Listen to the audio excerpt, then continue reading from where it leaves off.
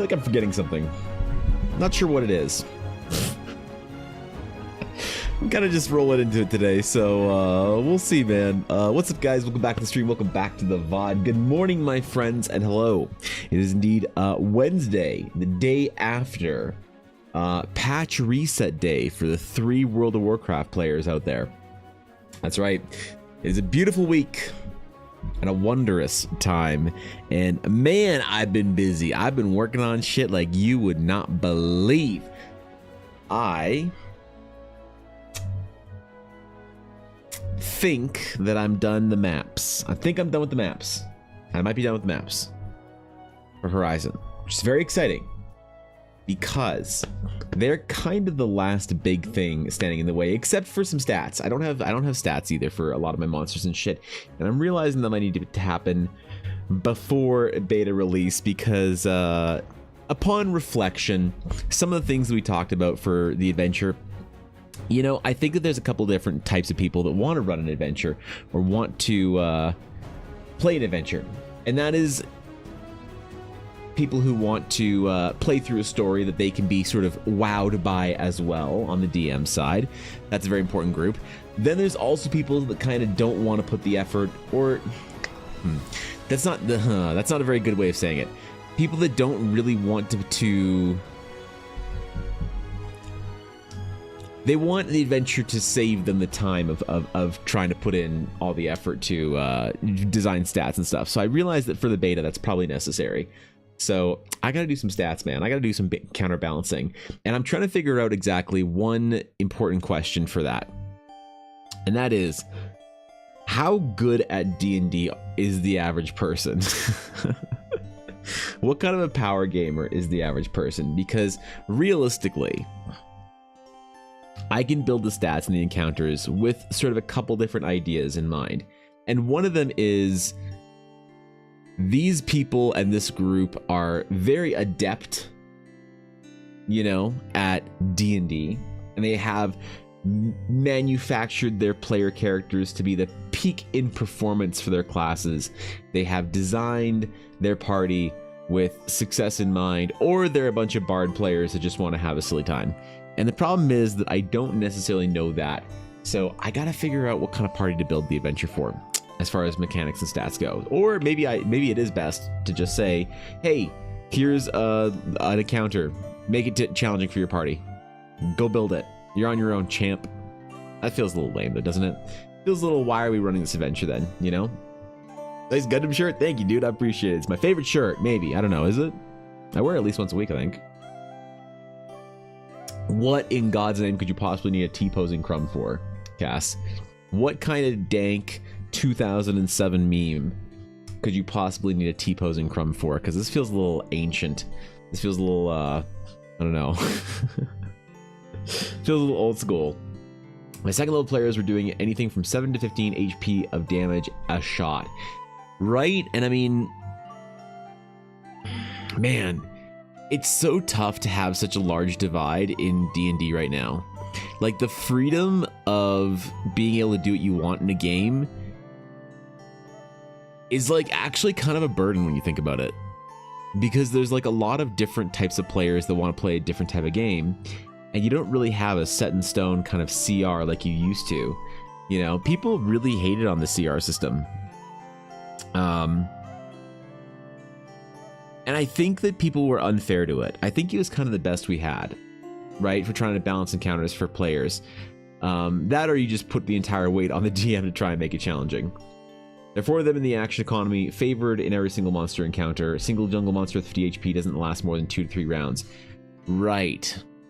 That was the biggest piece of feedback that I got in the very last encounter in the fight. Is that it was two brutes and 1 priest at the very end of Horizon. And Thorkin made a good point that there needs to be, like, probably more enemies than there are allies in that fight. So adding in a bunch of little gremlin type whatever creatures that could kind of fight the party and harass the wizards and the casters and the backliners. And that makes sense to me, actually. I think I like that idea. The problem is I'm not entirely sure on how to do that. Because obviously, like, when you've encountered that's not supposed to be dangerous, you can say like, oh, it has skeletons equal to the amount of players +2, or whatever, or dire bats equal to the amount of players that you have in your game. But the problem is, then what do you do when you want an encounter to be challenging? You know, when you want an encounter to be tough, then you risk the DM sitting there being like, I don't know, man, the encounter said just throw these guys at you and the party died. I don't know, fuck Evan, right? Well, it's a perfect way to join mid-conversation and derail chat. What, with the T-pose and Crumb? I think I'm missing something here. Which is why 2 to 3 rounds is perfect because then they have environment effects of trees falling, rocks collapsing, etc. All kinds of things can happen when things are falling apart around them. Yeah, I really wanted to put in one like substantially different encounter into this adventure, but I feel like I don't really have a spot for it at low level. You know, like I like to do lots of different things with my encounters, like, I don't know, adding in, ooh, I gotta make sure I'm recording, babe. There we go. Like adding in, I don't know, little, what's an example? I've had encounters of players like falling the entire time. I've had encounters of players, you know, maneuvering their way around like rubble and debris. You will never guess which animal this is. Really? All right. All right. All right. Let's see. I'm guessing this is the next entry in the horse meta, Aduria, if I'm not mistaken. Ooh, the mounted zebra. You know, I'm going to suggest that we might have a expensive mounts in World of Warcraft meta. Because I think that you're trying to trick me. I think this is not the horse meta or the equine meta. I think this is the expensive mounts in World of Warcraft. Which is tricky because this is the zebra that you only got from a recruiter friend bonus back in like 2009. But also the first horse could be the very rare first epic mount. There were the unarmored versions of the horses before you could trade them in, which is probably one of the rarest mounts that is in the game currently. So I'm gonna rate this on a rare mount in World of Warcraft scale, probably a 7.8. Even though it's rare, is it cool? It's just a zebra, you know? It's one of those mounts that you go, ha, neat, I own that. And then you never use it. Thanks for 100 bits, man. I appreciate it. The rideable animals meta. We'll see if he puts a moose on there, and then we'll know for sure. We'll know for certain if it's the rideable animals meta, if there is indeed a riding moose for the Moose Cavalry, which is a very important staple in Canadian lore, is the rideable moose cavalry. I realized I got to do something interesting with this armor here, and I'm not really sure what to do. But I was looking at it earlier, and I was like, "This is not good. This is not up to standard."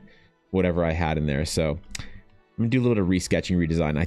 I didn't do any work yesterday, so I'm kind of coming at this with fresh eyes and seeing that there's a little bit of simplicity in some of the design that I want to kind of remedy if I can. Before I get too far in the piece, because I found recently that I've been getting a little bit further in pieces before I realize there's like issues that I need to fix or go back to, and I kind of want to avoid that if I can. I really want to try and like get my concept down early, first thing kind of thing. As it were, the Abyssal Cavern usually is players plus 2 Abyssals. They can each get one shot by just about any character. If it goes too fast, 2 to 3 more Abyssals drop out of the ceiling, but they drop near the door and start climbing back up towards the townsfolk waiting in the cellar. That's a great way of doing it, actually. Hope it was less stressful than it could have been. Yeah, this week's been something. This week's been something. Between, yeah, well, I mean, yeah, whatever. This week's been something. But I appreciate that, Aduria. I appreciate that, man. Yeah, I mean, the Abyssals, God, like this is the thing. Like, I feel like hearing about how DMs want to handle certain situations or whatever is like really inspiring to designing future encounters. And I'm kind of hoping that what I can do maybe is, if there's enough time in the beta, I would like to hear how people handle encounters to make them more interesting, or to make them more like lethal or dangerous or whatever, you know? And then I can kind of build some of that into it, you know? Instant drama, higher stakes, and encourages movement. Right. The movement aspect is really challenging. I've been thinking about that actually quite a bit. Because the movement part of things is... I think it's one of the most interesting parts of D&D, I guess, encounters. I don't know what the right word is. Not just combat, but like general sort of like anything to do with a map in D&D. Movement is always really interesting, but I find that the game itself doesn't encourage it all that often. Right? It actually kind of penalizes it. There's this whole idea of like if you move past things, you take attack of opportunity, and if you move, you know, out of melee of something or into melee or whatever, you can't cast certain things or do certain things or whatever. And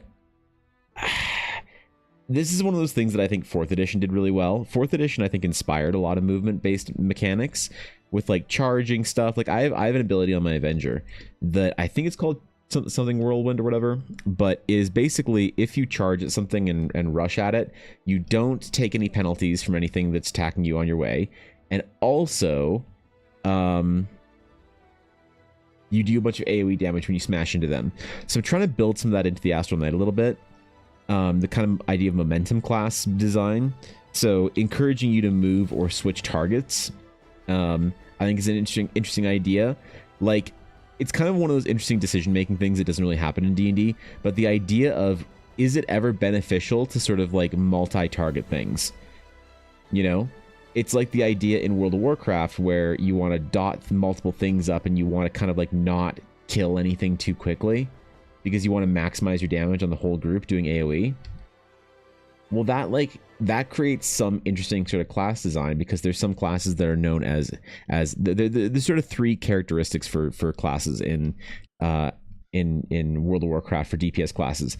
They're known as either AoE, single target, or cleave. And cleave is a really interesting idea because cleave is kind of in between AoE and single target. So if you have a bunch of like cleave classes or scenarios or encounters where you want to be cleaving your enemies, it's good to keep them all up, and you don't want to combine too many different classes. You don't want to combine the hyperfixation classes with the cleave classes, otherwise you're not really going to get your money's worth out of any of them. Or just like straight up AoE. So I think that D&D would benefit from some of that decision making, but I think that it's the kind of thing that they build it into a theoretical player option that no one really takes. And so you end up having a lot of classes that are just and encounters where it's just, you know, single target, the most dangerous thing or the easiest thing down as fast as possible, and either avalanche them by, you know, going from the smallest to the biggest and removing initiative like actions and to benefit the action economy in your favor, or you take down the biggest threat and you remove it. But there has to be, I think, maybe some kind of like balance in classes where there's an advantage to moving, an advantage to attacking multiple things, an advantage to like dealing with or maybe just like balancing or spreading your own action economy. But there isn't really anything like that in D&D right now. I don't play with opportunity attacks. Disengage is a free action. No penalties for range attacks within 5 feet. Yeah, I mean, now that I think about it, is there really like what's the use case in D&D for having opportunity attacks? Well, I think it might be the kind of thing like if there's a squishy guy at the back line and you want to run up and smash him, you know, that's of benefit because he's easier to kill and more lethal, as it were.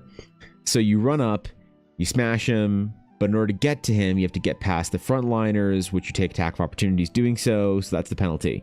Is it worth it to run past them to get to the squishy guy? Because if there wasn't any penalties for attack of opportunities or anything like that, then you just always like, you know, power down whatever target is the easiest. So in that way, it makes movement more interesting. But the 2 things that kind of stand in the way of that are, the first is generally that we don't then have that squishy caster in our encounters. And the second is that it feels like all D&D classes, there's this kind of demand of this homogenized kind of survivability. That's one thing that I heard a lot from the Astral Sage testing, is that they didn't have a good defensive, and it made them squishier than wizards. But I think D&D is a game where Wizards of the Coast can't really figure out what they want out of class design in some ways, as far as like a Trinity goes. There's no real healer. There's like emergency heal batteries, but they don't really occupy a healer or support role because a D20 system can't really have like constant draining damage. So you can't really do that. But then you also can't have the tank in there, because the idea is I don't do as much damage and I'm okay with that because my squishy damage dealing characters do more damage. And that doesn't really work, because you know, you can say like, oh, the wizard does a ton of damage and you can build a wizard that's like an unreal damage output. Thing is, you can as a rogue too, or any other class that has like, you know, you can super specialize or whatever. So it's almost like Wizards' own homogeneity is like kind of removing the necessity to have opportunity attacks in some ways. So would it be better to try and build that complexity into the system and into the encounters, or is it better to just kind of like throw in the towel and say that there's no penalty to movement or whatever? You know? What's up, Garthan? I wonder if giving sneaky rogues double the dex AC bonus while they move would be good. That's an interesting idea, actually. I like that. That's really cool. No one can possibly make all those attacks and bonus reaction stuff. Right, yeah. That is a good point. What's up, Ernesto? Happy Wednesday to you too, my friend. So like with Pathfinder 2, attacks opportunities is a perk you have to take. You don't get them from level 1. Huh. It's not just baked into the system. There's a ability that the Astral Knights has, and I forget what it's called, but it's one of the Empyrean alignments they can take, that if you make a successful attack of opportunity against a creature, you can just end their movement. And I like that, but that makes more sense, I think, in a system where attack of opportunity is something you have to specialize into, like old feats were in 3.5. Not that you specialize into attack of opportunities in 3.5, but just the idea that you have to specialize a little bit more. Hope my emergency was resolved without issue. Yeah, don't worry about it. It's been a pretty rotten week, so that's not your problem. We're just chilling, having a good time on the stream today, so I appreciate that, but it's all good. I got a level 12 and I got 97 damage crit on a boss that tried to move away from me this last session. That's kind of hilarious, actually. Well, tank DPS healer thing is for video games. I don't really like running enemies like they are. Wait, I don't really like running enemies like they're running on video game logic. The tank healer DPS is for video games. That's an interesting take, but I don't think that it really matches up with sort of the way that Wizards of the Coast is trying to develop their game. Because they try and develop systems that would imply that there's something like a Trinity, but they don't support it with the Trinity. That's the entire issue we have right now, is that you can think that, like, sure, that the Trinity doesn't belong in TTRPGs. The problem is Wizards of the Coast, at least at some level, disagrees and wants the Trinity, or at least mechanics that encourage Trinity gameplay, right? So you could say that the attack of opportunity system and the movement is in some ways a light threat system, because threat doesn't really exist in D&D, obviously. I mean, trying to determine, that's one of the biggest questions I think that you can ask somebody that really like identifies whether they're like a really thoughtful GM from combat or not, is you ask them what determines threat, or what determines aggro, I guess you could say, in your encounter. And you get DMs that range from everywhere from just like, oh, you know, well, it's just whatever I feel like, geez, I don't know, man, to, you know, some kind of like an active threat system that the DM is kind of like tracking or calculating. And so having the Trinity is a light way to kind of like add that into the game that they don't really do. So we have this vestigial system designed from a D&D era where there is the Trinity. But then if you take away that system, if you say, yes, every class should be able to self-sustain, should be able to heal themselves or heal others, should be able to tank damage, should be able to deal damage, and you want to completely dispense with that, if what you said is true, Taco, then the problem is, then what system then do you develop for the TTRPG to encourage gameplay that's more interesting than just everyone crowd around one target, kill it, crowd around the next target, kill it, crowd around a third target, kill it, you know? Then there's no real benefit and no real interest to combat as far as a battle map combat goes, besides an emphasis on then League of Legends style skill shots where you're aiming large AoE mechanics and things at groups. And so that's kind of the problem that we were having with this, is how do you build an encounter that encourages movements without forcing it through some sort of Deus Ex Machina? Do you embrace the Trinity and change your class design like the game was supposed to be and it always has been, or do you completely forego the Trinity? And then really like what is that? Then you're just kind of like going back to a JRPG style of you've got 3 guys lined up on this side, 3 guys lined up on this side. One guy moves forward slightly, makes an attack, and it targets one of the end guys, and then jumps back. And then you're like that really old school turn-based. So with advanced sort of map tactics and stuff, you can look at games like Fire Emblem and other games that have tactics, Final Fantasy Tactics, Tactics Ogre, that have like movement and squares and those kind of things. And a lot of it is that it's based around a Trinity. So the issue is that having classes that are diverse and that sort of occupy that kind of Trinity state, you could even then take away maybe one, or you could take away one of the 3 jobs in the Trinity and apply it to the other 2, but you can't take away all 3 and give every class everything. Which I guess like Wizards kind of maintains a good balance for ish, sort of, but not really when even there's like no real escape mechanics for a lot of classes. So I don't know. All the available hearts to you and Ella and Yuna. Thanks, bro. Well, the way DM does threat, he rolls a die for the enemy to target one of us, then he has them target the more dangerous of us as the fight goes on. Otherwise, if they know us, they'll target the dangerous players from the start. I see. So dangerosity is something that he kind of like fills in as the fight goes on or as the game goes on, and kind of makes an assessment of who is presenting the most clear threat to the group. And that's interesting. And I like the way that kind of works out. It's like a more elegant way of doing threat, kind of, rather than just maybe just gut check alone. Like if you're just going to gut check or vibe check your threat, you have to have a real good gut for it. You have to have a really good instinct for it. So, and there's nothing wrong with that, by the way. I think that's totally a fine way of doing it, if that's like kind of the way that makes sense to you, because sometimes you can't really fully, you know, maintain a threat table and try and recall the dangerosity. Like, dude, my players initiative gets messed up often in our D&D game. How, dude, you know, if every single encounter had to be some threat table of dangerosity, that'd get exhausting. But it's one of those things where it's like these are sort of systems that are built into RPGs and tactical gameplay. But then how do you like balance at the table unless your GM is really good? Now this doesn't come like this whole thing isn't usually an issue, right? In D&D, the only time it's an issue right now for me is trying to build an adventure for and I don't mean to be like rude when I say this, but trying to build an adventure for DMs who aren't good enough to do this on their own, which is I think half the use case of the adventure.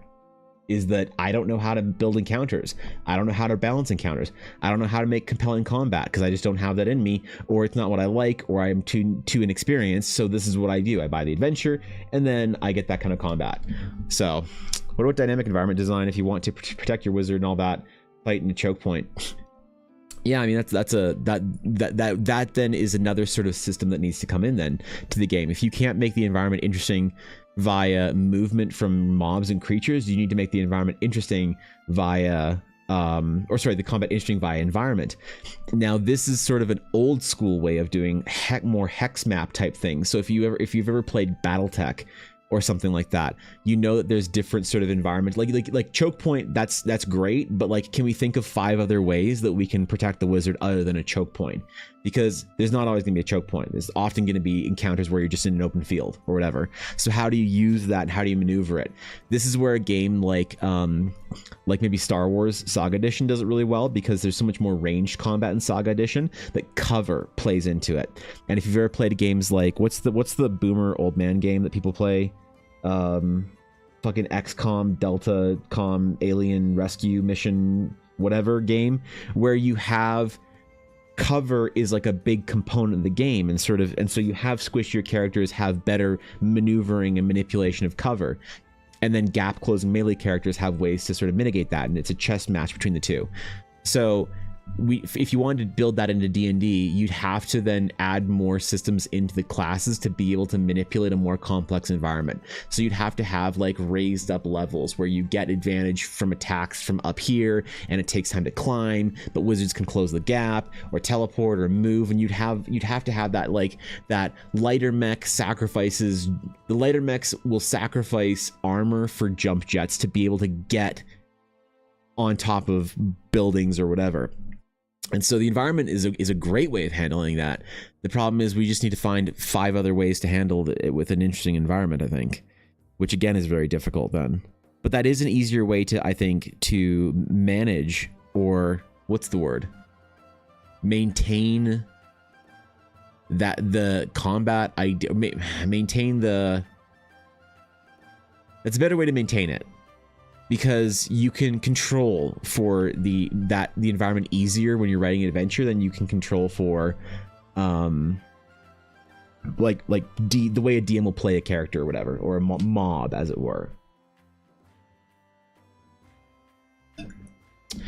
Oh, what's up, Penguin? What's going on, bro? How are playoffs going for you, Penguin? You enjoying them? I haven't done a whole lot of playoff watching recently. Just a couple of Montreal games and some Edmonton games.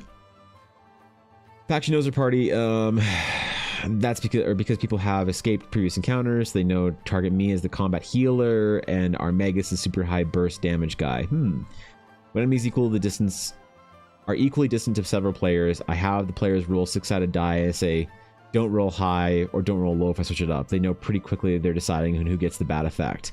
You know what? That's also a good way of doing it, because that is the most inelegant way of handling it at Atari. The most chaotic, whatever. And yet in its chaos breathes beauty, because that's kind of way D&D also works for a lot of the game is just seeing what the dice say. So by embracing the chaos, you actually, I think, formulate maybe one of the most actually unintentionally elegant ways to handle it, by just saying, I'm not going to try and have any sort of calculations of threat or whatever. You'll all, you're all far away. You all can have the equal opportunity to get smashed in the face by an Eldritch Blast or whatever, which is actually really good. So that might be the best way to handle it in a game like D&D that's built on dice rolls. You need cover unless you're absolute stealth guru. Starting combat in melee, you need to get close enough to do it in melee. Right. Evan, yes. Hello. Evan, Hi, Mel. Hi. Evan, That's me. Yes. That's me. Hi. Oh, what'd you do? I did a thing. I had a big brain moment with my TTRPG idea. Excellent. Brush one quick bounce. Can we hear about it, or is this like a secret thing? What's up, Mel? Caught me as an OSR player. Most combat encounters in my game last 3 rounds, which is fair too. That also is one of those hard things to try and define what players want, because you have the players that want, snappy combat that's easily and quickly resolved, and it's dramatic and tense and adds to the game, and then is over very quickly. And it's like, then who do you build the adventure for? Because D&D has like a bunch of different types of players and groups, but they don't all identify themselves correctly. So if we had this isn't a good example, but like Magic the Gathering used to have 3 sort of archetypes of players. These are like characters, I guess. Timmy, Johnny, and Spike. And Timmy, Johnny, and Spike players played Magic the Gathering decks very differently. So a Timmy deck was like one thing, a Johnny deck was something else, and a Spike deck was a different type of play style. And so you could sometimes say to people like, oh yeah, I'm a complete Johnny player. This is what I want. I want all these kind of spells. When you say that, you know what somebody wants. You're like, oh, okay. But for D&D, it's hard to say that you can like say like, oh, well, this is a red style game, or this is a green style game. And then people who are red or green players can go, oh my God, okay, great. And then they'll also know, oh, that's a red style game. I'm a green player. My group's a green group or whatever, so let's just not play that adventure. Rather than playing the adventure that's mismatched for you and then being like, wow, what a trash adventure. But we all know that D&D players are not good at trying to identify a good match for them ahead of the game, because if D&D players were competent at that, we wouldn't have so many fucking Reddit hate threads about my DM is terrible just because they mismatched. So maybe that's like a complete, pipe dream pie in the sky. Never gonna happen, right? You're describing Divinity 2 right now. Right, I yeah. discovered the best mechanism Okay, ever. what is it? As it is a biology-based TTRPG, it is only fitting to have a mechanism that is biology-based. Anyone wanna take a stab of the mechanism? A D20 to see if you're contagious? I don't know. Sounds cool, Mel. Thanks on bits, bro. Here's some of your game design reference. ICRPG, the book, has a bunch of encounters, templates, and is a great little reference book. ICRPG. That doesn't ring a bell. Enough nerd talk. Let's talk sports and booba. Oh, okay, listen. You know, I mentioned hockey once. What's up, Queen Boo? The arting is going well. I'm actually trying to redesign some armor stuff for this character, so. You're thinking too hard about it. Is it actually some form of avoidance for something else in getting the adventure done? Although I do appreciate the unsolicited psychoanalysis, no, I'm just trying to think deeply about the combat to make sure the adventure is really good. No, that's the fuck. No, Taco. I'm just trying to make sure the encounter is good, because the problem is I think that a lot of adventures do sort of fall on this kind of sword, where you do have, like, the problem is that people aren't thinking about it very well. You know, so they try and just sort of place one form of D&D, you know, in front of people and say this is the way to play it. This is the way to do it. And if you're not doing it this way, well, then I guess you don't. Who have taken biology? Yes. When you were learning genetics, what was the one trick your teacher taught you?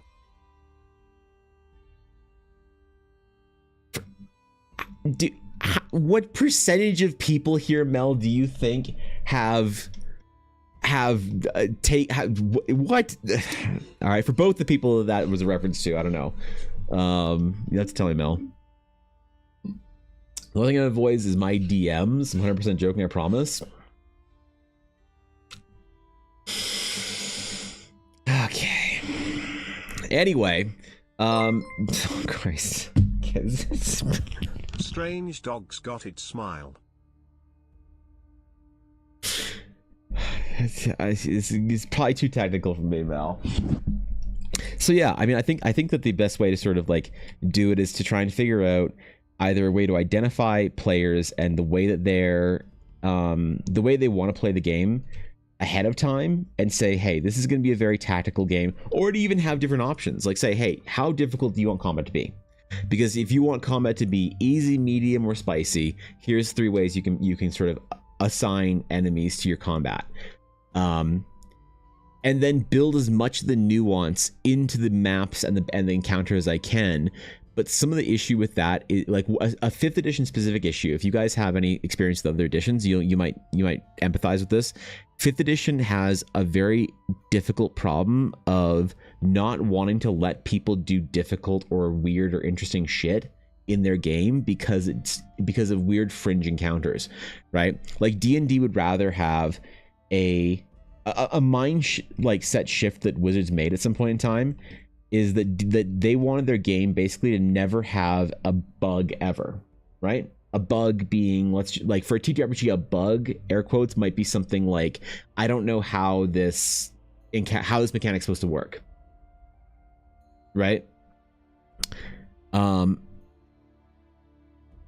Wizards would rather never have a bug than have interesting shit. If they had to sacrifice one thing, they say, okay, if we're gonna have like interesting stuff in our game versus a certain amount of, like, with a certain amount of bugs in it versus less interesting stuff but no bugs, we're gonna go that route, and then people can kind of maybe reprogram in some of the interesting shit into their game. The problem is then that on a system level, we have these issues like attack of opportunities, movement, you know, classes that are designed to be a trinity within themselves. So it's almost like how are you supposed to handle it as an adventure writer? Do you just put it in the court of DMs and say, basically at the beginning of combat, look, this is supposed to be a difficult combat, so you should really push your players. Here's an example of some monster stats you could use, but your players might be too formidable for them, or this might be too difficult, so definitely try and balance yourself. And you put it all in the hands of the DM, and you demand the DM is a certain level, you must be this good at D&D, you must pass the bar, or else you don't get to play the adventure well. Or do you try and do everything you can to stick within D&D's balancing and create maybe kind of lame encounters? At which point, is there really a point for you writing an adventure that isn't just a choose your own adventure story? So I don't know. What I might do is I might just sort of like post my own stats the way that I wrote them for the adventure. The monsters as I created them, with a caveat that, like, look, every D&D game is different. Every D&D group is different. What do you want out of your game? You should know your players well, and then try and balance the encounter for this. These monster stats were intended for players that were sort of middle of the range, not particularly optimized, but also not entirely narrative characters. And then again, once you sort of set the expectation, people then can't really get mad, because that's what you're trying to avoid. You're trying to avoid people having an emotional reaction that's negative about the product that you create. You could be completely in the right, but if people are still mad about it or still disappointed, like, let me give you an example. I could tell you that, like, oh, you know, something, what's a good example for, like, stream? Well, just like the lip scar gif, the timing I have for interrupting you is impeccable, Evan, he. But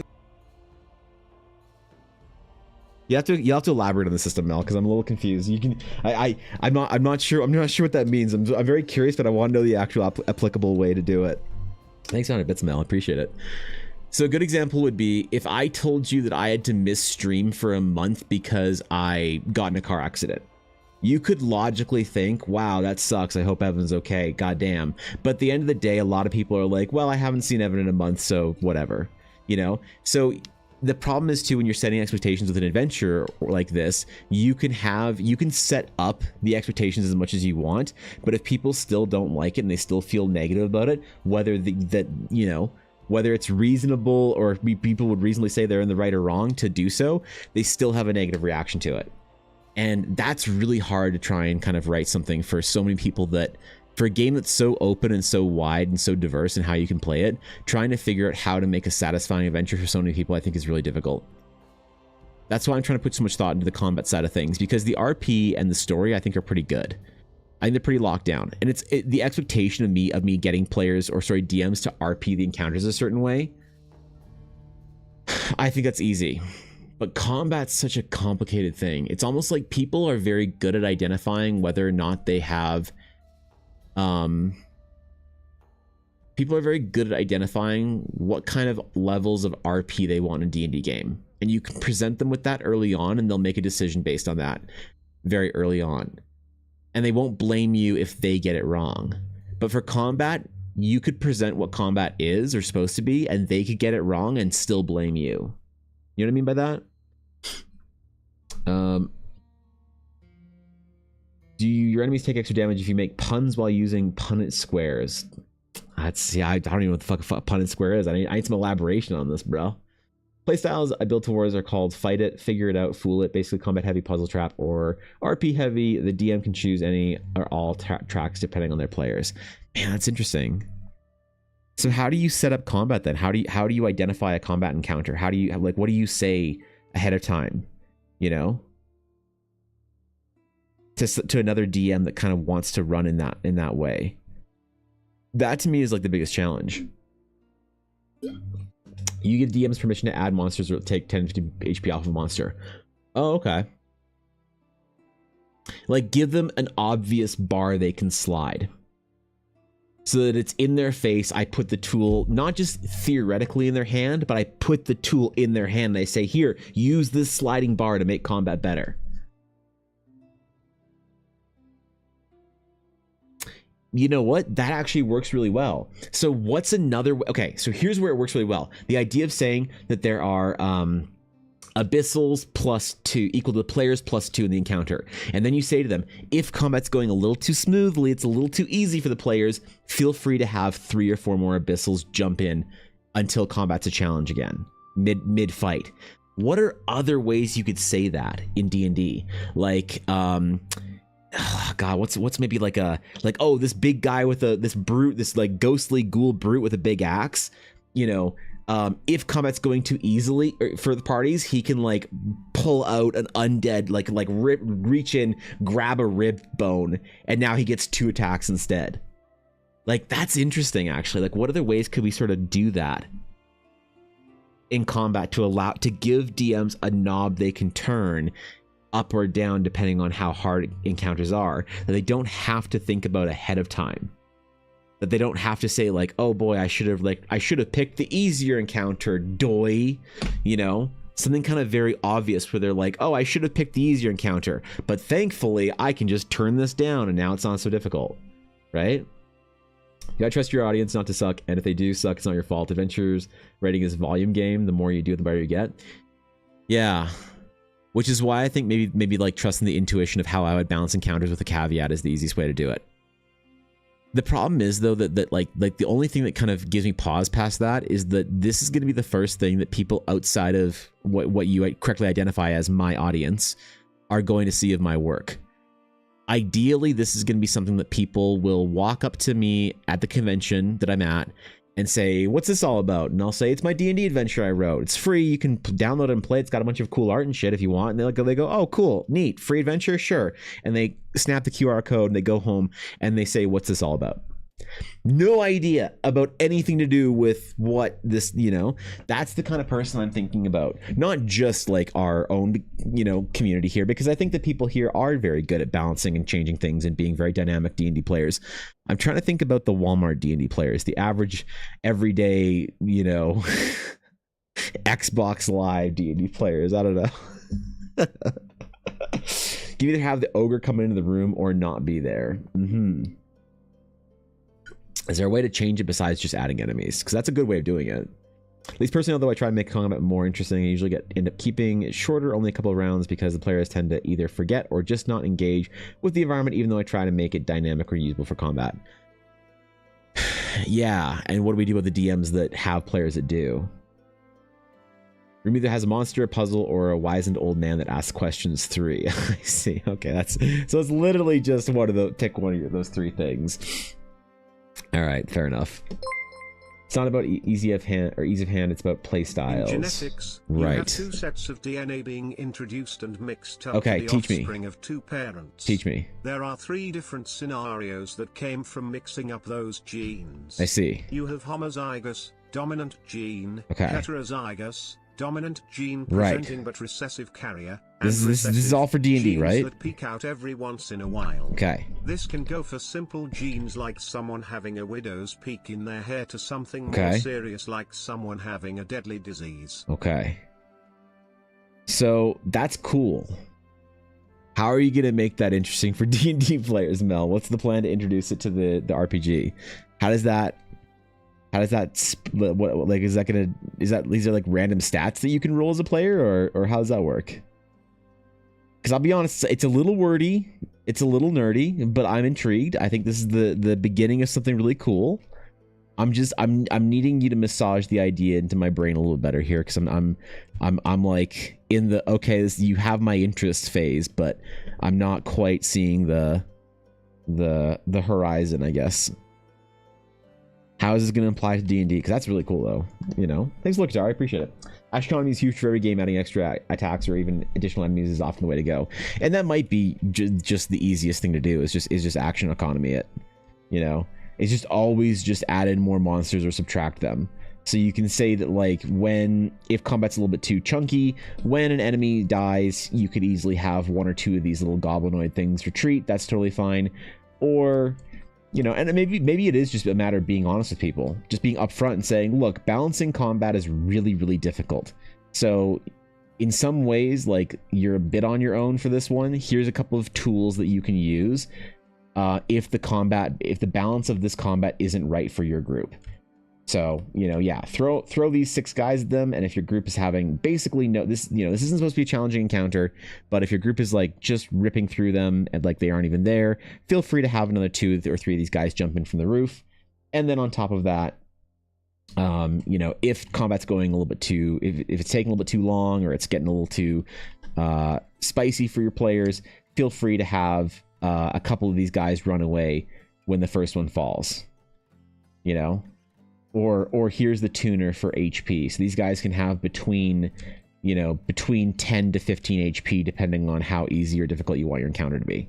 And you can tune that as you're going. Because I think a lot of DMs do that kind of stuff. Like, what I'd like to do at some point in time is like see a poll about DMs or whatever and how they play the game. Because it's information we don't often get, I think. The idea of like, hey, as a DM, how often do you fudge a roll? I mean it. Which DMs might not want to admit out loud. Or, hey, how often as a DM do you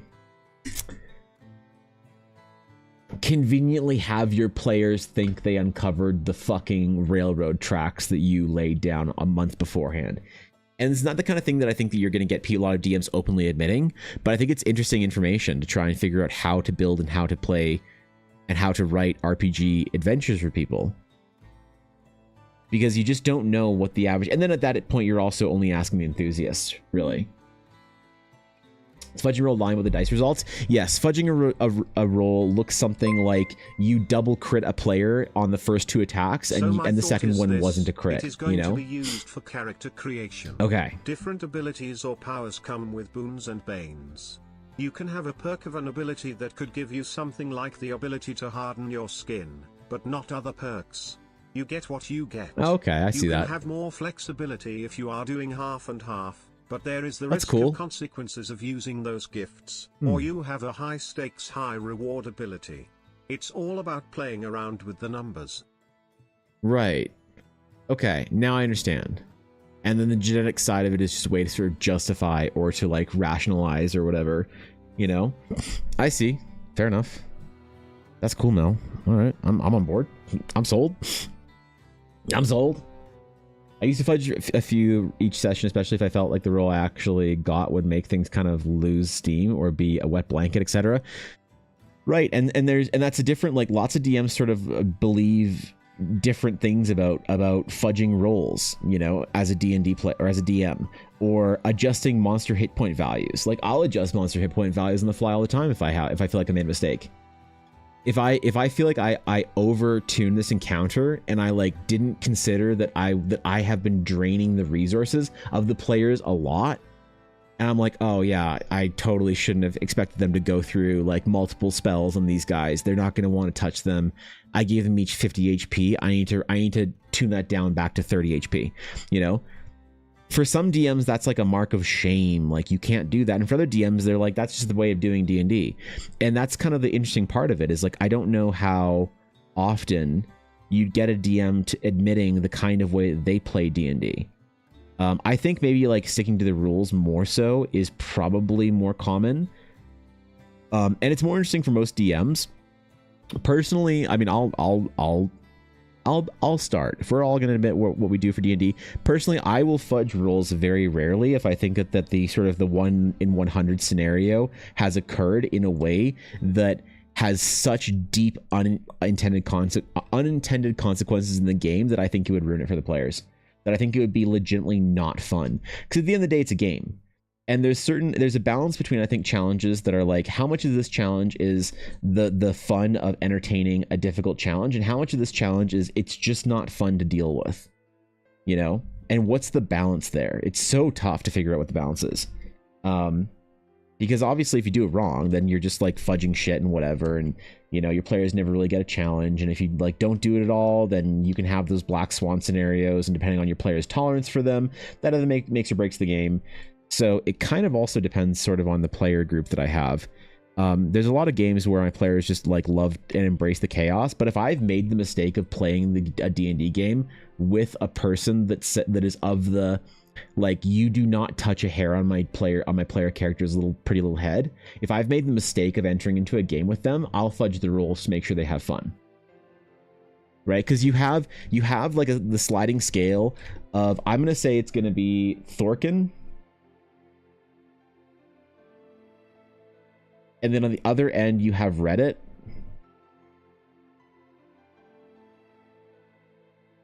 And then somewhere like in this sliding scale, maybe we have like here we have like Galaxy Goldfish.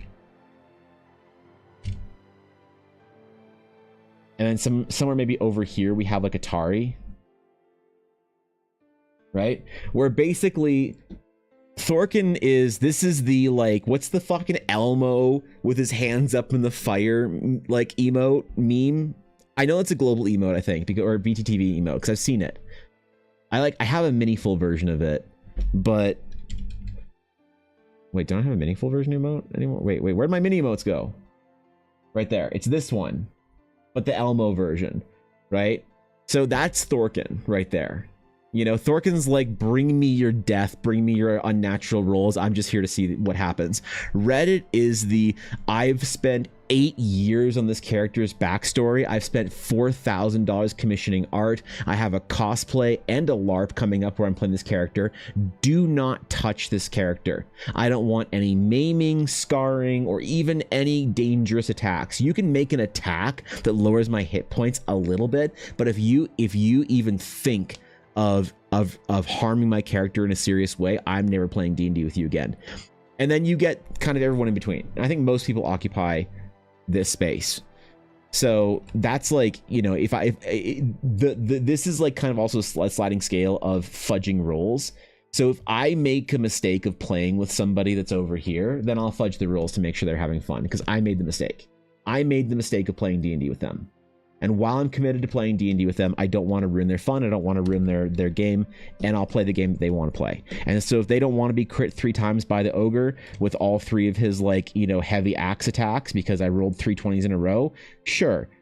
1 crit for drama, 1 near miss that almost got you, so you feel the penalties of impending doom wafting over you, and then 1 attack that gracefully whizzes by your ear. Because that player doesn't want danger. They don't want drama. They want theatrics, and they want their own, like, self-directed and self-decided drama in the game.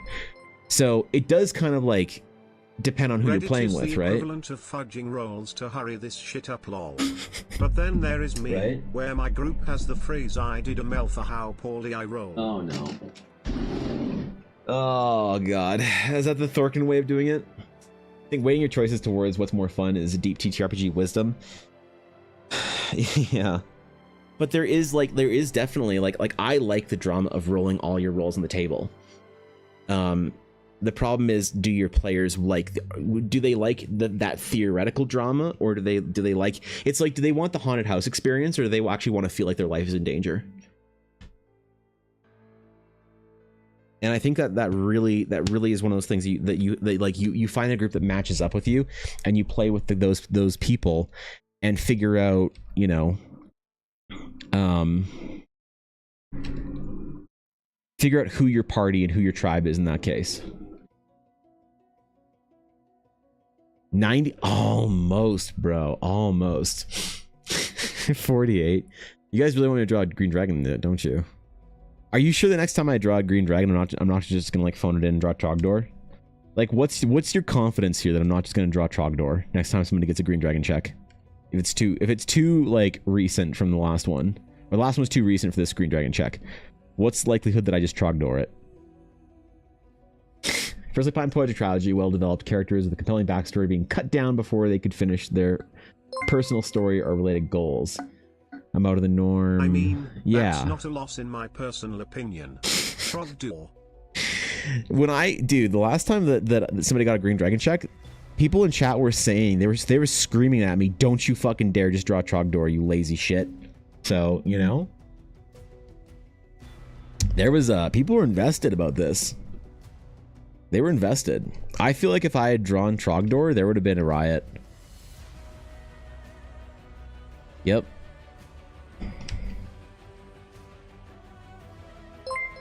I mean, look, man, I gotta consider the But it is a never-made Trogdor. That is going on the fucking wall. I mean, I am considering doing a really shitty dragon sketch for May's tier 3 reward, or tier 3 sub reward, as like one of the dumbest trading card promos I'm ever gonna give anybody. But I wasn't sure how much of a sense of humor my tier 3s had, so. What's up, Golden? We find and actually want a game where death is a threat. If things can go wrong, or there isn't something specifically you're trying to convey through the combat mechanics, I don't think there should be combat.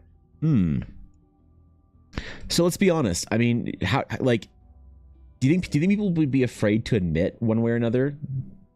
Like, do you have to pull this anonymously to figure out if people want combat that's threatening? Like how willing are you to tolerate player death in your D&D campaign? That's like, I think the pulling question is, how willing are you to tolerate death, like player character death in your campaign? That's the Thorkin sliding scale in some ways. Thorkin's like, dude, if I don't die at least 4 times in this game, what am I doing here? What the fuck am I doing here if we're not wiping? Thorkin's a mythic raider, dude. If he doesn't die 7 times a night, he's like butthurt about it. The man's not hot, all right? But then there are people that feel like it's an entire waste of their like creative, you know, efforts if they spend all this time thinking of a character backstory and only to be cut down by some trog in a cave. And like, fair enough, I guess, you know? It was not just about the activity of building your characters and playing them. If it's mostly about the activity of like seeing them meet out their goals or whatever. I think having a necromancer in the party impacts it. No, it does. We're not raising the party members, Cass. Not this time, okay? Not this time. Maybe next time. That's we'll see how the TikTok does, okay? I had a okay? talk like this with Matt Stormcrow. Who is Matt Stormcrow? Vampire the Masquerade content on TikTok. Okay. He said his years of playing D&D has made people afraid of consequences of their actions when other games like VTM pushes you to make decisions where there is no safe answer. You still have a very in-depth and flawed character, but it is in a situation where most of the time there is no winning. Interesting. So is this, do you think, a D&D problem then? Do you think that D&D, the game, and the culture behind D&D has made this kind of the norm? Where there is a correct way of playing D&D, and if you're not playing D&D like this, then you're not playing D&D? Like, can we say that if you are the kind of person that says that yes, you should have like consequences for your actions and your game should have like dire scenarios and whatnot, the D&D, the game, has changed so much that is no longer the game that D&D is. Right? Comment side of something is impossible anyway, regardless of the rule. Why have somebody roll in the first place? Probably implied drama. You know? Suspension of disbelief of danger. I don't know. It's funny, your group of followers that get excited for you to draw a bunch of circles that they would feel Trogdor is checking out. At least there's a muscly arm. That's true. Maybe I do a Trogdor, but I spend a lot of time rendering the muscly arm really, really well. So it's like a very, very realistic portrayal of a large bodybuilder's arm, then on top of Trogdor, you know? I think it is not necessarily a D&D system problem, but because people make trends with products brought out to the public, it bends and adapts to the will of the customers. Interesting. I have had games where it was serious consequences and some where it is very baby-proofed, for lack of a better word. That's a very good way of putting it. Thanks for the bits, Mel. You think it's the DM? There's always a chance of death if you aren't prepared for the goblin to cut you down for handling. You handed me 7-page pamphlet backstory. Interesting. Culture and tone problem in Pokemon-based tabletop RPG. I would not expect character death to be a main prominent factor in a grimdark Blade Runner game or Warhammer game. It feels wrong not to have that as a real threat. So you set the tone of the RPG early. So this is where you would say a session 0 is necessary. We all know how I feel about the official terminology used around session 0. I don't like it, but I do think that setting expectations is a good idea, like you said. You know what's, I think, maybe a useful thing to say is this: please write a character for this game that you are happy to see the adventure unfold with however it unfolds, because I think that a lot of the problem comes from a miscommunication, obviously, between the DM and the player as to what the game's going to be. But then you also get players that bring characters that they've wanted to play to the game. They say, oh my god, I've had this character ready for 3 years for this game and I'm going to play it now and she's going to be my greatest whatever creation. And then that player then is less willing to have their character's story unfold on the dice. So, even Critical Role character does die. And you know what's so interesting about that? Critical Role characters die, and they don't have as much of a problem with it as their audience does. D&D originally was created as a war game because Gary loved old school war games. Yeah. It was battle focused. RP was bare bones to set the stage for the fight that was the focus. Over time, I think storytelling became very important for people wanting to expand on the characters they spent time on. And that comes with the generation, yeah. And it took off from there. Right. But so can you say that D&D, sometimes the game changes, without the original sort of like intent or audience or whatever wanting it to change. So do we think that D&D is still a war game? Like, no one can disagree that D&D was developed as a war game first and a storytelling game second. Has that changed to a point where we cannot say that it's like it's the ship of Theseus or whatever, you know? If people come from a game of beer, pretzels game, or magical girls and silly adventures, as well as a gritty, dark fantasy setting at the same table. Yeah, that's right. That's like our game right now. You, Frank, you run into a similar issue with the RP that I do. There's people like me in the middle where it feels right, or I feel like my character has been played out their story, kill them.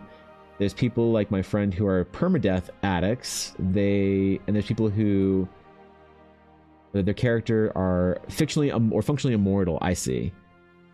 They feed off drama with serious injury and risk, but they'll never likely kill off their character. Those usually are self-inserts. How do you then identify that kind of player or that your game for that kind of player early on, you know? Personally, I still see it as a war game because as an actual player for a live stream, the battles are what the audience wants. Are they? So maybe really? the usage of the game, whether it is with just a group of friends or live on a platform like Twitch, can really change where the game has gone. I find that people usually are checking out a combat. That's interesting, Mal. Thanks for the bits. New here just want to say huge fan of your art. Thank you, Jay. I appreciate that. That means a lot, dude. Appreciate that. Thank you. what a nice first time chat, man.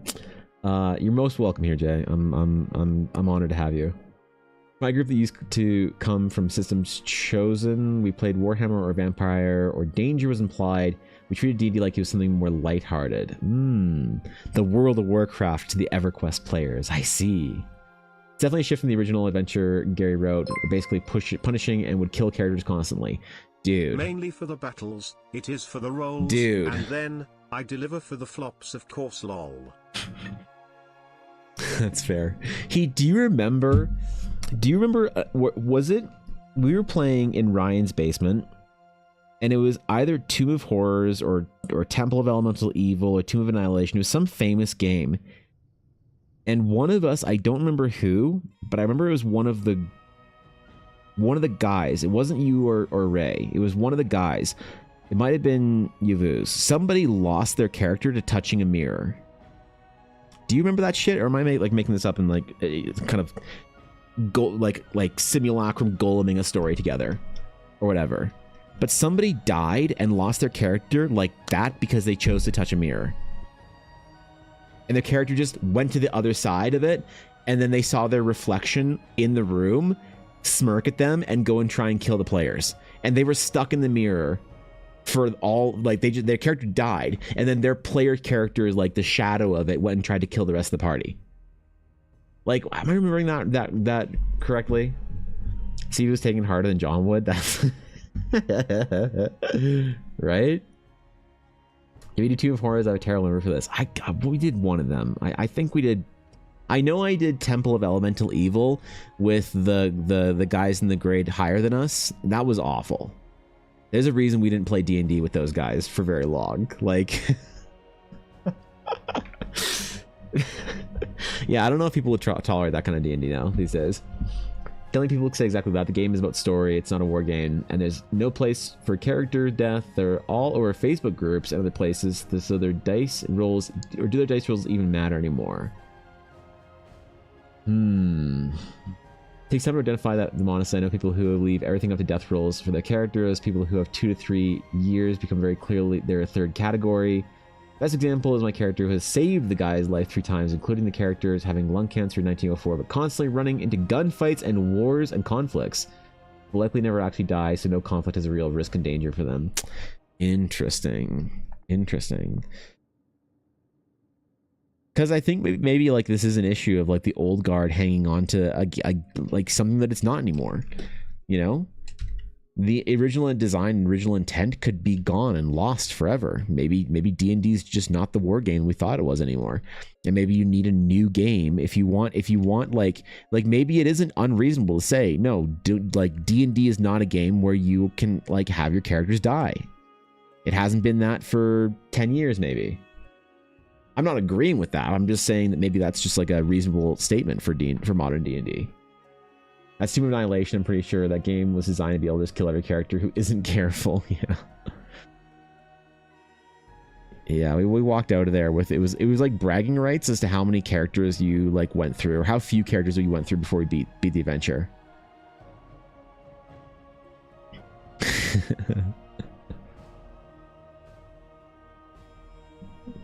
I don't know about that, man. I'm having a hard time, as Heat said, pinpointing the memory. Maybe D&D is friends we made along the way. Yeah, right? In my setting, or the Tomb of Horrors always exists, but are the players able to make it to that level to go through it? Okay, so like something like that exists. It's just like more gated away, like by level. How DM apologized for killing my character in a game. It took a lot to explain. I was fine with it. His story wasn't finished, but it ended with the story in itself. Yeah. So where do these people hide? Like, where how prevalent? How like are these people who think that D&D is just a storytelling game and the dice rolls should have no impact? Are these people a loud minority? Do you guys think, or do you think this is like the voice of the majority, just speaking out? How confident are we that D&D is no longer a war game and that's only a storytelling game, and that player death should always be off the table, and should only be ever used for like dramatic exits of a player wanting to leave their character? Characters don't die. How do you emotionally traumatize your other players and audience with a tragic end? Well, maybe that's the question, I guess. A lot of folks never played AD&D style with stacks of tables to find out their character's hair color, scars, and every tiny bit. Makes sense people are more emotionally attached as they build their avatar in the games, have more plot lines than encounters. And like, I'll be honest, I do a lot of art for people that are of that opinion of the like, this is my character. No one's ever going to touch my character. I'm paying you, Evan, $700 to draw my character for me because I know this character is going to be with me for the next decade. And if I knew that my character could die, well, I wouldn't pay you to draw them. So, you know, fair enough, I guess, right? I wish there was a way to get a read on D&D players, like to sort of put your finger on the pulse of D&D and see what's up. But there doesn't seem to be the kind of like, because how would you do that for something like World of Warcraft or a game like that? Well, you'd ask the content creators, you'd ask the streamers, you'd ask the people who are making stuff for the game. You'd go to the forums and you'd like see what people are thinking and what people are saying about it. But for D&D, Nick, the online sort of like D&D content, as it were, is more or less only geared towards one of the crowds, for better or worse. You know? Don't play Kingdom Death Monsters of the Front. I think there are now other pure war game outlets, so most folks playing D&D rather than other games expect more role play. My pass. character I have for the D&D livestream I still intend to use in different stories outside of the world I made her for. Oh, okay. She is a template, so to speak, where I can adjust you know her what? depending on the amazing worlds others created or patented worlds smile. So that brings up a good point, actually. So there's a lot of people that do... They feel like if they have a character... So I did a commission for somebody. I forget which one it was, but it was a commission I did like early in the year or maybe late last year. I don't really remember. But it's for somebody who said that, oh yeah, I really want this to play this character. I made her for my current game and she ended up dying. So I'm going to use her again for another game. And she was totally okay with that. But there are some players that sort of have this idea of like, if I invest in my character's story, my character dies, then suddenly that character is gone forever. So amongst the people that are more D&D as a storytelling game, I wonder what the divide is between that. That's kind of like comic book characters in alternate universes. Oh, this game I'm Endrick, and in that game I'm Endrick, and in this game I'm Endrick. And if I die in this game, if Endrick dies in this story, then like, okay, whatever, man. And then I just still like pick up Endrick again for the next story. If you really like your character. Versus if my character has died in this story, I will not or cannot detach them from this story. That was their story, and if they die unfortunately, then that's just, you know, like, get bent, I guess. Don't let the player people dictate how you want to play the game. It's highly individual anyway. You'd think that it would be that easy, Katzen, but I think that that's one of the biggest mistakes that not mistakes, issues that we have in the modern hobby as far as online discourse for it, is you have lots of people feeling like, I mean, even Wizard of the Coast has identified this, that people want to be told how to play the game. Like, a good example is in 2024 or Tasha's, I forget which one it was first, but the disconnection of character, like actual sort of like narrative race or species with their stats. Where you say, oh, I'm a half-orc, but I was raised by elves. So I'm going to take the half-orc whatever, and I'm going to be an elf as far as mechanics go. And the problem is that, like, in my purview or whatever, I've never had that somebody need permission from Wizard of the Coast to tell me that they could do that. If I had a player ask me, hey man, I really like the elf stats, and I'm like, okay, cool, but I want to be an orc. I'm like, oh, okay, what do you want to do about it? Well, I want to be, if I was like raised by the elves, could I have all the elvish stats? I'm like, okay, sure. Like, job's done. There it is. It's over. That's the end of the conversation for me. We don't need an entire book to give me permission or my players permission to do that. But I think that Wizards has correctly identified the amount of people that need Wizards of the Coast to tell them they can do that, which is maybe one of the modern kind of like, not issues, but just like challenges or whatever. The mythically online people who always have their games canceled by scheduling conflicts. Right? Yeah. Depends. Like, Taco, are you of the opinion that people who want to be there will make time for it? That's a hot take right now on the internet. If they wanted to make time, they would make the time. Scheduling conflicts are a lack, or whatever. There's a whole fucking meme about that right now.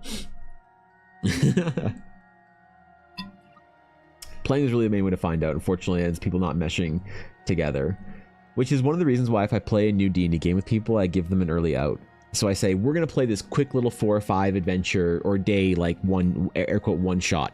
And then I play with them for 4 or 5 days.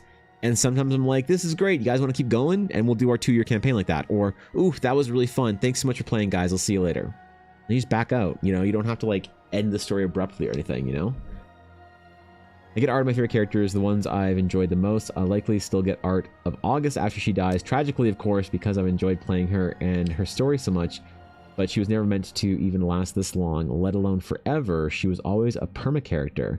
I'm in it for the story, and the story, all stories end. All Frodos must sail into the Grey Havens, while Annie Lennox serenades them. Damn, bro. Damn, that's tragic. You really out here with the Grey Havens? Damn. Holy. That's fair. That's fair. Again, I'm not convinced that there's one one way of doing it, but how do you get players to sort of be able to admit or think deeply about the way they want to play? How do you get players to categorize and sort themselves easily into the Magic the Gathering style Timmy, Johnnies, or Spikes? Are you arting? I am indeed arting. Conk, I have Photoshop open and a pen in hand. I think that constitutes arting. I believe so. If I'm not arting, then who is? Because I see art happening on the canvas. Character dies, it's an end of the character for me. It's enough to develop. Okay, I see. So you develop something like based on it, but I see. They'll be told they're playing right, which is dumb. There's no right or wrong here. It's only matching groups of those diverging expectations until they get really bad. People keep getting both can be true. I mean, let's try and empathize with that, with them for a minute here, Cats. And I'm not that I'm playing devil's advocate in a way here because I want to understand people, because I'm writing an adventure for people, right? So I need to understand them. So let's play devil's advocate for a second. Let's try and be empathetic for why people would want that. And I think that maybe it's an issue of overwhelm. I think if there's one big problem D&D or a lot of TTRPGs has, it's overwhelm. And you come into the game and there's all these rules and all these mechanics and all these things. You're like, oh my God, what do I do? Sometimes I think it may be, when I'm trying to see it from their point of view, maybe they want somebody to grab their hand and say, hey, this is how you play the game. Because when you're brand new, like your D&D senpai might tell you how to do that and simplify things for you. And a good D&D teacher will. But maybe if you're like off on your own, you got your books out and stuff, maybe you need something like that to say, this is the way to play the game correctly. And then later on, you can kind of figure out how to break the rules. Again, I'm not saying I necessarily agree that that's the best way of doing it. I'm just trying to figure out why people would feel that way. You know what I mean? Like, how reasonable does that sound? How like, does it sound plausible or probable? Or why do people need that permission from the book, from Wizards of the Coast? Or you could be, hold on, you could be cynical and you could say Wizards is just trying to establish them as the authority because they want people to buy their books. Where they say, I am the only entity that can tell you how to play D&D correctly. If you want to know how to play D&D correctly, you must listen to me. And the way I will tell you is by this book that I'm going to sell you for $60. That could be the cynical way of thinking about it. I'm not saying that I know which it is either way. I mean, I think people have made up their own minds what Wizards of the Coast. So maybe if I give you the cynical option, you'll be like, duh. Fair enough, right? I'm not gonna like argue that point. But I wonder if there's like a reason for why people need to be told how to play the game, or if it is simply just something along the lines of like, sell more book, make more money, tell you how to play a game. The stats thing started in Mordenkainen's second book that changed most races to not have racial stats tied to specific phases. Oh, really? Okay. When I was playing Alchemist, who was originally an elf, but due to a failed concoction, actually turned themselves into a half-orc or half-elf. It was a really cool idea. Had helped pick through the stuff during the campaign or character creation to figure it out. Dude, why can I not read fucking paragraphs today? Holy shit! Guys, if you hand me a message more than 3 lines, there's like a 90% chance I'm gonna get at least 5 words wrong. Oh man, I'm just not. You gotta speak in crayon today. You guys gotta speak in crayon. Y'all are sitting here writing novels in cursive to me, all elegantly and well thought out, and I just need to be spoken to in crayon. Oh my god, I'm so sorry. Hold on, let me.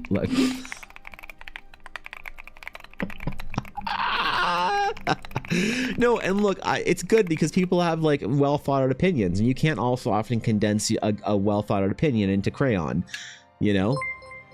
But whew, man. We have to speak in crayon every day. Listen, dude. Listen. Some days are worse than others. I'm having a bad week, all right? You gotta be real gentle with me. Been to the hospital, death in the family. It's amazing that I'm even here right now. So are well thought out. Yeah. Well, yep. At least one of us believes. Hey, that. I think you guys are real. I personally think that this D&D discussion is more nuanced and advanced and diplomatic and well thought out than probably like 3 years of reading D&D Reddit. I'm always very impressed by and will often look to the leadership of the D&D players like you guys in our community to emphasize the right things to do. So no, man, I have very high regard and respect for the opinions I'm hearing today. I just need some crayon interjected in here. So maybe me think, but I like when species have stats tied to them, like a representation of physiology and culture. I do too, in that I will build characters that have that in mind, but the expectation put on other players, I think, is where the issue gets a little muddied, you know? I enjoy games having strength penalties and other species getting bonuses or penalties based on a mixture of heritage and culture. You know, I think, wait, did original World of Warcraft have that? Is that why I played a Night Elf? I think a fun poll to do would be also how many people solely want to play D&D as an RP game and who wants to keep combat as a part of it. Personally, after playing it for only the last 4-ish years, I can't stand combat in D&D personally. Really? Really? Interesting. So would you replace it with anything? How would you resolve conflicts then? I'm so curious by that opinion, because I hear that more and more these days, and I don't agree with it. I personally think that combat's great in D&D. I think that it's one of those things that if a player doesn't like combat, I don't want to just sound like I'm trash talking somebody. But in my experience, more often than not, if a player has illustrated that they don't love combat, I take it as a challenge to say, all right, let me show you how it can be fun. I'm not shit talking their old DM or their other DMs or whatever, but I do take it as a challenge to show them how combat could be fun. So for if you're in the loss of your family, oh, thanks, dude. Good to be kind to yourself and processing everything. Yeah, I'm all right. It's just tough. It's annoying, but it's not a big deal. I don't want to bring down the stream or bum anyone out. But yeah, I had to miss my. I was so bummed. Like I had to miss my first stream yesterday. That I missed all year. I haven't missed a stream since the start of the year. If a player doesn't I'm like really combat, butthurt about that. You're wrong. Just kidding, smile. I think personally I like Right? seeing the story itself leading to consequences rather than just battle leading to serious consequences. Sure. Right. That makes sense, actually, yeah. On the other hand, completely get it when people want a specific aesthetic for their wizard when shooting magic beams in make-believe game. Yeah, I don't know. Oh God. I definitely do better with players that are like that want a similar vibe in their fantasy. And I just try and very respectfully not play with people that I don't think that I'd have a good time with.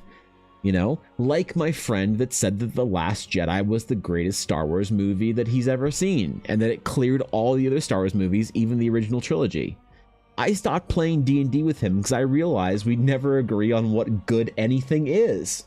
So, you know, he also liked the, you know when you're out for wings, you know, you got like the that bone, and then you got the double bone wing one, you know. He also liked this one more. So God. I don't think we'd agree on anything. Leave me alone.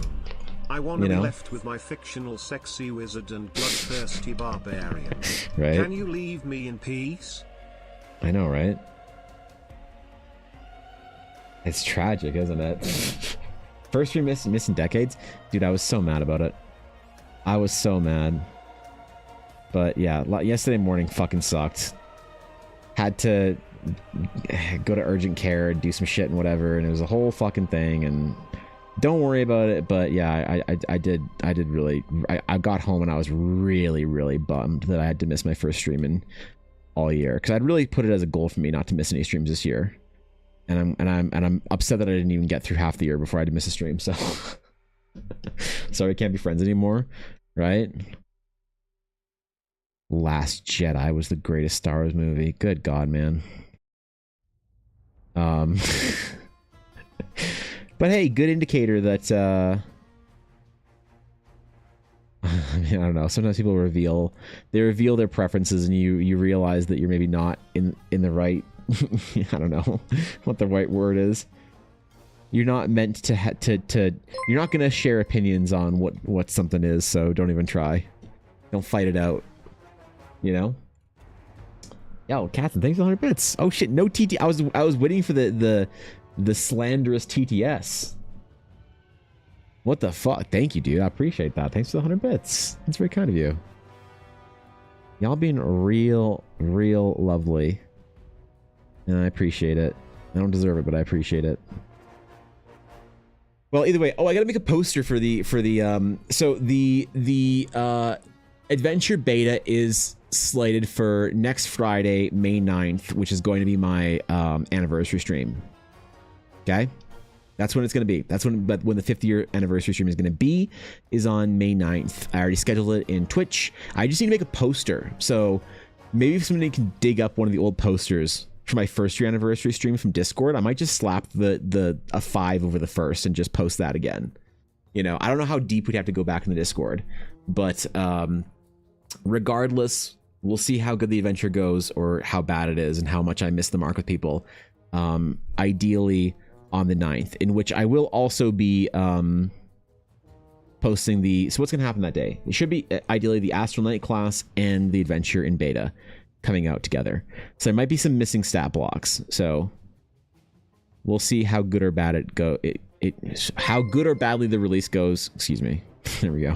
I'm getting there. Maybe part of my reason for shifting away from the battle is like how my preferences in reading shifted too.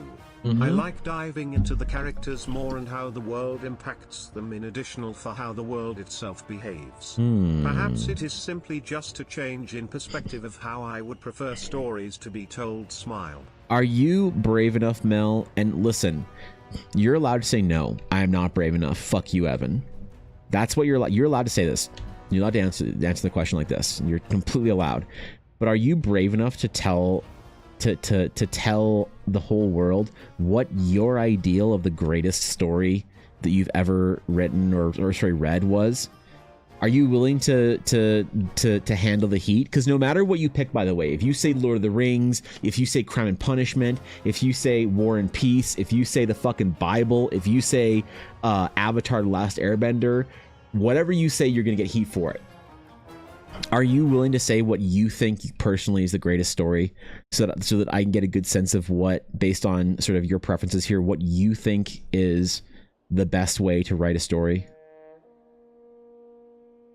Because it is subjective in a large way. It is objective in some ways, but whether you like, art is objectively good or bad. Art is not subjectively good or bad. Enjoyment of art is subjective, and a lot of people get this wrong. So like pissing on a canvas is objectively bad art, but subjectively it could be your favorite art.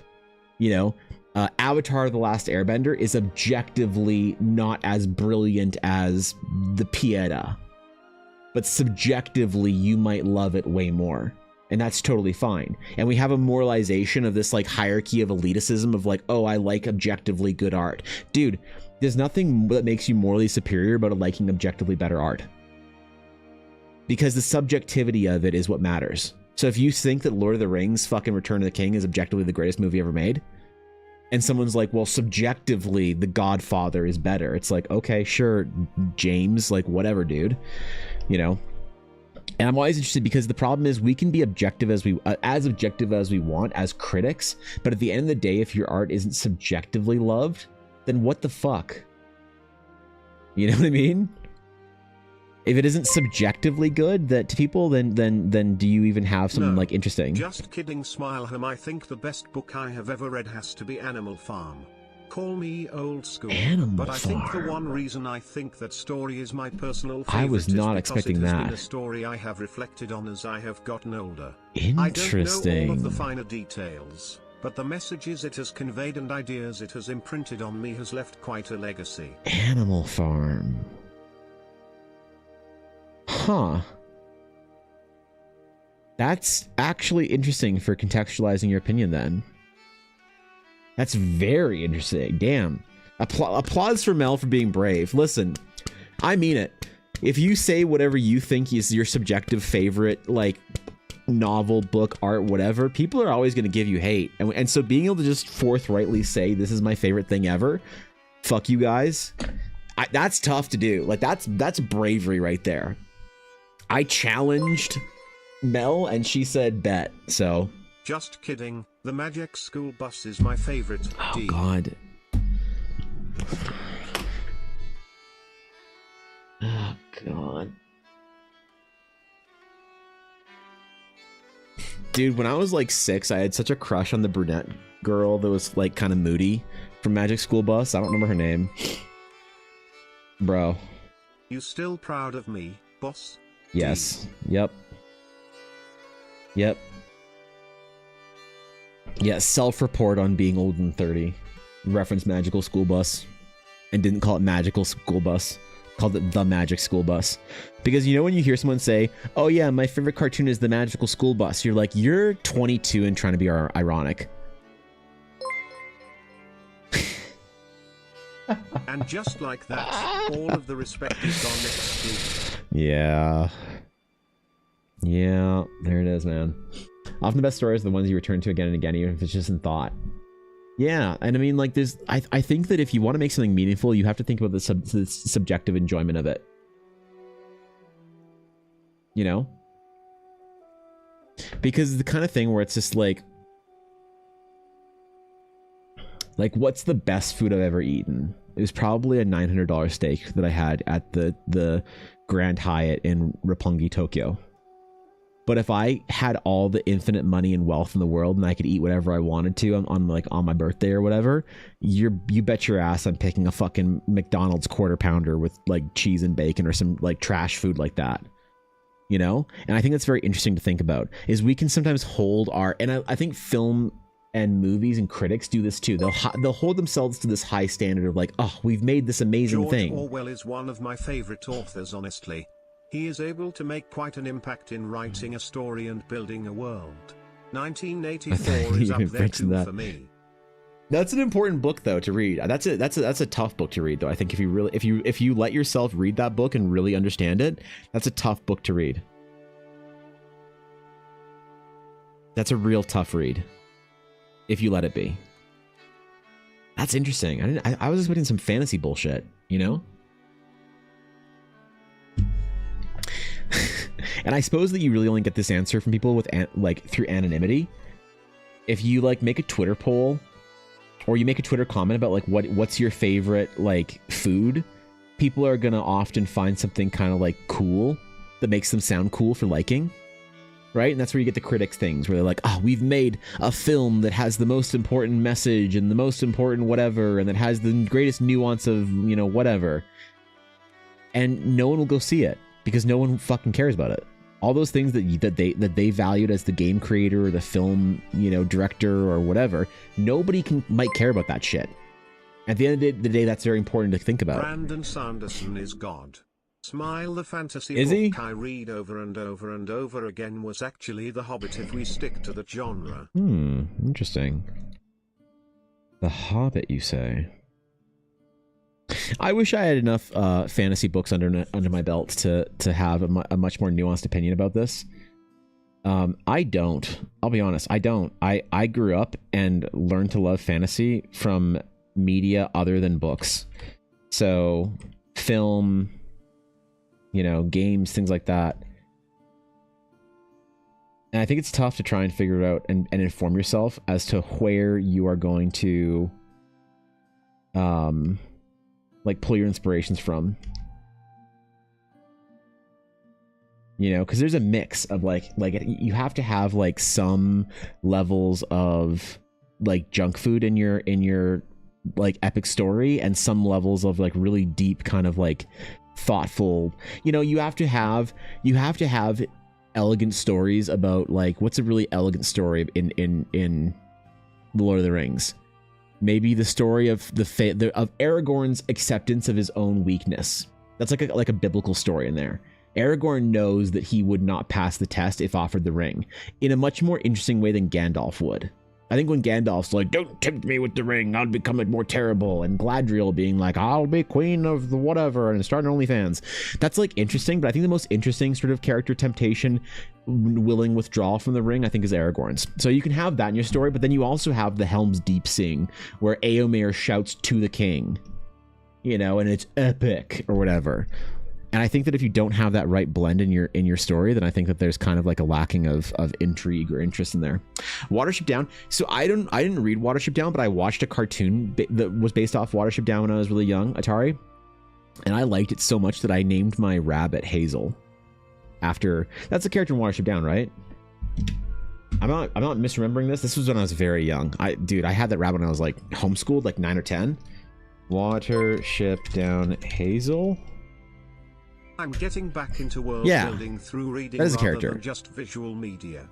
Especially as a future creator, I want to be able to absorb the content I wish to create.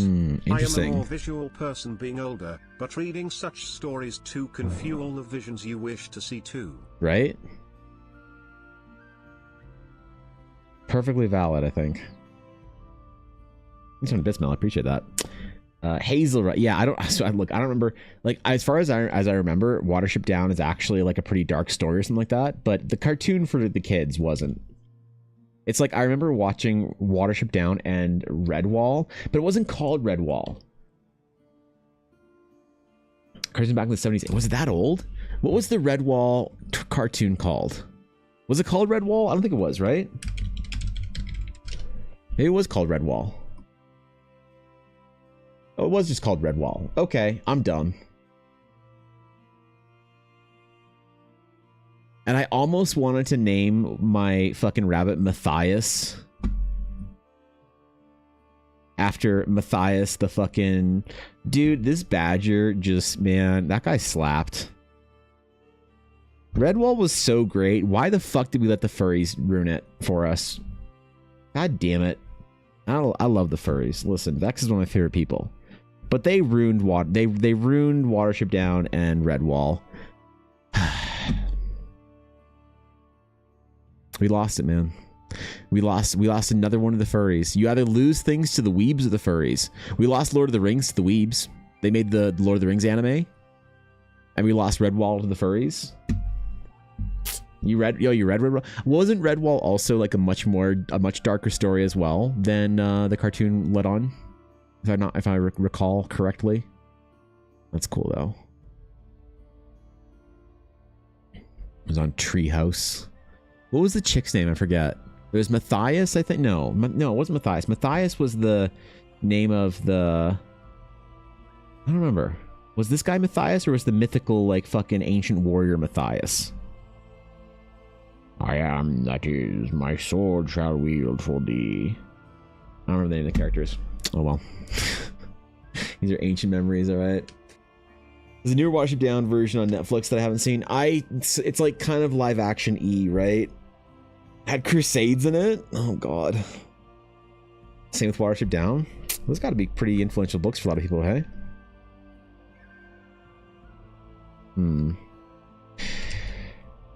Yep, never really, like, I had such a hard time reading when I was young. I still do. Reading's very difficult for me. It's like a challenge.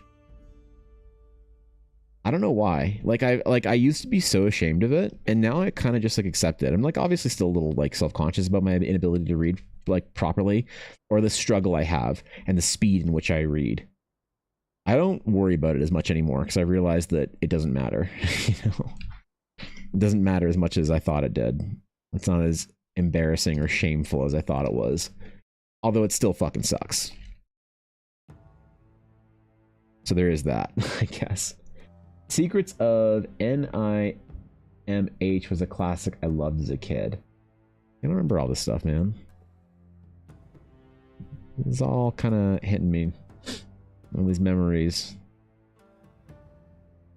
I've actually gone back recently and been watching a lot of older media, and I can't figure out legitimately if things used to be better or if it's nostalgic. I can't figure it out, man.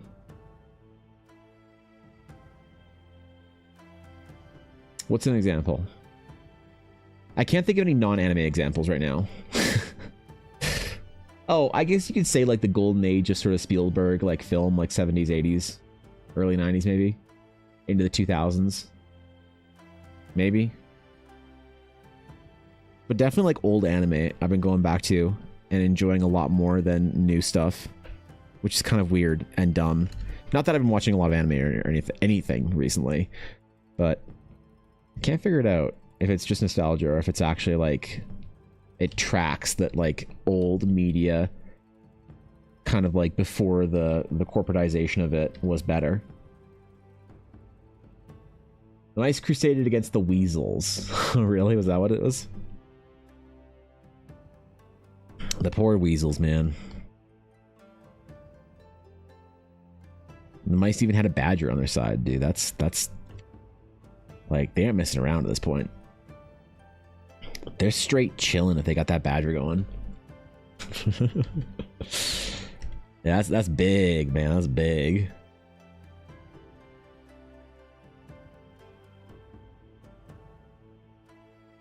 And I mean, is D&D even a place where you can tell meaningful stories? Or is it too difficult to? Or are we just too lazy to try? God, I think about this shit keeps me up at night sometimes. I think about these questions. How to write a worthwhile story that matters for people. How to write a deep story that like evokes the myth of old that we value in great stories. So many books to read now.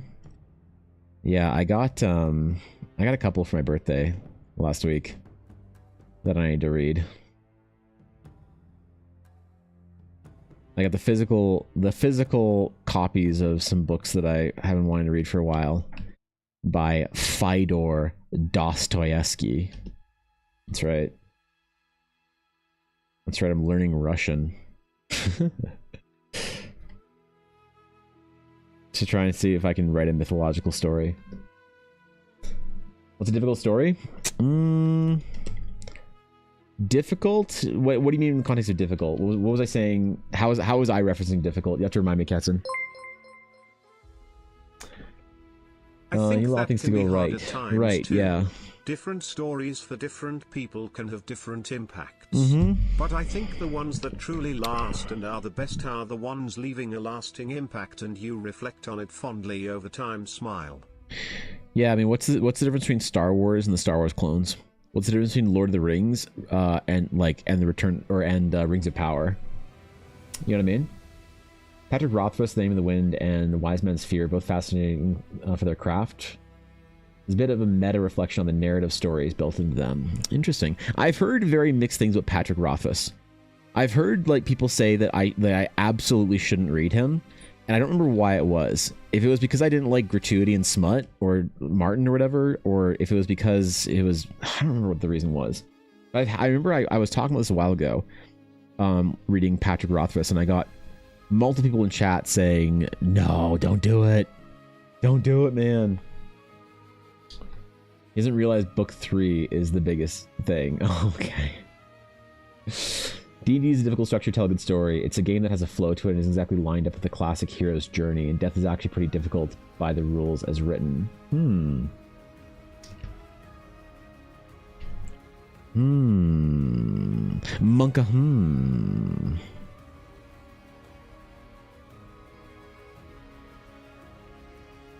Monka, I don't know, that's why I asked. I just don't remember the context of what how I referenced the word or used the word difficult story. That's all. If I used it in the context of a difficult story to like a difficult read, or if it was like a difficult story to tell. That's what I'm having trouble remembering what I was talking about. Promised bonus chapter when soliciting donations to charity, but never delivered. Oh, interesting.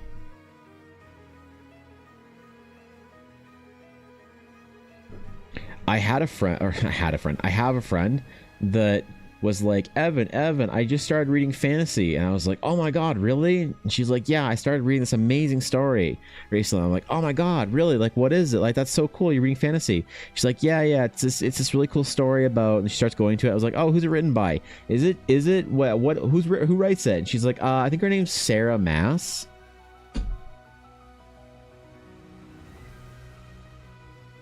Oh boy. Okay. Yep. So, I love Name of the Wind when it came out. Forever ago. The genre evolved and it's grown. I wouldn't recommend it to anyone today. Interesting. Interesting. The take I haven't heard yet. What's up, Poet? How you doing? Yes, Thorkin, you were part of a sliding scale. It was basically how much chaos people were willing to tolerate from their roles in D&D. The sliding scale was, if I don't die at least 3 times this game, I'm not leaving living. And that was you on the far end of one side, and then on the other side was Reddit saying, "Do not touch a pretty little hair on my pretty little character's head." So you were the example of the extreme on one end. Of if you're not dying, are you really even living? Like, Thorkin's the equivalent of that guy that chugged a Red Bull and jumped out of the plane without a parachute. When it comes to D&D.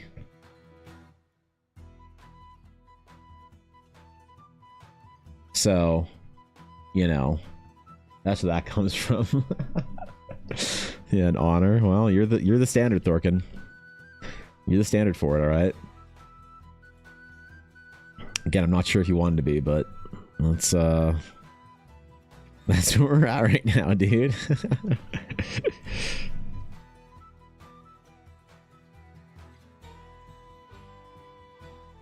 Yeah, and maybe D&D is not the place to tell that story, and I do admit that might be the case. For me, D&D is the place to build the world, though. Although sometimes I wonder if there's certain things that I'm doing in D&D to make it a good D&D adventure that is impacting or damaging the ability for me to take the world seriously. One of the big ideas is Adventurers Guilds. Do you think Adventurers Guilds have a place in a serious story? And honestly, I don't know.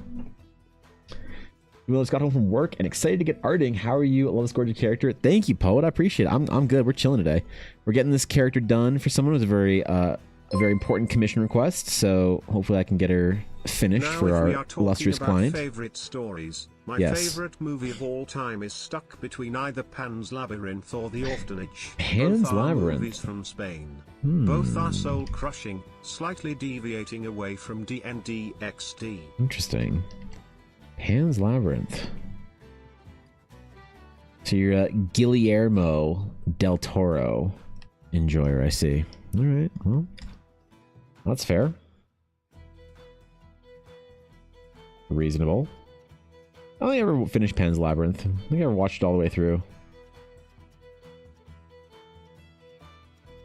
People speak highly of it, though. It impacted a lot of storytellers. I think they can. It really depends on the execution.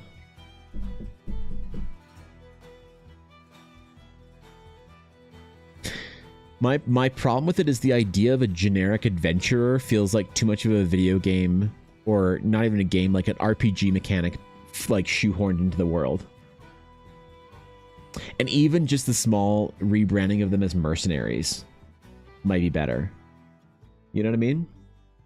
I'm not sure if it's a necessary distinction or not. I haven't thought about it enough yet, I don't think. I absolutely adore Del Toro's work. Really? Pan's Labyrinth was very good before I went to live in Spain, and I loved Oh. it even more after coming back and learning more about the history of Spain during the time the film takes place. That's cool. Yeah, I mean, it also relates to a subject you're like really passionate about, so that makes sense. Thanks for my bits, Mel. Appreciate it. Adventures guilds can present problems for storytelling. First, how many world-ending quests are there in this world? If more than 3, how the hell does the world keep bucking the odds at surviving, right? Right? Guilds can absolutely be serious, but I think there's a lot of work to keep everyone serious for hours on end. Humor is so important, especially in the state of things. Well, I think with humor, though, it's a matter of like difficult or well-earned humor versus low-hanging humor. It's like silliness versus like kind of like genuine sort of levity. And I think the Lord of the Rings does genuine levity versus the D&D movie does silliness. And that's one of the reasons why people take one more seriously than the other or whatever. I think anyway. That impacts it quite a bit, I think. Can't say I have an example of one that does it well, to be frank, but I'm certain that it's possible. And it might be a branding issue, Thorkin. But the idea of people whose profession is simply to adventure, I feel like that's kind of an RPG specific mechanic. So you'd have to have a guild be something like a mercenary guild rather than an adventurer's guild. Right? Or a guild that has some sort of specific design to it. An archaeologist's sort of guild, or, you know, a monster hunting guild. Witchers, for example, are a guild of an adventurer's guild, but they have a narrative purpose for the world. It's not simply the idea of, I'm going to be an adventurer. You know what I mean? That's why I'm wondering about repurposing the term Adventurers Guild for future Eldar adventures. Bounty hunting guild, things like that. There's a narrative purpose for them. Jeff, I'm an adventurer. I travel the land slaying goblins and mapping things. Maybe take some gold here or there. We'll see. Yeah, right? Right? There aren't world-ending quests, then what is a truly epic story about dunking the ring or saving your father from the dark side? And where does the call to adventure happen?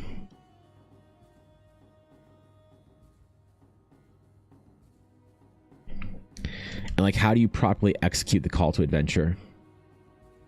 That's something that I think is very difficult to figure out. There's few stories that have properly, I think, analyzed the call to adventure.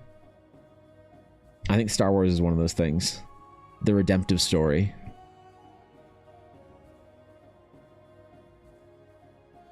It's truly a call to adventure. But the call to adventure, I think, in some ways can't be sought. It has to be sort of like thrust upon somebody as opposed to sought out by them, which then kind of removes the idea of adventurers guilds being something. You'd have to have it be, like I said, a mercenary guild, bounty hunting guild, archaeological guild. Venture is another word for unemployed in a lot of settings. Is it?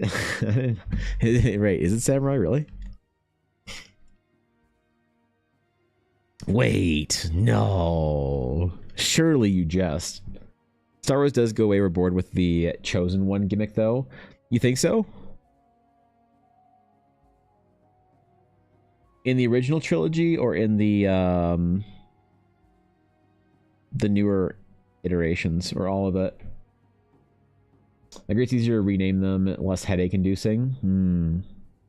People forget there was 3,000 years of boredom before the end of the Third Age rushed into a very cool and very satisfying story and conclusion. Yeah, I guess. Was it really 3,000 years?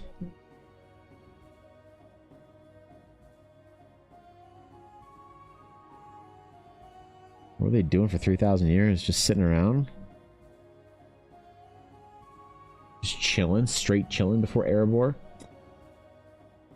Pathfinder has his own Big Adventures Guild. My character's in our family campaign is part of the guild, and he basically gets sent to find a new adventure and oversee them for a while to see if they can be potential guild members or are dangerous and should be kept an eye on.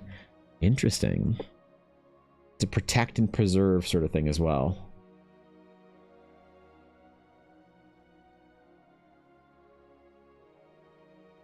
Guilds work well to give players a home base to keep them floating around too much. Plus, it makes sense for people to have a place to go for a professional to help with problems. Right, which is why I just think that maybe like rebranding it to a bounty hunter, to a monster hunter. Like, what are the problems people have? And how do we make that more focused and serious than just saying an adventurer? Like, an adventurer is almost like a weird thing that you kind of can't force. A bounty hunter, a mercenary, an explorer, any of these things, any of these people can have an adventure, but the idea of just sort of injecting an adventurer into it does seem a little forced to me sometimes. Pop in to say hi and a quick check on your progress. Loving the hair so much. Thanks, Blue. I appreciate it. Thanks for chilling. How you doing, Blue? Good to see you. Thanks for popping in. Makes my day better. Even the original trilogy went pretty far with its Chosen One, but the prequels were obviously worse. Yeah, I see. That's interesting. I think that the idea of the Chosen One, in a way, if you think like, wow, I like it. In a lot of ways, I like it because it's one of those storytelling narrative like tools that kind of like, I think a lot of people kind of get wrong. Not that I'm saying you're getting it wrong right now, Malphite, but I think a lot of people sort of like roll their eyes at the idea of the Chosen One. But I think archetypically, the idea of the Chosen One, if you want to get a bit more philosophical than I think a lot of people are willing to, you could interpret and see the Chosen One as being chosen by the call to adventure that everyone has an opportunity to go on. And that the mechanics of things like force and lineage and bloodline and powers are kind of a bit of a representation of the idea of a call to adventure. And that no matter who you are, the humble origin of being a farmer's like farming hand on some backwater world or whatever is more the thing to focus on than the whole like chosen bloodlines or whatever. That it's more accessible. And again, this is getting more philosophical and more Jungian psychology and Joseph Campbell-y, and that a lot of people are willing to give it credit for. But I think it's very interesting when you think about it like that, that the idea of the Chosen One, in some ways, by there being a Chosen One, it's sort of a narrative way to describe how there kind of isn't a Chosen One, that anyone has the capability to go on their adventure like this. So it depends on how like sort of much charity and mythological, I think, basis you're willing to look at the story. But I think it's interesting. I don't personally have a problem with it, the idea of the Chosen One kind of like motif and stuff, because I think that it's kind of, it's a tool used to represent something that kind of proves the point wrong in a way, which is interesting. Magic Guild starts to shift the adventures into Monster of the Week stuff. Yeah, right? You notice that a farm boy with a sword would never beat the big, bad, and Andor style story that's more grounded. Really? That's weird, because I would interpret that Andor would be the very opposite from that. That it is about the average, the farmer like rising up. That's the idea of the rebellion in some ways. A lot of settings are like, so you don't want a home, family, profession, want a high probability of injury, but also don't want to join the army. Right? Yeah. I don't think any single element tips a story from serious to silly. However, the tone is established elsewhere in the setting should be more important. It's fair that the mercenary reliably helps with realism better than Fourth Son Redemption Arc House, right? There can be different departments in a guild, people who keep up supplies, bounty hunters, artifact hunters, people who are help with mundane tasks, people who do paperwork, etc. Sure, that in some ways I think then modernizes it to a company or like corporation style adventuring. So maybe you could build that into an order or something along those lines. I don't know. I don't know.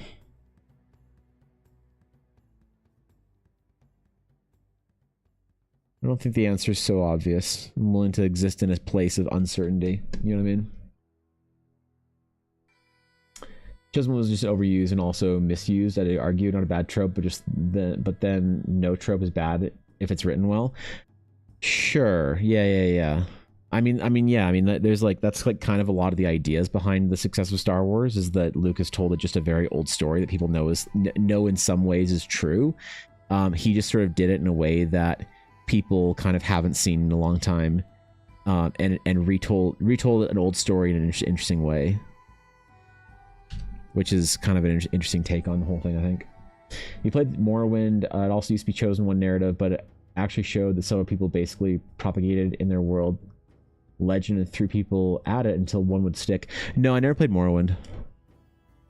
No, unfortunately not. My first Elder Scrolls game was Oblivion, and I didn't even really play that. Honestly, I can't say I've ever really played an Elder Scrolls game.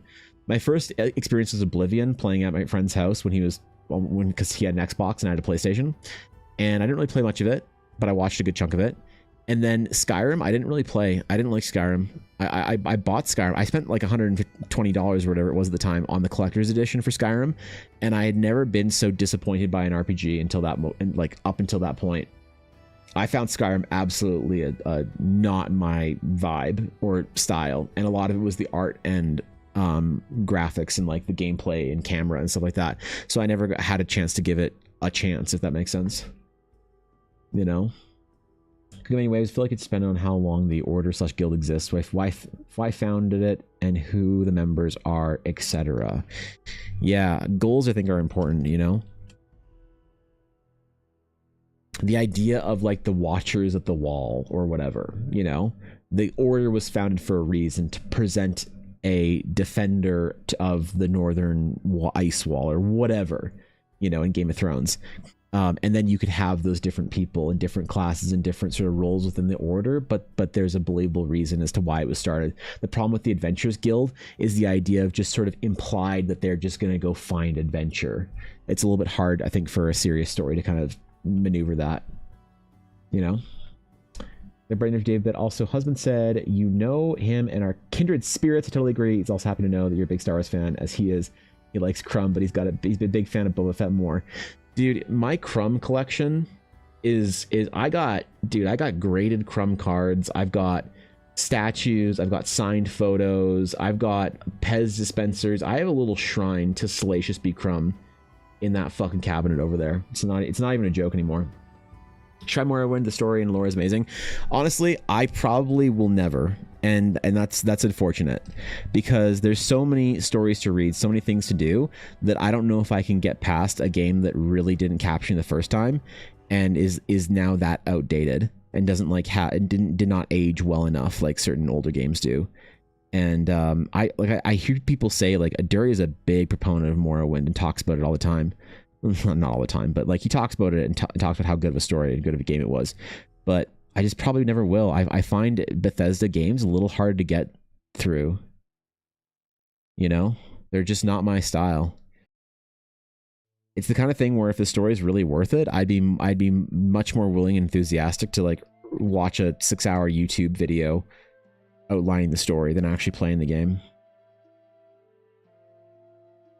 You know, it's one of those like tough kind of, man, there's so many stories that are impactful for people. And if you want to learn how to write impactful stories, I think you need to study impactful stories. That's why I think people who like sort of discount things like or Harry Potter, Lord of the Rings, Star Wars, whatever it is, for like not being up to the standard that they think it should be or whatever. It's like Harry Potter is the one that gets discounted the most because people don't like the author, and like fair enough. But I think that like if like there's something intrinsic to the story, and that if you simply say, well, I'm not going to study Harry Potter because I don't like the author, then I think you might be missing like a very interesting piece of data as to how to write stories that matter to people. Is like kind of the whole point of studying narratives. So, or not reading something that's like an important classical fiction because it's not fantasy, because you need your swords and sorcery. Concept of Adventures Guild is such a TTRPG staple. You almost have to do it. Everyone expects it, and thus provides a comfortable entry point to your world. I actually never used to do them back in the day. I always had something happen or someone come up to the party to get the adventure started. Right, you know? And the guild is like a bit of a kind of a fourth wall breaking thing for me. The way I'm planning to handle it, Atari, is that as I world build via D&D, there's certain things I will leave behind in the world building as I attempt to tell a better story.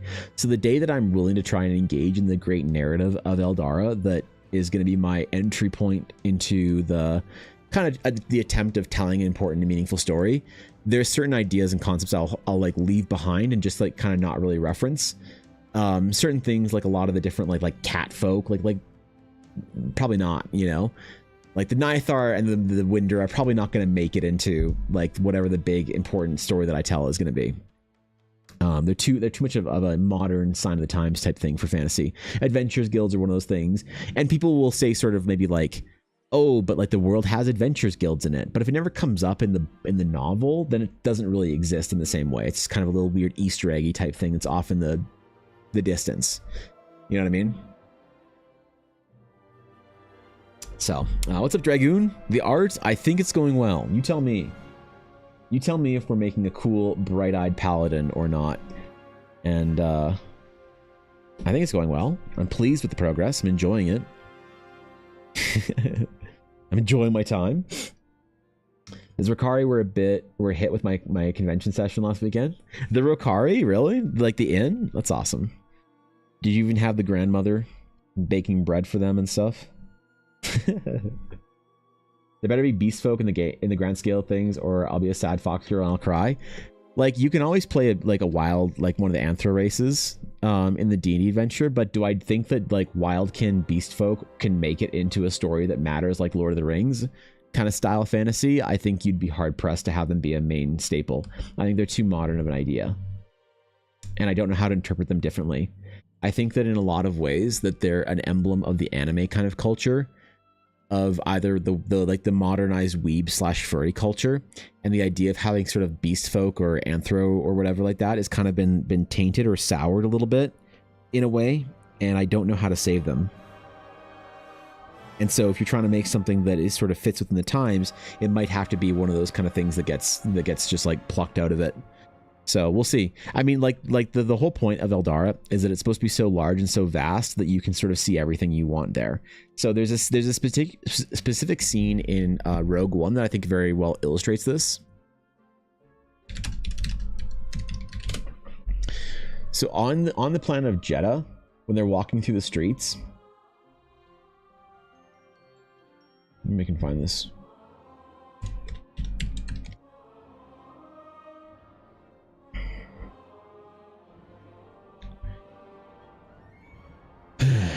It's right at the beginning of the film, and I can't find it, basically, but it's got this kind of vibe to it.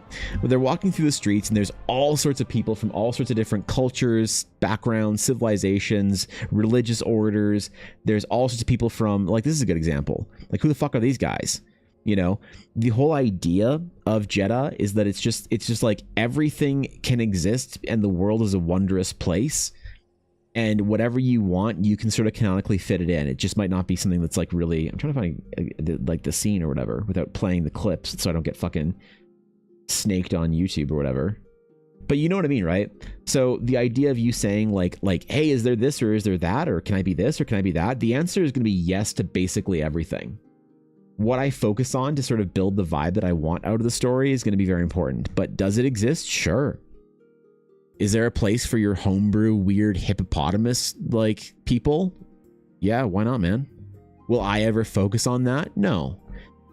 Are the Rokari a canonical, like, sort of like species of playable race in Eldara? Sure. Will I ever focus on the Rokari as mainline heroes? Maybe not, because it'll be a hard time for people to take. It'll be hard for people to take Fox folk seriously.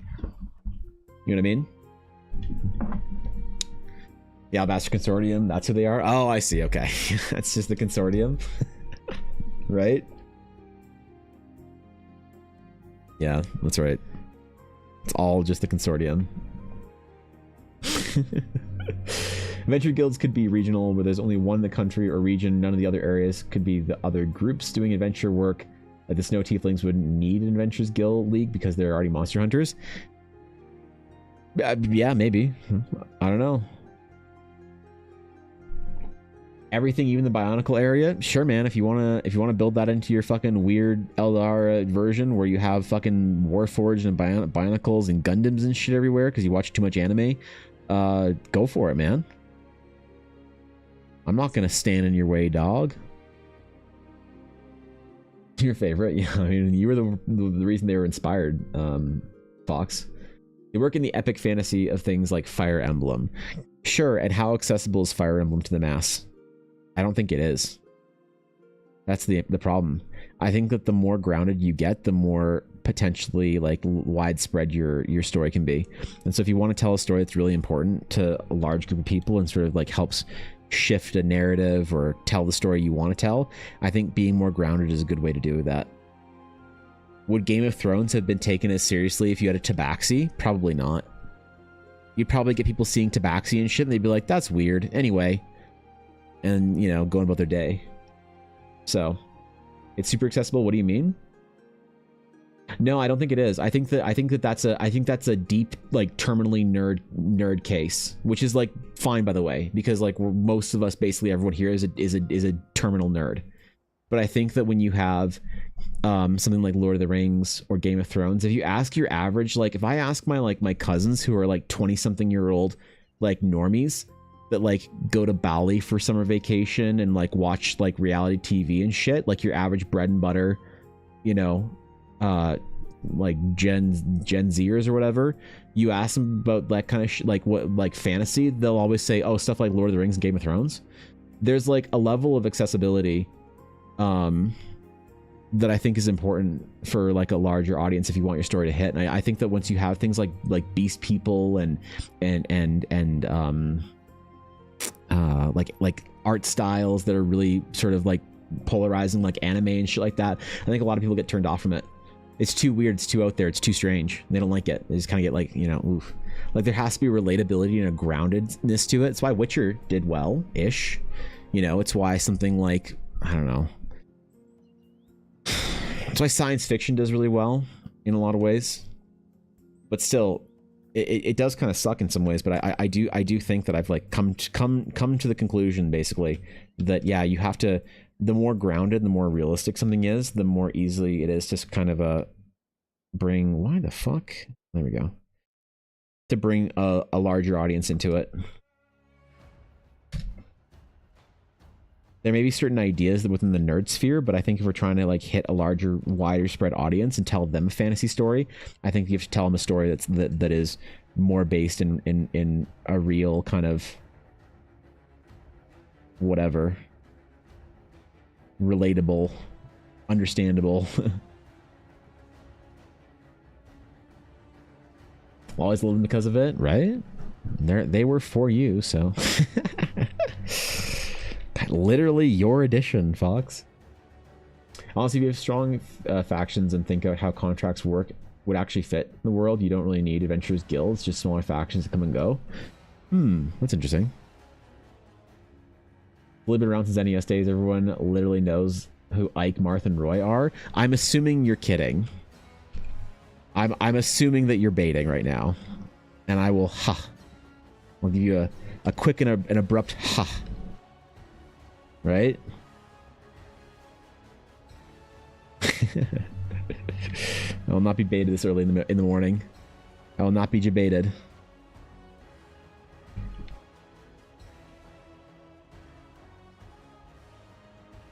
You're not kidding? You think that characters like Marth and Roy and that Fire Emblem are as widespread and well known as like Gandalf and shit like that, and Aragorn and Jon Snow and Daenerys Targaryen.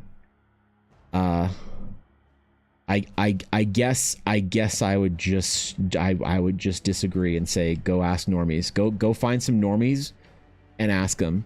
Show them a picture of Marth, and then show them a picture of fucking the guy or the chick who plays Daenerys. I think if you ask normies, nobody's gonna know who the fuck Fire Emblem is. It's not a franchise that's widespread.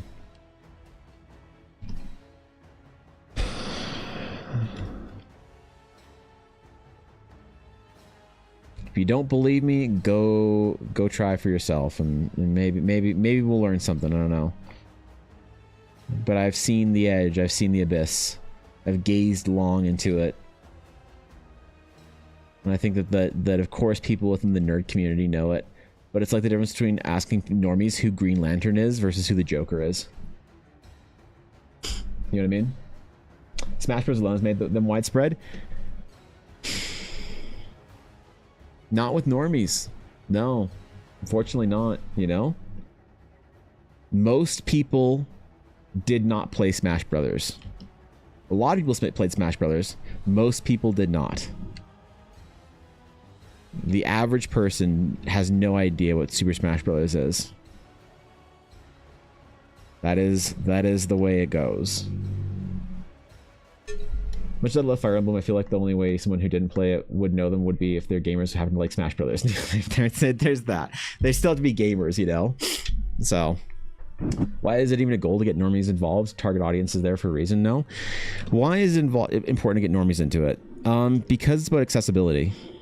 If you limit your story behind sort of like tropes that are well accepted and well loved in the nerd kingdom, that's great. You're like definitely feeding your like nerd brothers and sisters. But I think that if your goal is to tell a story that's like widespread and can sort of hit the most amount of people, then I think you need to sort of like figure out what it is that turns people off from the niche.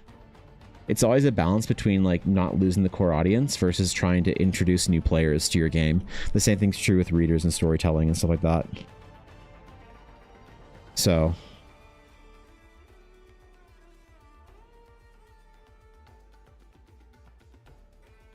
that's like kind of the reason that I'm thinking about not trying to limit it too much into the niche. Also, you get stuck in niches, you know. My grandparents even know what Smash Brothers is. All right, let's see this.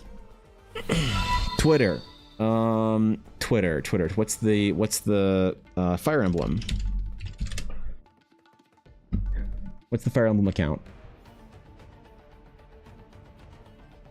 Fire Emblem JP. Well, that's not quite enough. Let's do Super Smash Bros. They have a Twitter account. Extreme Trinity, thank you for the follow. Appreciate it. Let's see.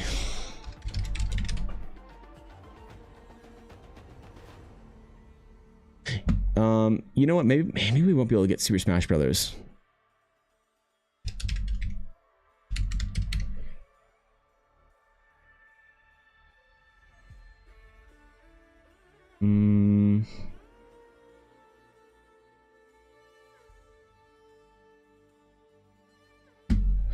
Okay, you know what? Let's just go one step above from Smash Bros. Let's go to Nintendo. Let's see how many followers on Twitter Nintendo has. This is going to be categorically all of this.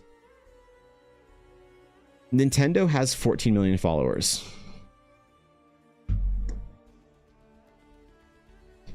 Taylor Swift has 94 million.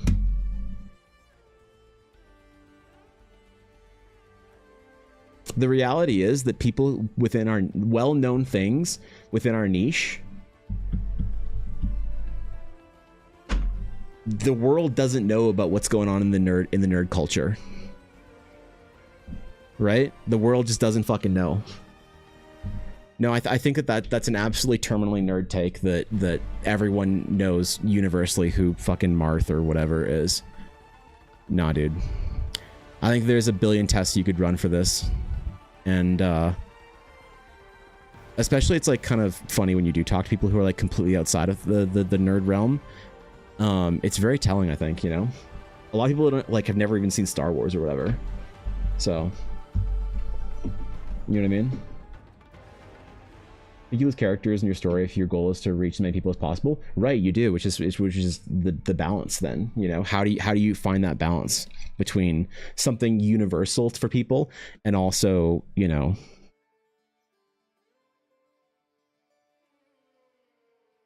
you know what I mean? No, I think it's important to try and think about how to make your story if you do want it to be universal for people. How do you make, like, if you're going to tell an important story, how do you make it accessible for people without losing the charm? And that's like definitely a challenge. So, I mean, those are bots though. Probably a certain percentage for both of them. It's not about the number, Cass. It's about the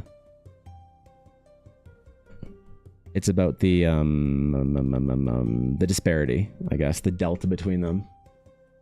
Been around since Charge 2600 days. At the NES, never heard of Fire Emblem until a few years ago. The game never made it where I live. Distribution is a factor.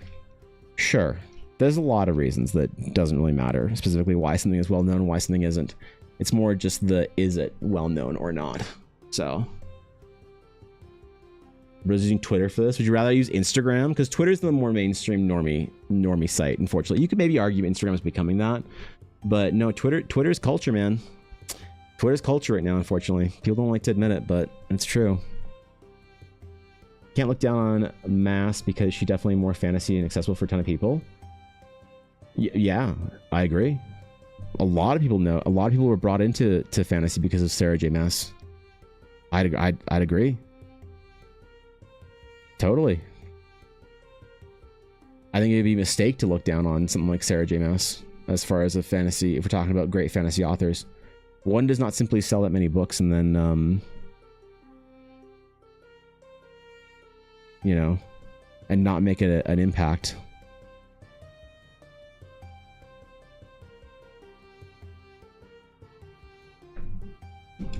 All right.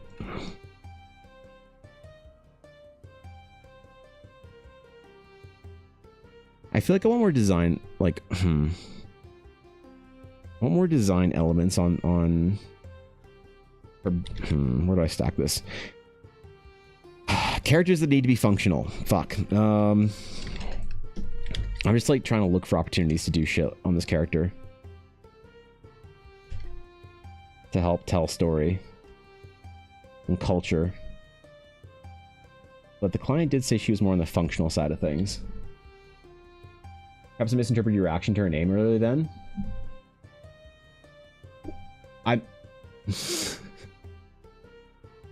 I mean, Sarah J. Maas's work is not for me, let's just say.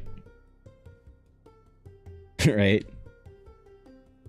But you can't deny the impact that she has on like people and writing and fantasy and whatnot. Yeah, dude. No, it'd be a mistake to discount her work just because it's like spicy or smutty or whatever. To say that like you shouldn't figure out why people like it, even if it's just not for you because whatever reasons, you know.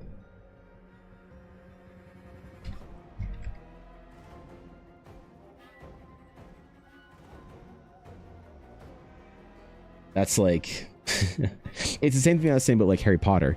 People discount it because they don't like the author or whatever. But if you're trying to figure out how to write a good story, I mean, clearly there's something about it people love. Clearly someone like Sarah J. Maas has a massive audience. Massive. Discounting it would be at your own peril. I usually put a holy symbol here, but the client said no holy symbols on her, the visible, so I don't know what else to put on there. Just like, I guess, cultural designs, but since I don't know what the character's cultural background is, we're just kind of inventing shit and hoping it kind of sticks, you know what I mean?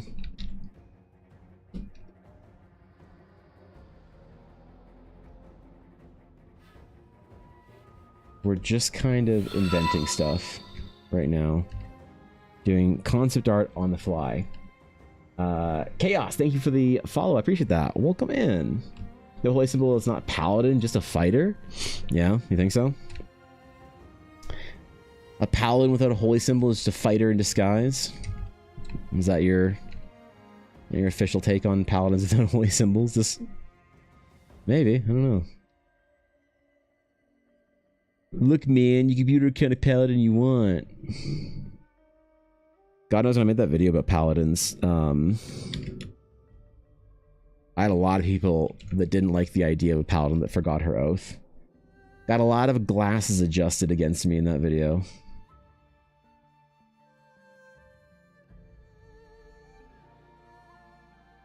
You know what I mean? A lot of glasses were adjusted. Got a big following, appealing to the weebs and furries. The Anther character is large market there. Yeah, right.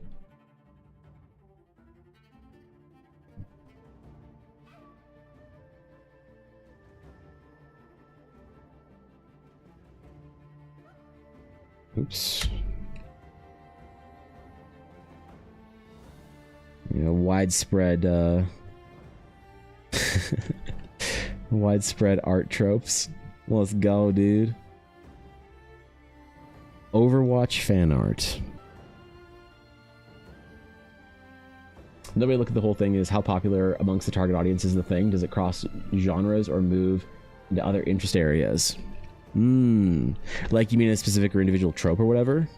How popular is like this thing or that thing within the genre?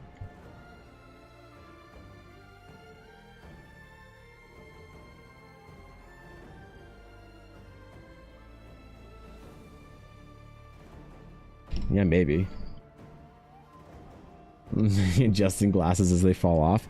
Dude, I tried to adjust my glasses when I wasn't wearing them yesterday. In public. And somebody saw me. And they knew exactly what happened. And I was like, fuck. Like, shit. I've been seen. I've been found out.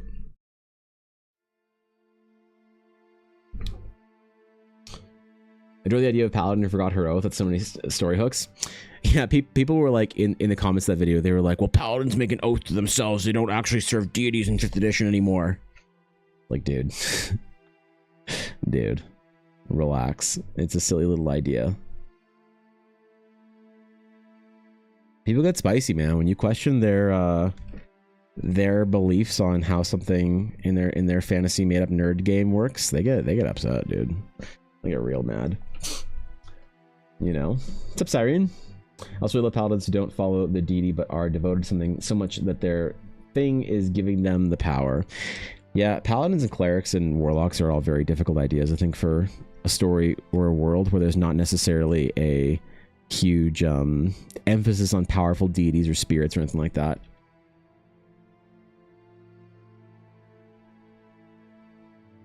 You know what I mean?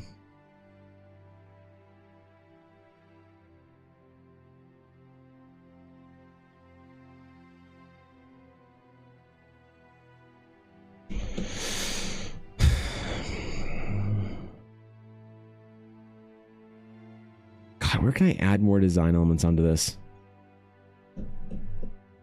I don't want it to be so bare bones.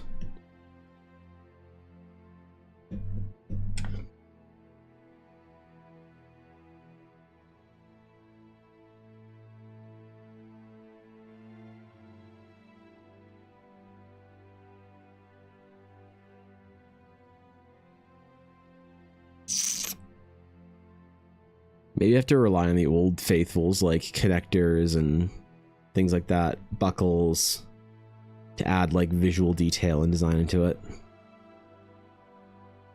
And weathering. So that's one of the nice things about a character like this, though, that even if they don't have a lot of like ornate eccentricities, there's still a functional, like a character that's functional, that has scars and stuff like that, is going to have like beat up armor and scuffs and stains and whatnot. And that's a way to add some of that kind of detail. You know? That's like...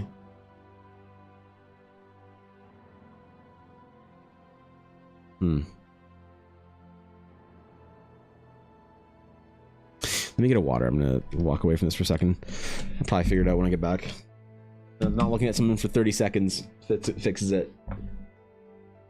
Give me a sec.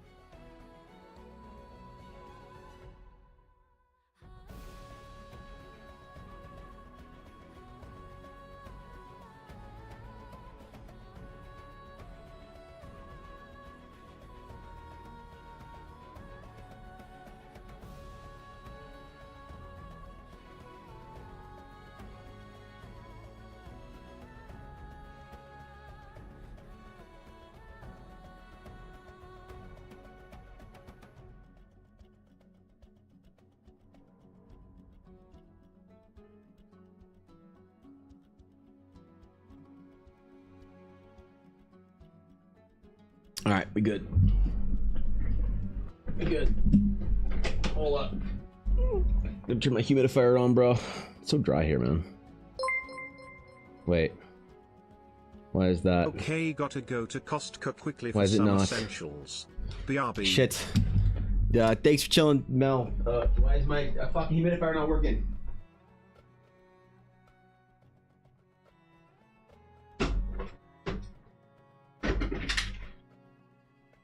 There you go. The tank wasn't on correctly.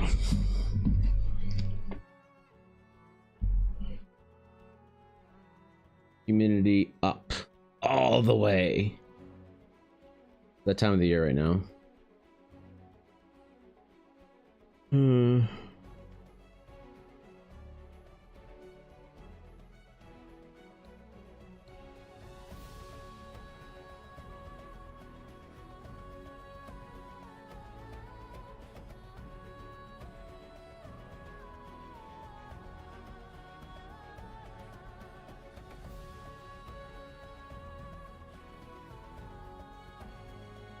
Okay, we're good.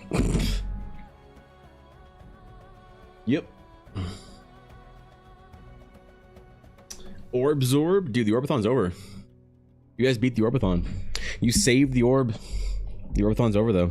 Fortunately. Or fortunately, depending on how you look at it, I guess. But yeah, it's over. There's no more orbs. Just the pay-to-win orbs. The heavy microtransaction orbs.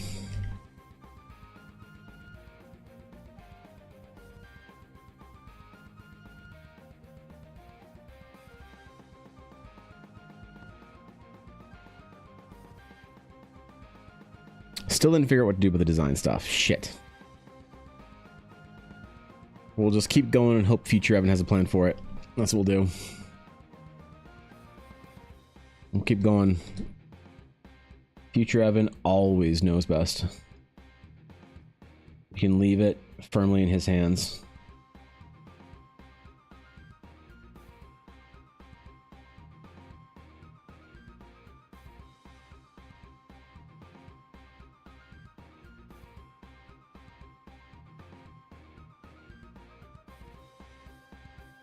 Just try and do some like fancy ornate connectors and details and shit like that and see if it kind of balances the design out a little bit. For projects like this, I don't really have an eternity to do concept art for, so I spent an hour or two beforehand doing them, but I wish I had more time. I gotta figure out how to like change the time frame for a lot of the commission projects I do to be more emphasizing on the development phase. More belts, you think?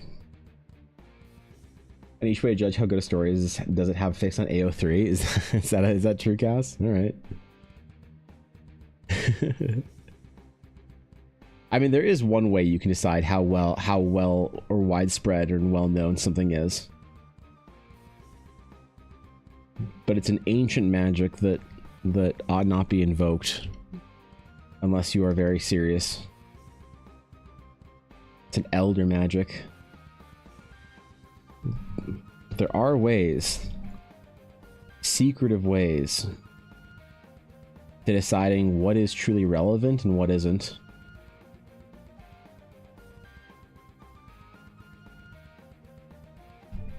I think this might work.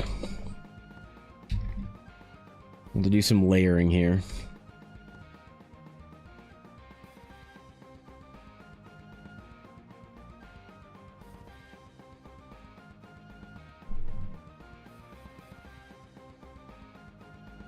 It's not the most elegant way of handling it, but damn it. These are desperate times. Call for a more nuanced hand.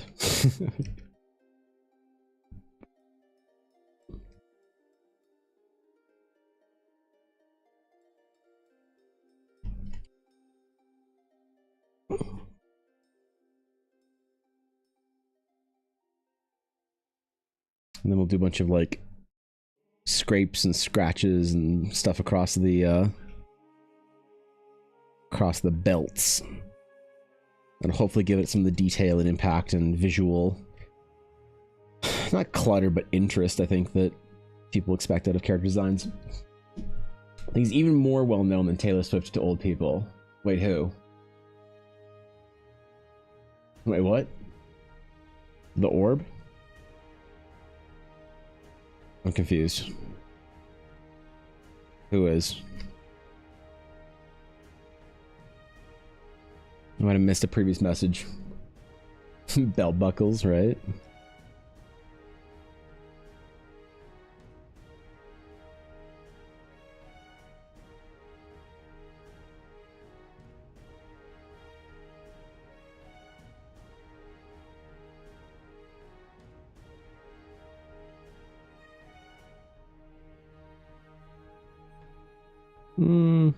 It helps, I guess.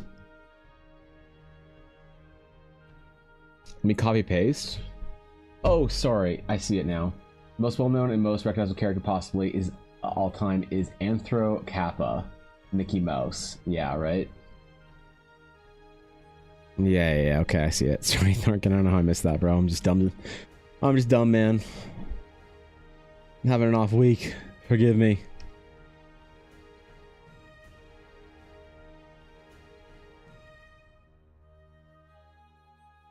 Like I said, I need you guys to speak real slow, speaking crayon today.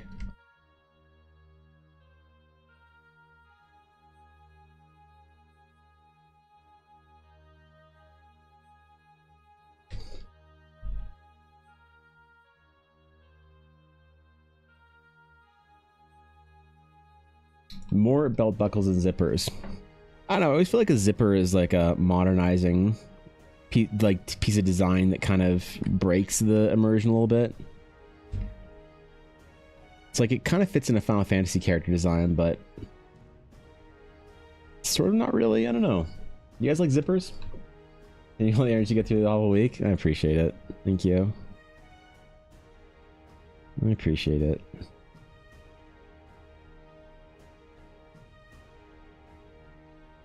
I'm looking forward to and to the future for the release, and just trying to focus on that for next Friday, because next Friday is gonna be my 5-year anniversary stream, man. We gotta make a poster for it for May 9th. I need like a reference for a poster to use.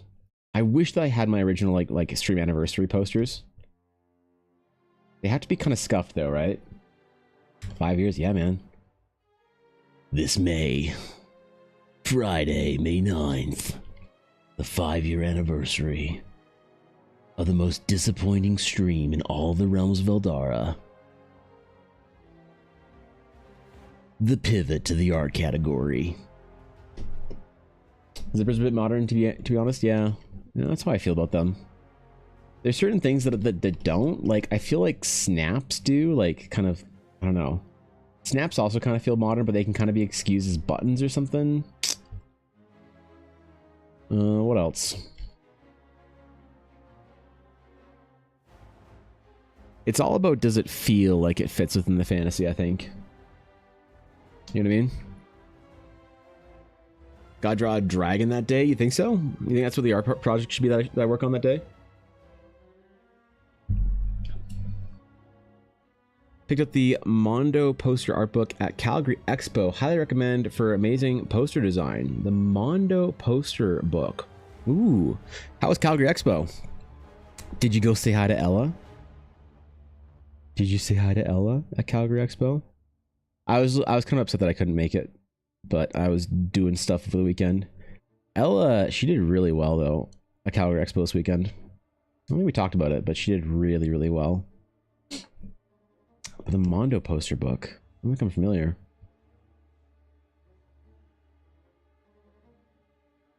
Delete sketch. I gotta rename my layers, man. There we go. There we go. Ella also said she was gonna get me a sword at the expo, and she didn't. Maybe I might be a vendor next year, hey? I might be going as officially Evan Blair Art next year to Calgary Expo. It should be kind of fun. It's a big convention, you know? It's really good. It was different because the expo center is done now, but fairly chill for the most part. Yeah, I have not been to an event at the new BMO Center.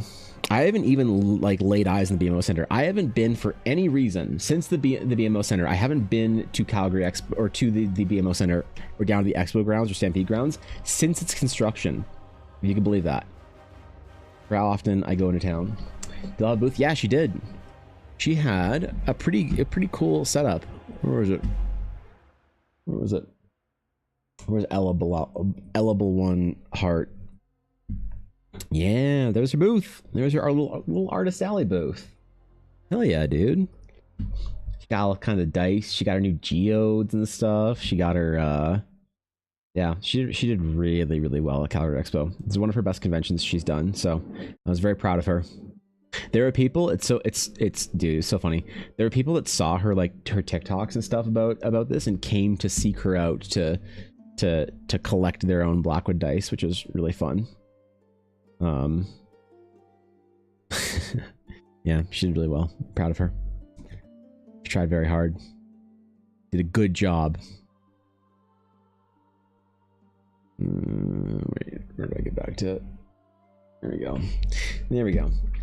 Recognize it? I think she was close to my booth. Oh, really? Fuck yeah, let's go, man. Yeah, I didn't get a chance to go at all. Not even for a couple of hours. Unfortunately.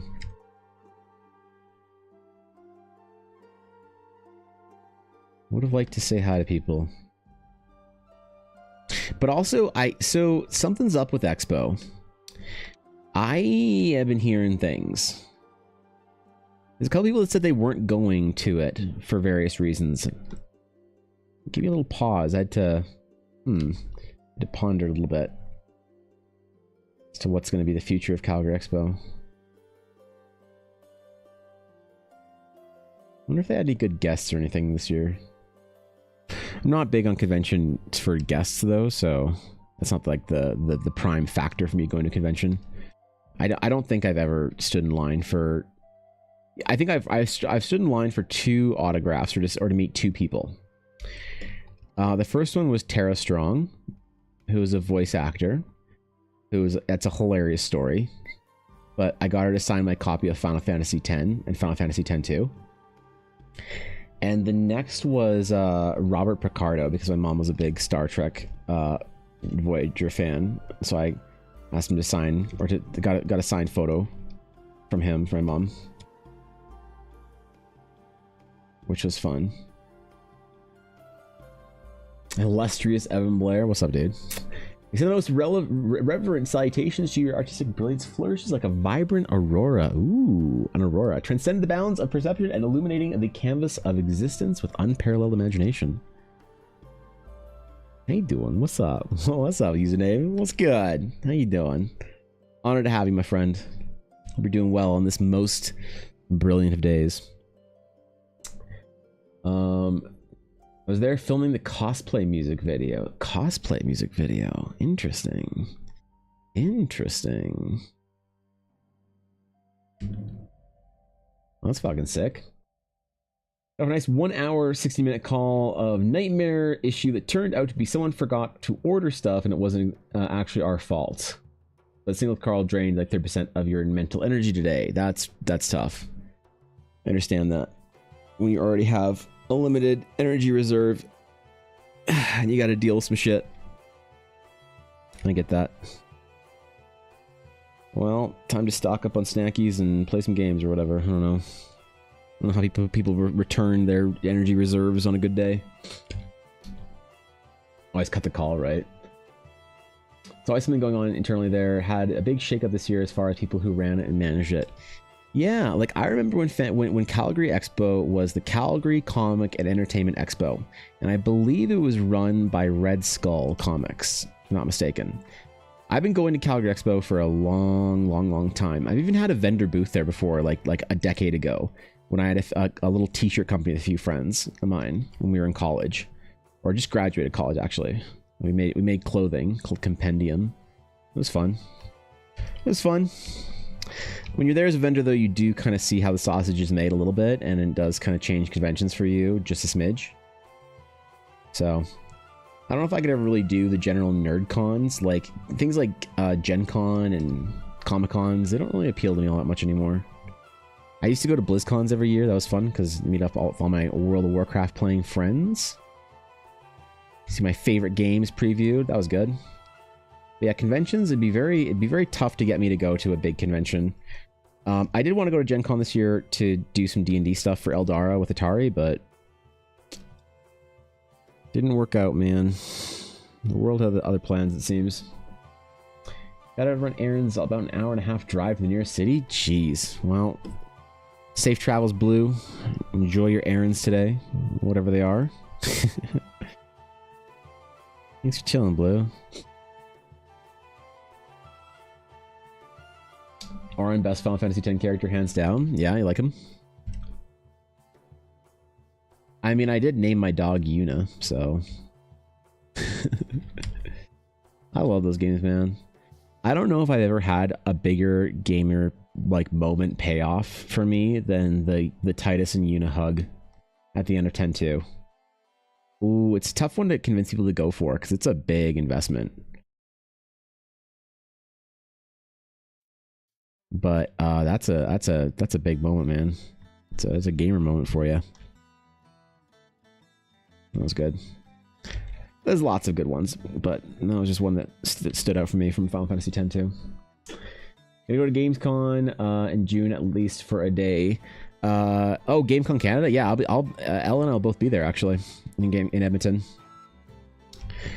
I'll be there with a little booth. It's gonna be the first. Gamescom Canada is gonna be the second. So there's two conventions. There's one in Calgary, and that's before that. The week before Gamescom Canada is probably the best convention in Alberta, called ArdCon, and it's a very small convention. It's a single day D&D focused TTRPG convention that is unparalleled. It is so good.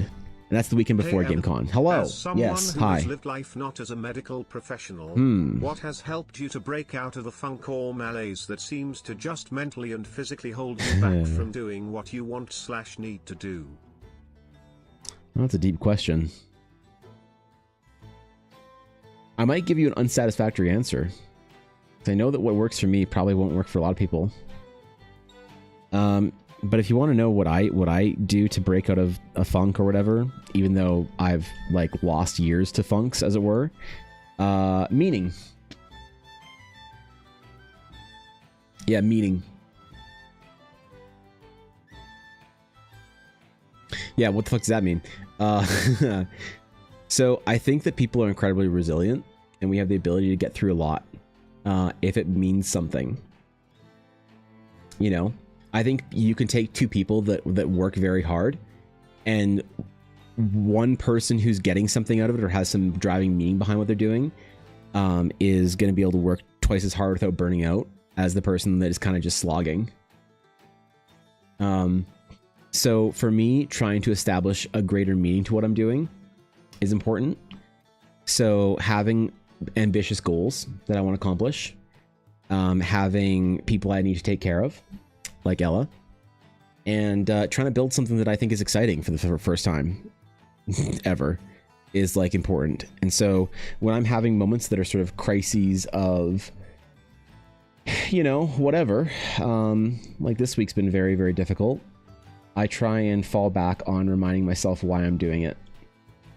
When I was sitting there in my first like successful weight loss run 2 summers ago, literally in tears, sitting in my kitchen on the floor because I couldn't do anything besides think about food because I was so fucking hungry and so fucking like I was just starving, cutting calories for the first time, dealing with food addiction, literally sitting on my kitchen floor ready to give up, actually in tears.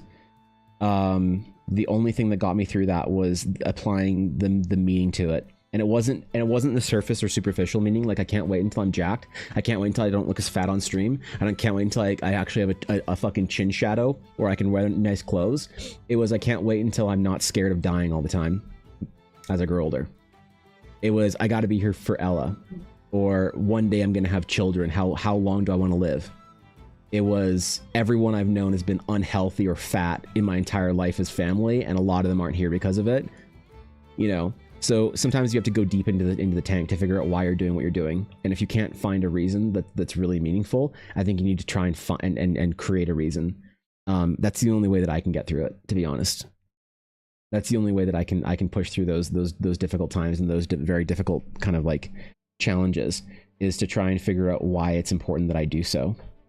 A good thing that's kind of a general catch-all that helps me for a lot of things is a theory that I have about the presence of difficulty and challenge, and understanding that, in my opinion, the reason why a lot of people never accomplish things that actually matter in life is because they can't tolerate difficulty. And I think that when you encounter difficulty, the reason you can't tolerate it is because your mind tells you that it won't matter or that you can't accomplish it. Evan No Braid, thank you for the follow. That's a great. Or Ava No Braid, thank you for the follow. Appreciate it. For art specifically, I think about how many times I run up against a wall of something being very challenging, and I recognize that I hear people say things like, "Oh, I can't do those kind of studies. I can't tolerate that kind of work. I'll never be able to do that," or whatever, implying that there is a difficult sort of wall that a lot of people run up against, and that's where they stop. And if you want to be exceptional, you have to be different and better than the average. And the average is usually like averaged out, as it were, by where people on average hit a wall of challenge and decide to give up because they don't want to go through difficulty. Right? Because our brain is wired to not seek out difficulty when it can avoid it. And so whenever I hit that wall and say, "Oh, that's right, not everyone's going to do 5 hours of studies this week. Oh, most artists are going to give up here. Most people aren't going to do this thing." Whatever it is, that's a good indicator for when you're on the right path, because things that are worth doing are difficult, almost universally. That's why they're worth doing. It's because it's impressive. Why is it impressive? Well, because it's impressive because people don't do it, because it's difficult. That's what defines difficulty in some way. And the mechanic behind that is difficult things suck. And when it sucks, okay, congratulations. You are, this is what difficult feels like, right? That pain in your chest, the anxiety you're having, the uncertainty, the tears, the stress, the torment, whatever it is, that's what difficult feels like. You know, and that helps you through a lot of challenges. My entire meta over the past couple of years of my life has been trying to unfuck my life, because I let a lot of things in my life take away opportunities and take away happiness and take away dreams and goals through my 20s. And so basically I'm gambling everything on the fact that if you try really hard to accomplish things that are important to you, that you are pretty much guaranteed success by virtue of not giving up. And so when those days hit, man, when those challenges are extra, I have like right now I have a pretty stacked bonus debuff of challenges right now. And I'm definitely being tested in a way, because if I choose to sort of give up and not work this week or do whatever, I'm going to fall behind. I'm going to let people down. It's going to disappoint everyone. It's going to disappoint me. The adventure's not going to come out on time, whatever. And did I need all these things that are happening this week to happen this week? Did I need to go the urgent care visit or the fucking death in the family or anything like that? Not really. That would have probably been easier without it. Just casually, I'm assuming that the week might have been easier without any of that. But that's life. Predicting and expecting difficult challenges and whatever, and it's never going to be easy. I think there's a lot of hope that comes from that understanding that weathering a storm and being resilient is the most important task, and the way you weather that storm, I think, is by finding meaning in what you're doing. And so if you're finding the day-to-day grind or whatever is getting a little difficult to manage, sometimes I think a refocusing or reminding of yourself of why you're doing what you're doing, and what you stand to gain from doing it well, and what you stand to lose from not doing it well, and presenting both those things to yourself and reminding yourself and then encouraging yourself and believing in yourself. I think that's an antidote for it. I think meaning in what you're doing is an antidote for a lot of problems in life, so I don't know, man. That's the way I think about it. It's probably not entirely useful, but maybe there's something in there that's useful.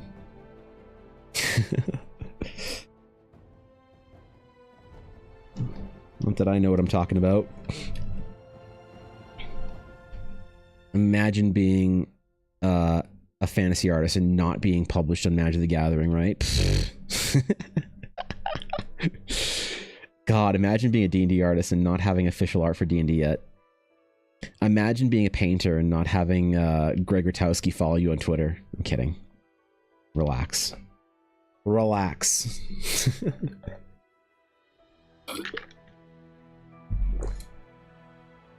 Yeah, it's tough. Keep your chin up. Keep going. I believe in you. Take a fucking break when you need it.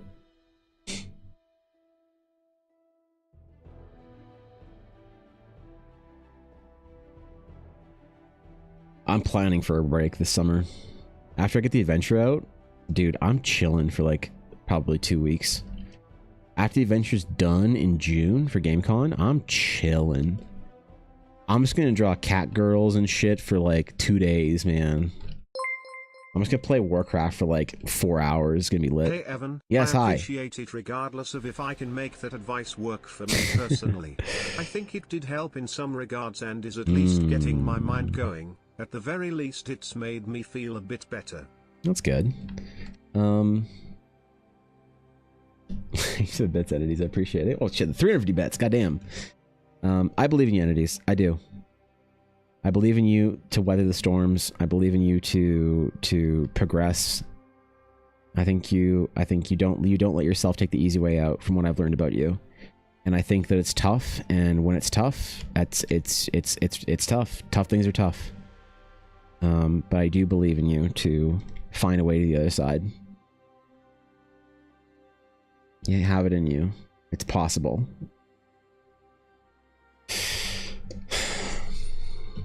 Our dreams will never be met until I have a ninja turtle named after me. That's a good point, right? Except for Donatello. No one even cares about who that is. He's not Italian and Renaissance enough for people to care.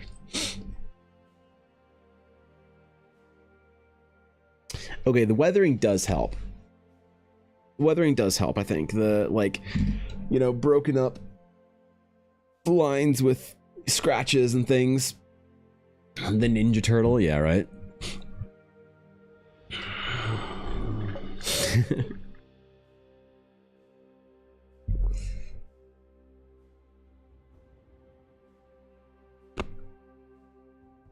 I like her. I like this character though. She has like an honesty to her that I can't describe. Hey Evan. Yes, not hi. Sure Hello. why you do. Yes. I've just been a silly little guy. Thank you though. Natum molli temporibus vicia.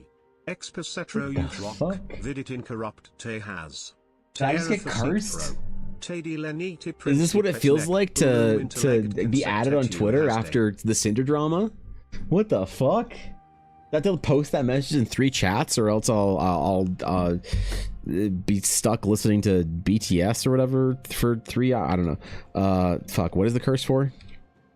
Thanks, best man. Not sure why. Do you really not know why I believe in you, entities? Do you want an actual answer as to why I believe in you? I believe in you because I don't think that there is a single person that is beyond the scope of their challenge. I think that's the human story. I think it is your inherited birthright evolutionarily to figure out how to do shit. I think that it's by no accident that all of our greatest stories are about overcoming challenges. That our greatest heroes are heroic by definition because they overcame challenges. I think that everyone has it built into them in some way. I have to believe that because I don't think that I have anything special about me, and then if I want to believe that I can make it through my challenges, I have to believe that there's some intrinsic quality, some fucking divine gift, if you want to think about it like that. I don't know, man. Some evolutionarily like turned on system. There's a lot of different ways to think about it that make sense to you and your brain, that make us capable of overcoming challenges no matter what the challenge is. Cinder drama, a meme of that drama. Yeah, apparently Cinder got pretty roasted online. I didn't see the full extent of it, but I did meme in the VTuber chat that I'm in, so there's that, I guess. It's a universal function of people rather than an attribute of me specifically that helps clarify the dissonance. Yep, and I think that it's something that people don't necessarily believe they have within them, and that it's simply it's like a superpower that you believe in or you An don't. anonymous user gifted a tier 1 sub to Nick 6997. Damn it! Show yourself. Anonymous, show yourself. All right, thank you for the gifted sub. I appreciate that. It is that entities, but it's also that you have demonstrated a greater, what do I say? To make this sound right, a greater willingness to improve and to like an automatic sort of sense of resiliency through the way you talk about art and improving, and the way you've talked about and spoken about how you want to sort of like get better at things and whatnot. I think you have a willingness to engage with that system at a greater level than most people, because everyone can have the potential to overcome challenges, but why doesn't everyone? I think that there's some people that in some ways, and I'm not calling anyone out or whatever, don't have the ability or the willingness to engage with that sort of improvement matrix that's built into them. And the way you talk about your art entities and the way you talk about your life and how you want to progress towards things, your dissatisfaction with mediocrity, whatever it is, I think that you have a inherent quality that will serve you well, even if it causes you more pain because you're less satisfied with the status quo. You know what I mean? There's that too.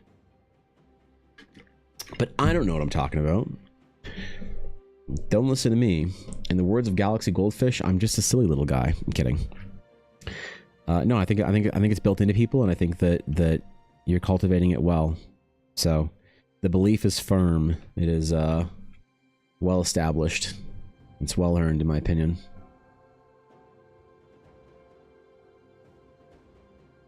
Breastplate design. What do we do for this? What do we do for this?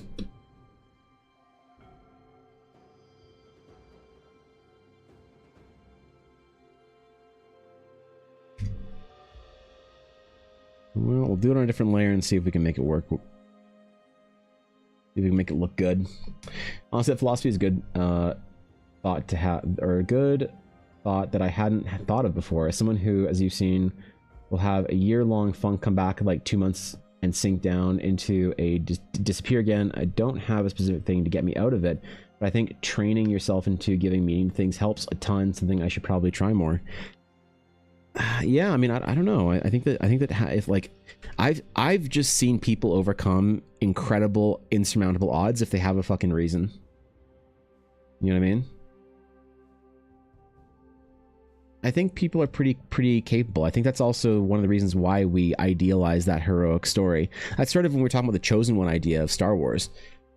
You know, the Chosen One is the person that answers the call to adventure willingly. The Chosen One is the person who demonstrates courage in some ways.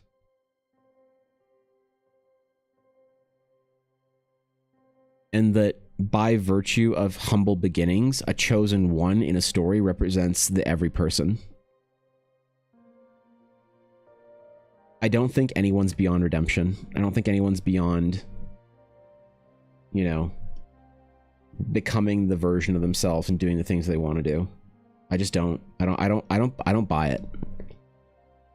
I've seen too much contradictory evidence to think that anyone's like truly lost. But our brains do a very, very good job of telling us that's the case. Our brains will sit here and spout some shit about how we're the exception. We're the irredeemably useless version, like human, that we are never going to make it for whatever reason, whatever it making means and whatever it is. You know what I mean? Our brains do a very good job of that because it's trying to conserve energy. The evolutionary systems that build us into a person that kind of like functions as a evolving mammal or whatever, I don't know, are not necessarily conducive to us having the modern day sort of like gifts of self-awareness and shit that we actually have. So we're letting a very old mechanical system in our brain designed for like lizards, lobsters, fish, and fucking mosquitoes tell us, the inheritors of like much more profound evolution or divine gift or whatever you want to say about it, that we are in some way irredeemable. You know?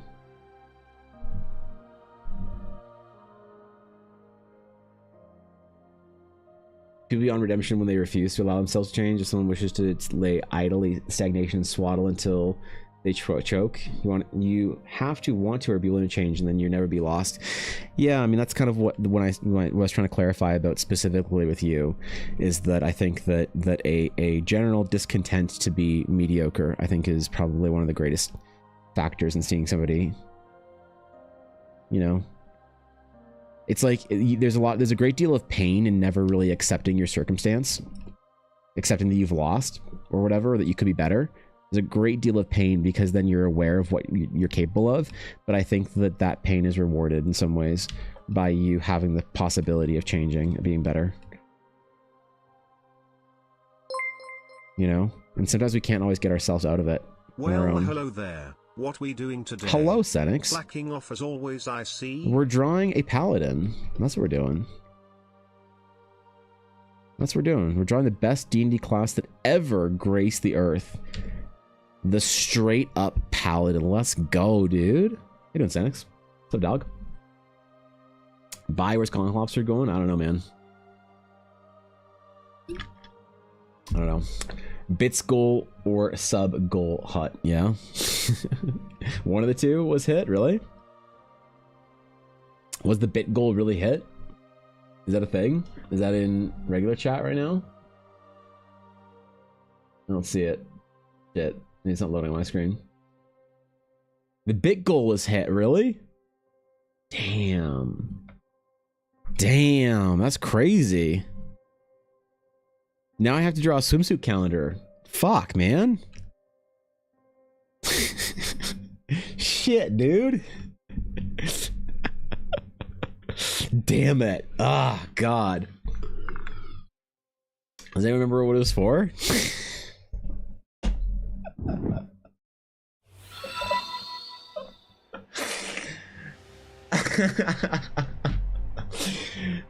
Kabog, thank you for the follow. I appreciate it. Welcome in. We already got the swimsuit calendar 2 months ago. I thought that was for the swimsuit calendar. Are you sure? Are you sure that wasn't for the swimsuit calendar? Damn, dude. I thought that was for the swimsuit calendar. I thought you guys were getting a swim. Holy shit. Can you believe that? What? Wow. Wow. I can't believe you guys are getting a swimsuit calendar now. Damn, man. Pretty sure you got the calendar. Well, you just did. That's what I'm saying. You got the calendar. You just earned it. Congratulations, man. We all tried very hard to get that goal met. We all sacrificed greatly to ensure that that goal be met. Thank you guys. I appreciate the support. Even though none of you were actually throwing bits for any reason other than to troll, and the goal didn't actually matter, still that's ridiculous. Thank you.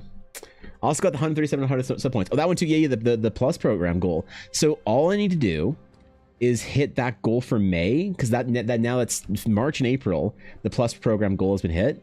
So it means that if in May I can earn 100 sub points, it means that Twitch will give me more of my subs for the entire year, which could be worth anywhere between 600 to like $2,000 or so extra without anyone doing anything different. Just Twitch deciding, no, never. You cheer too many bits for me to fight you. I'm kidding. Yeah, the plus goal on Twitch means that Twitch just gives me more of the subs. So when somebody like subscribes or gifts a sub or whatever, Twitch says, "All right, we'll give you more the sub revenue that someone's paying. We'll give you a better split of your subs, I guess. As long as you get a lot of subs, we'll give you a better split." So that's kind of nice, you know? It's big, dude. So I appreciate it. Thank you. Kill your TTRPG character then. What to see in the first Horizon game?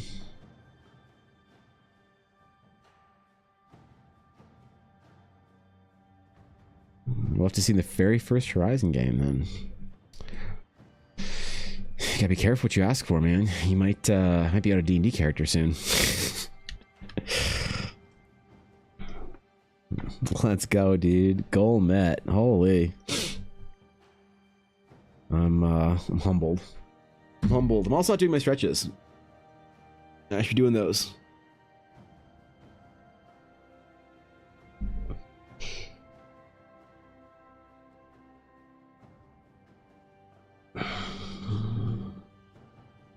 God, why is my left arm so sore? My ergonomics for my keyboard now, my setup are so much better. You'd think that the left arm wouldn't ever get sore. Yet here we are, having to stretch both of them. Having to take excellent care of both arms while arting.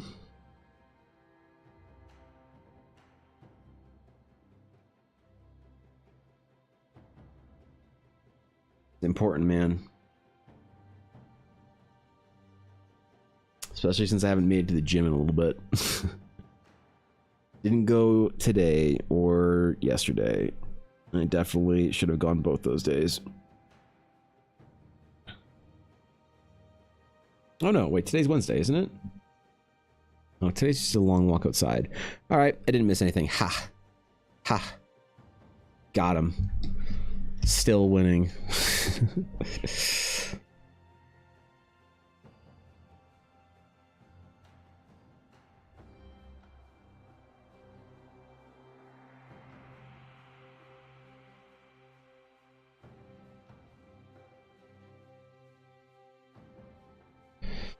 Okay, pauldrons. Asymmetry in our pauldrons.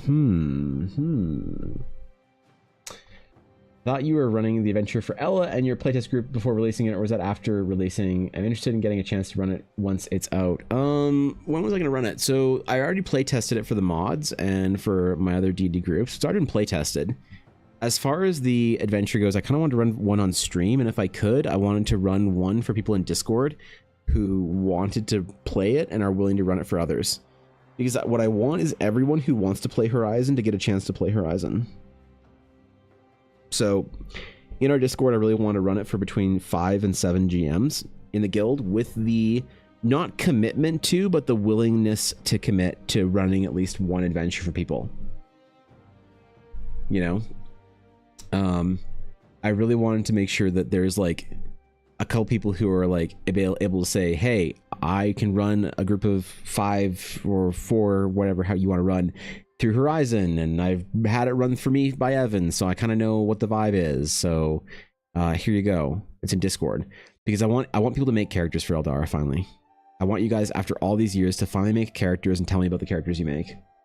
You know? I'll be running it through Discord and Roll20 as soon as I can. That's fucking amazing, Atari. Let's go. What's up, Avail? How's it? Wait. Oh shit, is that Master Artist? Master Paintress? Avail? It is. It's Avail. So that's like kind of the vibe that I want to go for. My for thoughts during Horizon. any encounter. Yes, use good. Fireball and only fireball. Nothing but fireball. Just fireball. Just fireball. Just fireball. That's fine. You have the spell slots, dude. I would never tell you otherwise. I need more Astral Knight abilities that damage like your allies, like Fireball does. The Sage abilities are going to be tough to write. I'm trying to balance Astral Knight abilities. I have 12 or 13 spells, and I need to have around 20 for the release for the beta release, I think, of the Astral Knight. Maybe I don't. Maybe I can have only about 10 or so and just say hey, the class will come out a little lean on the spells, but here's some of the core ones, you know? Maybe that'd be okay. I'm trying to take some of the pressure off myself to have everything done. Like, I made a very unpleasant but required and necessary concession, a willingness to make a concession. If I can't show up to GameCon with the adventure completely done and published, that's okay. I'm willing for that to be okay, because there are multiple Ren fairs throughout the year. Like here's the schedule. The schedule for the year for conventions I'm going to are all the conventions L is going to here. So the first one's June 7th for ArdCon. Hey Phoenix, Glad you have such a good constitution. I don't know how drinking that much alcohol is supposed to get the band of undead troll away from the mine's entrance, though. Yep. These are on our beds. So for ArdCon and GameCon, which are the middle, are the first 2 weekends of June, I think, or the second and third, whatever, within the first 2 weeks of June, I want the adventure to be, if I can, ready and playable. And like done. The only thing that might be missing at that point are maybe some World Anvil articles for added context. But I wanted to have physical copies of the adventure because I think at a convention, I wanted to have the adventure basically for free. This is a free adventure for everyone. I wanted to have little cards I could hand out that are like, here's a QR code with the adventure on it. Go download it. Takes you to Google Drive. It's got the links for all the world anvils and whatever and everything. So here you go. And people can say, cool, that's awesome, and throw it away. But one person might keep it. I also want to have some physical copies, some printed out physical copies that you can open up and look and flip through and say, oh, wow, this is neat. I like physical copies more. And then have QR codes you can scan for the world anvil articles. That's important. But I don't know if that'll be done by then. Because the adventure, as far as I'm concerned, needed to be in beta this week for this timeline to run. And also, I have that massive project I haven't announced yet that I'm working on. The really exciting one that I still haven't said anything about, that should have something to talk about the next couple of weeks. I'm okay giving those up, I guess. I didn't ask how big the room is. I'm casting Fireball at 9th level. Thank you, Sedix. What's up, Alf? What's good, dude? Yeah, no, it's not how big it is, it's how much Fireball. So June, I have the June conventions, right? It's ArdCon, GameCon, and then High River. 3 weekends in a row ish. No, 2 weekends and then a third, then whatever. Anyway, and so I really want to have the adventure ready for that, but I might not have the adventure ready for these entirely. It might be. It's also missing Odafest. That's right. Yeah, I'm not even worried about Odafest. I'm not even going to Odafest, Ella. I'm not talking about your conventions. This is my convention schedule we're looking at right now. Ella is going to Odafest this year in Calgary, by the way. At a small little corner of her friend Selena's table. So I have released myself the pressure of having it ready for GameCon in print. If I have to go to Vegreville Medieval Fair, Strathmore Medieval Fair, and Edmonton Expo with the adventure in hand, that's okay with me. I would very, very much like there to be a printed copy ready for ArdCon and GameCon, but if there isn't a printed copy ready, that's okay. And I'm letting that go a little bit so I can make sure the game is really fucking good. So if we get a lot of playtests and I drop the adventure May 9th on my anniversary stream next Friday, and people play it and try it and tell me why it's bad and tell me all the things to do and edit it, and I can get it all done and then get it finished by June. So we had like 3 weeks to get it finished. If that's even possible, then I can go get a bunch of them printed for ArdCon for June 7th. And that'd be great. That'd be lovely. But if it's not going to happen, I'm okay going to ArdCon with little cards to download the adventure and say, here's the beta version of it.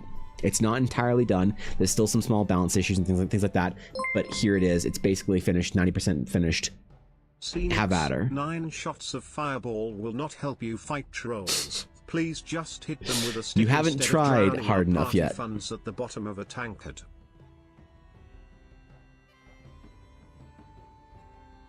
My headphones bugging out on me.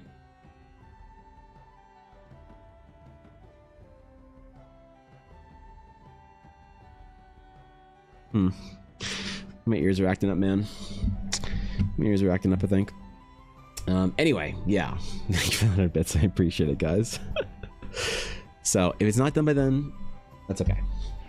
I'd like it to be planning on it being, but if it's not the end of the world. I'm not gonna cry about it. I mean, I'll cry about it, but no one will care, and I won't either. That's the theme.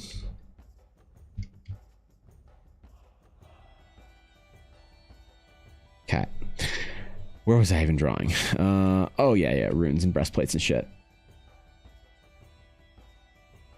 Implied little detail and design.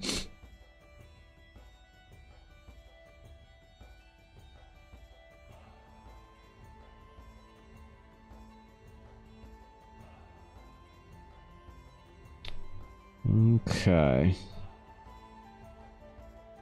I think the thing that's going to need the most help for the adventure is balancing encounters. That's going to be the thing that's the most difficult for me. Is getting the encounters to feel right. That's the thing I'm going to need the most amount of help with. So. We'll see. What if I drop the adventure in beta and literally nobody plays it or looks at it? Oh my god. This thing I'm working on for more than a year now. Trying to get to. I drop it. People are like, meh. Meh. Come on, art man. Draw more cat girls.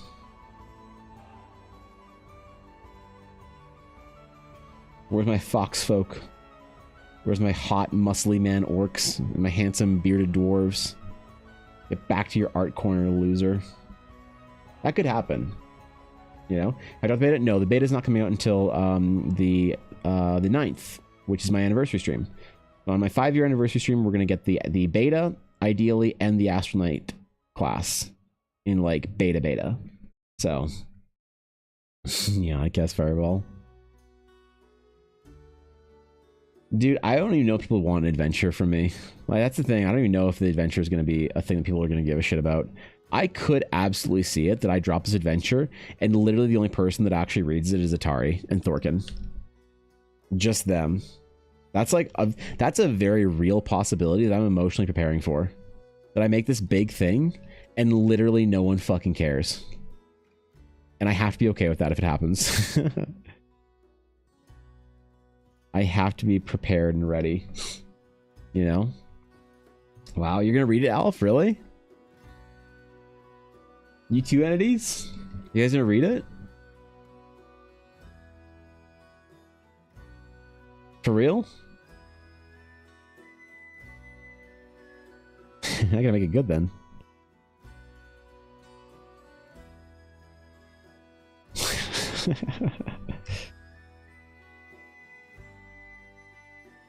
There's also a chance that I just get the adventure completely wrong and need to like step on Lego.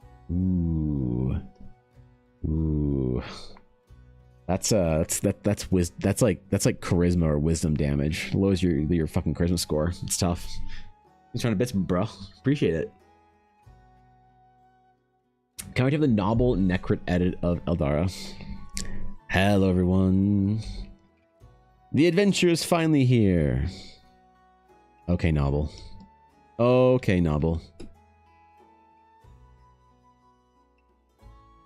Yeah, how much do you think it is to get Novel to do a lore video for Eldara? How much is a sponsored lore video from Novel?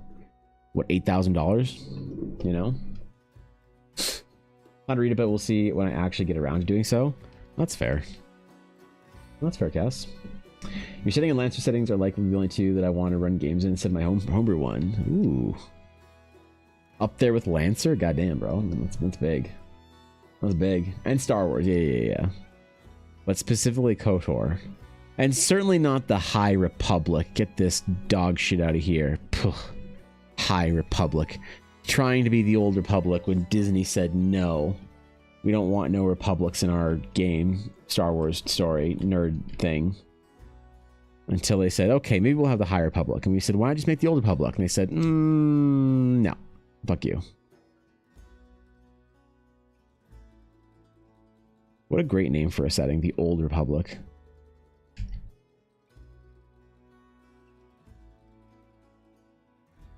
Whoever came up with the name, Star Wars The Old Republic. Or Knights of the Old Republic, or whatever. Did George Lucas come up with the term Old Republic? I forget. That was an official one. High Republic feels like a worse Old Republic. Yeah, I'm not super keen on it. I didn't really vibe with it. Felt a little, I don't know. A little meh about it.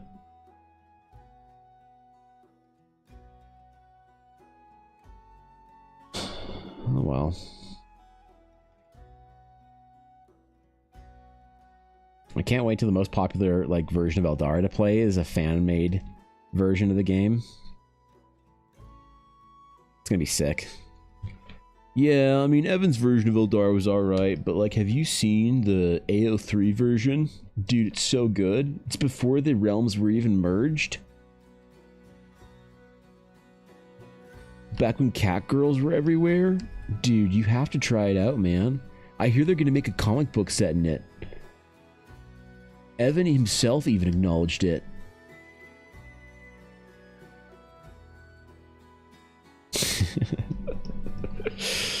There's that.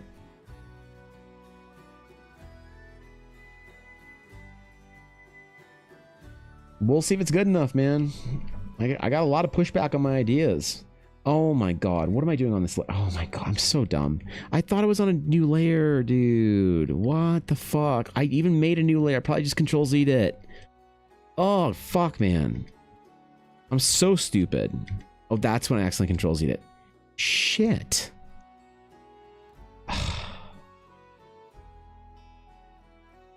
Okay, well.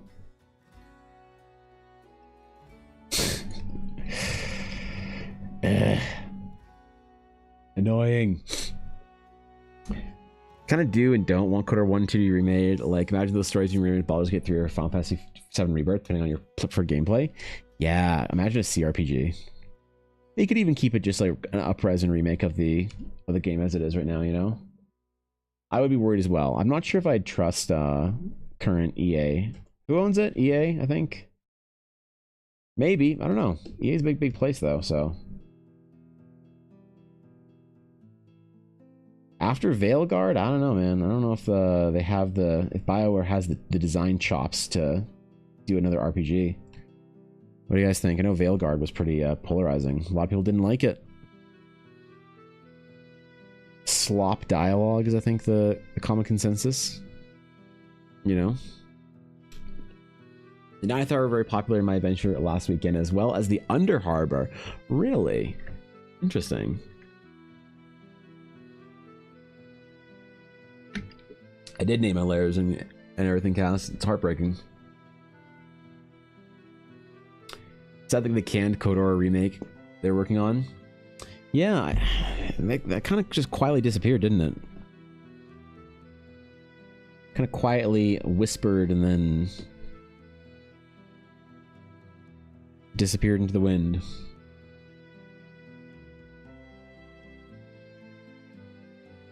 I mean, I try and think of this. What would be a Star Wars game that would get me very excited? You know? And, like, I really like Fallen Order as, like, a concept, but I just don't like Souls-like games, man. The problem. I still have to play it. I still have to play the whole fucking thing. Survivor and Fallen Order and whatnot. I haven't played it, but it's so cool. I want an Old Republic game, though. I really do. I want a good Old Republic, old Jedi, another Darth Revan story or something.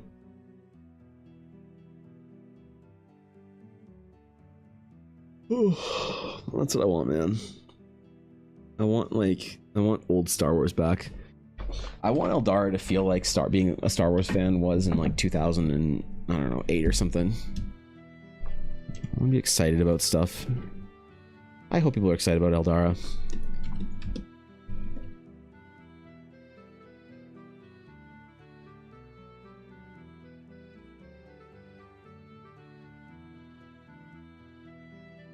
Hope I can convince stories and things to be created in it.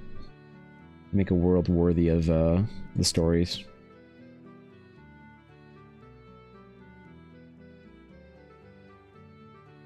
Something fully separate from all the movies or books originally, like KOTOR 1 or 2 were. Yeah, that'd be cool. Perhaps a story like the early days of the first Jedi Civil War, the rise of the Sith Lords type story. Well, to be honest, I think that they've just kind of like messed with canon enough that I don't think I would care about an early Jedi story or anything like that. You know? Like that's the reason why it's complicated for me. Because a lot of the kind of the original Star Wars canon that I loved about Star Wars, or like expanded universe that was like kind of canon light, Disney just decided to do away with, and I don't know, like a lot of the ways that the Force work and stuff. You know, there's certain things that I don't love, like the idea of bleeding lightsaber crystals. I like the original Sith way of doing things. The origin of the Sith, the rule of two, the Empire. Like, there's a lot about expanded universe Star Wars that I love that I think they just kind of decided to do away with for whatever reason in new Star Wars. More open world game where you could explore the galaxy would be fun. Well, there was a game by Ubisoft that was supposed to be pretty cool, right? Some like, I don't know, Uncharted-y type game that was buggy as all hell and no one liked. Fuck. I want a good Star Wars game. See, I'm usually intrigued but have no real stakes or interest with how Star Wars is handled now. Yeah, that's interesting, right? Love the idea of Thorkin's idea of a level 0 starting point for Horizon. I might steal it, like give every player 5 to 10 villagers to control, kill them off at rapid rates, wherever 0 characters left over is what they build and main their character on. I mean, Horizon's supposed to be a prologue, but I think it would be fun to have a secret prologue. Like a super secret canonical prologue of like literally the level 0 game, you know? The synthetic crystals, yeah. Yeah, I loved old Star Wars, man. Back around when was it that they had? There was a time when you could go to the game store and you could buy a little booster pack of Star Wars minis, and there was Star Wars Saga Edition books coming out, and there was Star Wars video games coming out, and there was the Clone Wars TV show, and then you could go to the comic book store and you could buy a Star Wars comic from Dark Horse that you wanted to follow, whether it was like Legacy or Knights of the Old Republic or anything like that. It was the best. It was really, really good. For a couple of years there, the boys and I would go to the game store often to just like be Star Wars fans, you know? Please do. Fallen Order Survivor games are good games, but I do miss the older KOTOR style ones. Yeah, maybe, I don't know, man. I'm just like I said, I'm just not a fan of Souls-like games, which I know those are light Souls-like games, but still. Fundamental shift in philosophy of how the Force was used to work and how it works in Disney cartoon or canon is enough to jump and change that rounds out the smooths over a lot of the niche texture and grit some of the stories I really liked used. Yeah. There are some things I will say from new Star Wars canon that I like. And it's all stuff that like happened in Rebels and shit like that with Filoni stuff, you know, that kind of thing are cool. I think Filoni did a good job in new Star Wars to like keep and retain as much of the mysticism as possible. Went a little bit far in some areas, I think. Maybe the world between worlds was a bit far, but it was cool. You know, it was neat. He looks like a little nerd Buddha when reminiscing, really? Disney also wanted the High Republic era set like 100 years before Episode 1. Only that far? I watched Andor. No, I haven't watched the new Andor yet. I gave up Disney Plus, and I'll download it or buy a month of it whenever Andor comes out in full. Probably. I'm just trying not to pay for as many things right now. And Disney Plus, I can't justify. It's like what, $15 a month or something like that? Star Wars Jedi Knight series was insane. Great games. Jedi Knight was good. Yeah, there were a lot of great games at the time. Man, it was so interesting to be a Star Wars fan at the time, especially an RPG fan. TTRPGs and tabletop games and the minis and card games and whatever, comic books. It was really, really cool.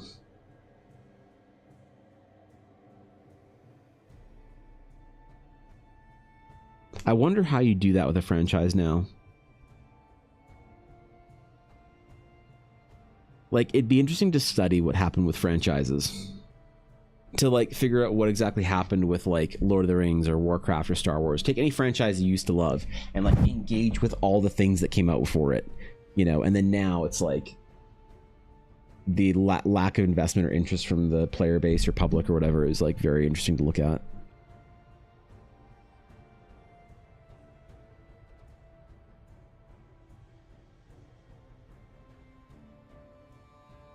You know what I mean?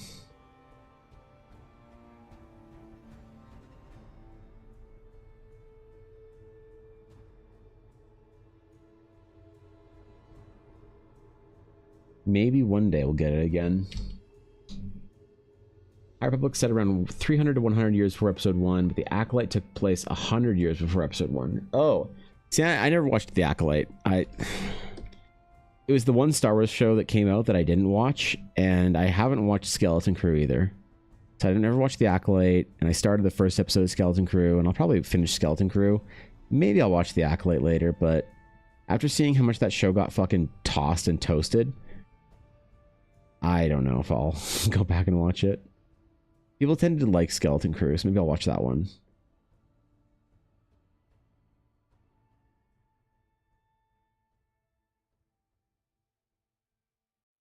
That one seemed to be cool. People like that.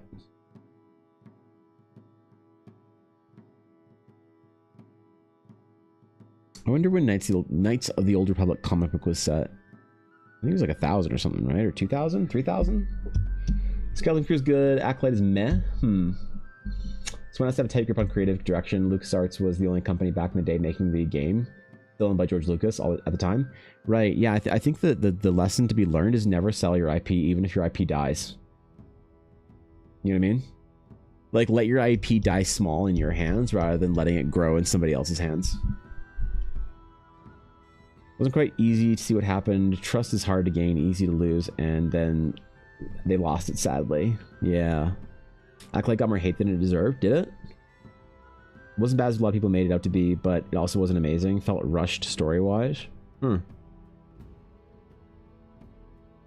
Yeah, I think that they just tried to do a bunch of weird stuff with the Force and stuff, like story-wise.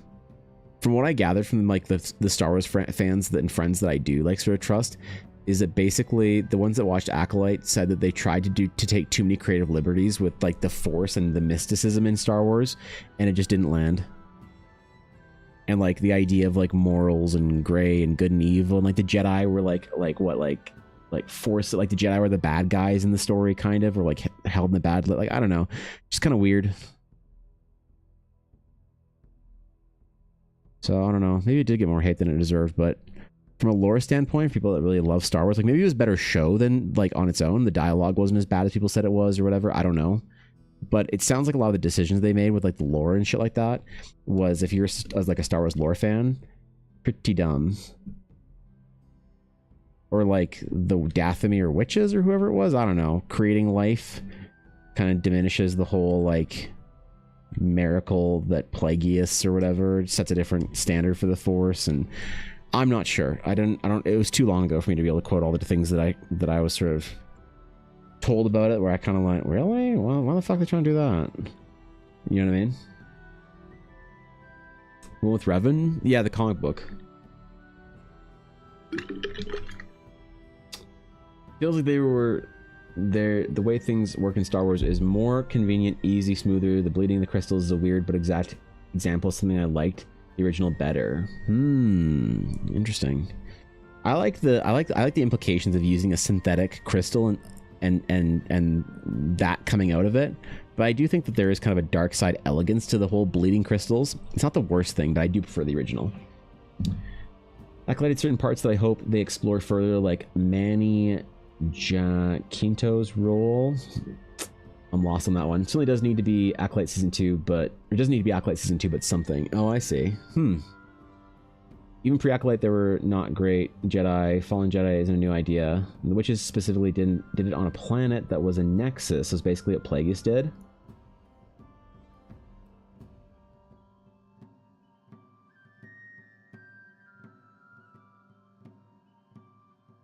Yeah, I think the whole like idea of it though is kind of like it takes away the uniqueness of the kind of the miracle of Immaculate Conception from Anakin Skywalker. If it's like a thing that has been done and isn't treated with like myth, I guess, because you can have it done if it was like mythological, but I don't think Acolyte did that. They more maybe like kept it in the legendary territory, which even then is not, maybe not even the legend. I don't know. Yeah, I mean, like I said, I don't know about the whole like writing and dialogue and things people shit on, but definitely for the lore standpoint, I thought that it was a little bit weird.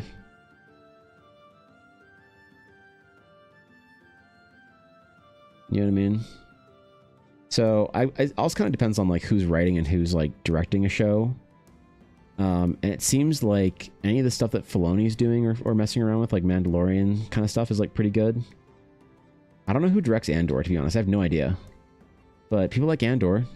I wasn't like that hot about it. It was like fun, it was cool, but some people were saying that like Andor, like I think it might have been Guapo or somebody. One of my close friends said that Andor was like the best Star Wars that they'd ever seen. I was like, really?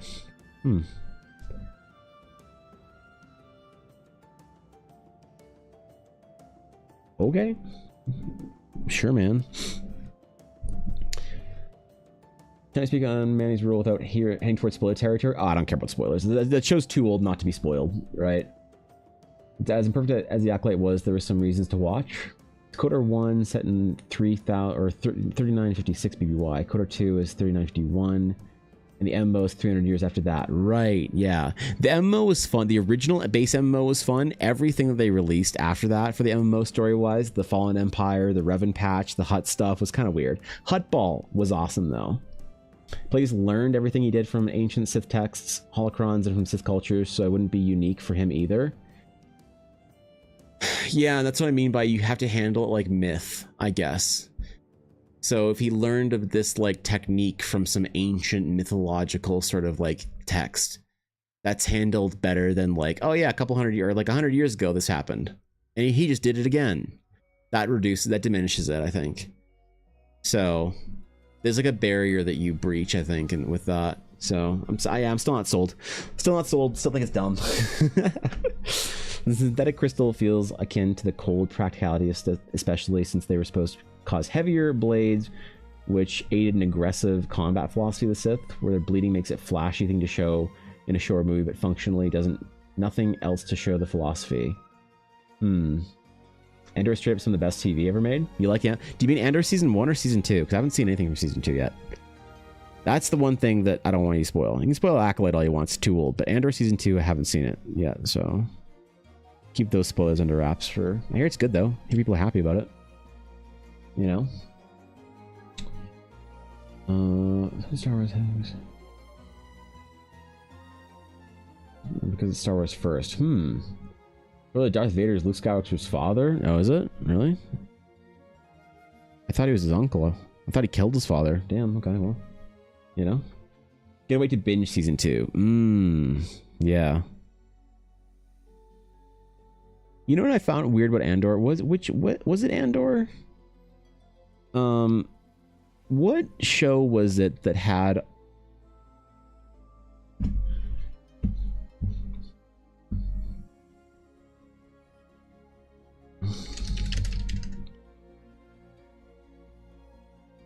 Which Andor show was it that had, or Star Wars show was it that had the whole plotline around Coruscant and the fucking people on Coruscant chilling in their little like pre or post-imperial shit or whatever, fucking post-imperial's rehabilitation camp?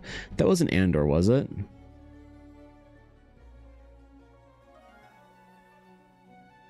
Which show was that? Was that Mandalorian season 3? Am I crazy? Am I forgetting about an entire like show? Was it Mandalorian?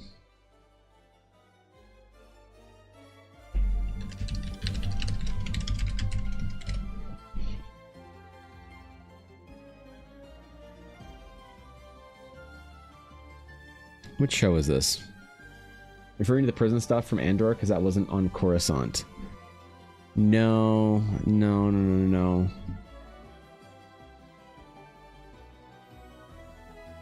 That might have been Mandalorian, actually. I think it was.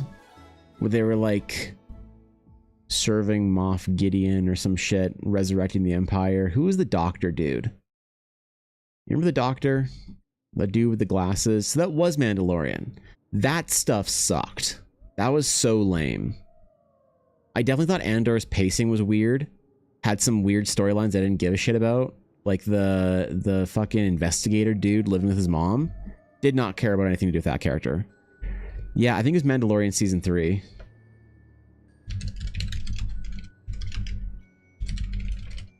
That had a lot of that kind of weird, like, who asked stuff about the resurrection of the Empire.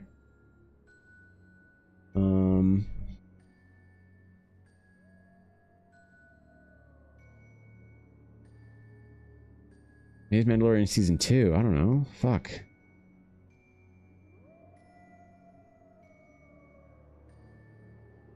No, season 2 is goated. Mandalorian season 3 that had this shit with Jack Black in it, this was stupid as fuck. I wasn't a fan of this like whole whimsy kind of Avengers Marvel style Star Wars. But where's the fuck, man? I don't know where that was. Mandalorian Dr. Pershing's episode.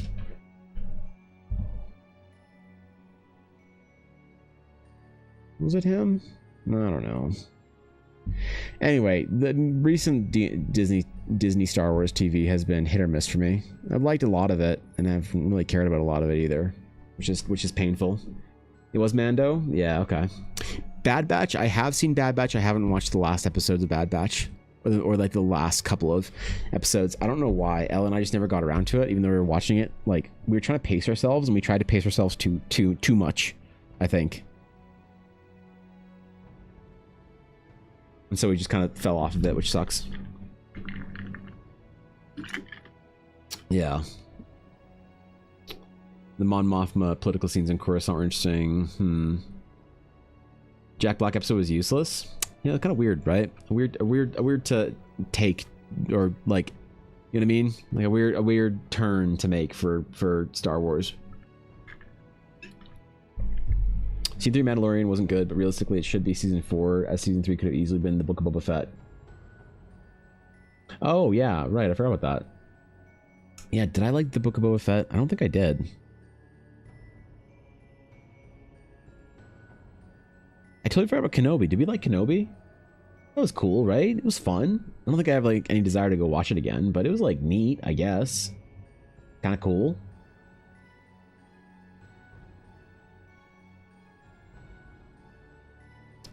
I don't know, man.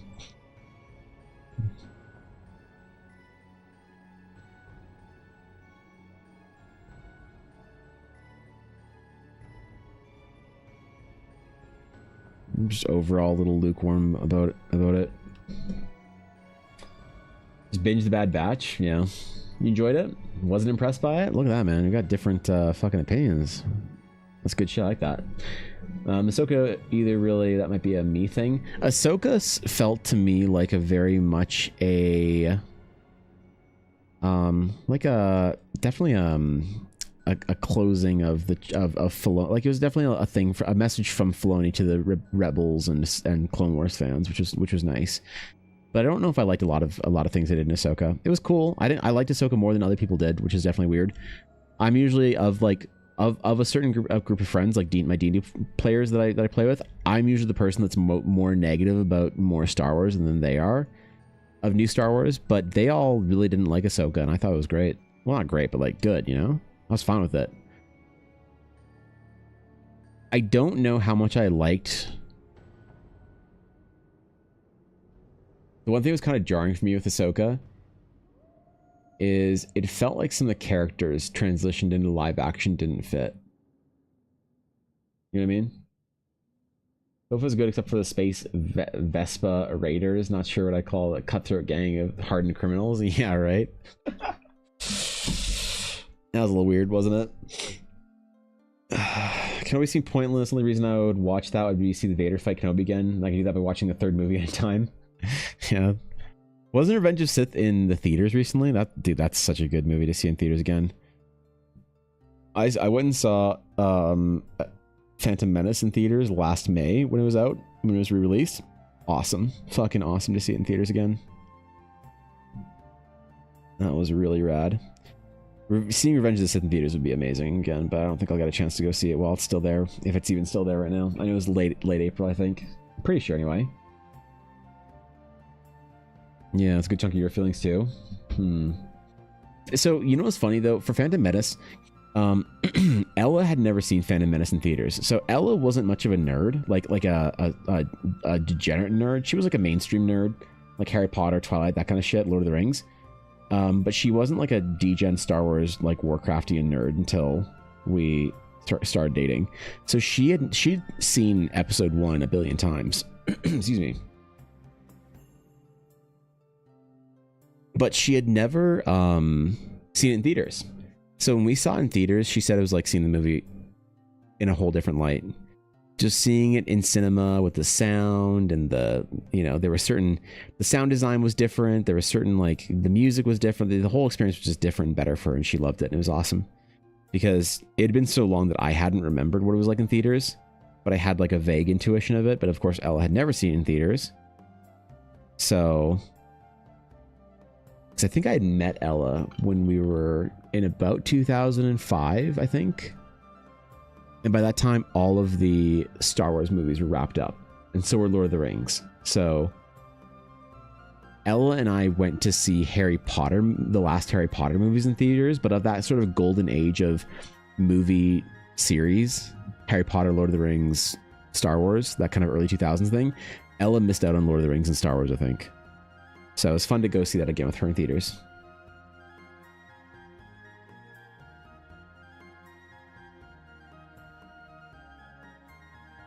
Definitely Day One Awanga.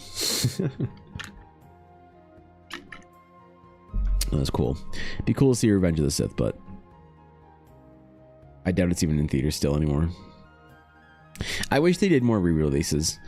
Like, I wish that theaters basically did that, where they would, like, I don't know, have every week some sort of movie that was like a big impactful movie, like back in theaters.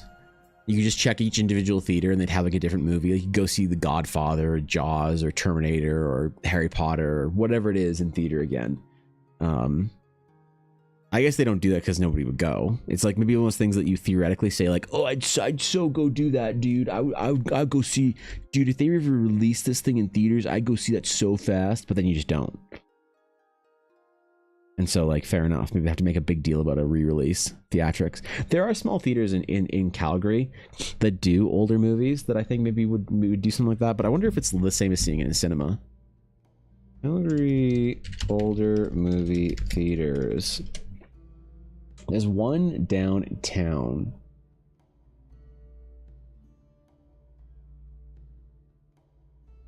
That does it. I can't remember what it's called.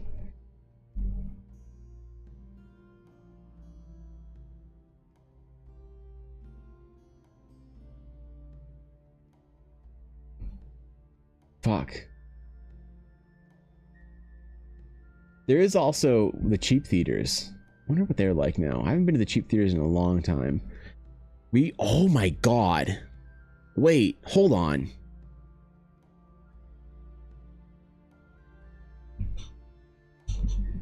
Hold up.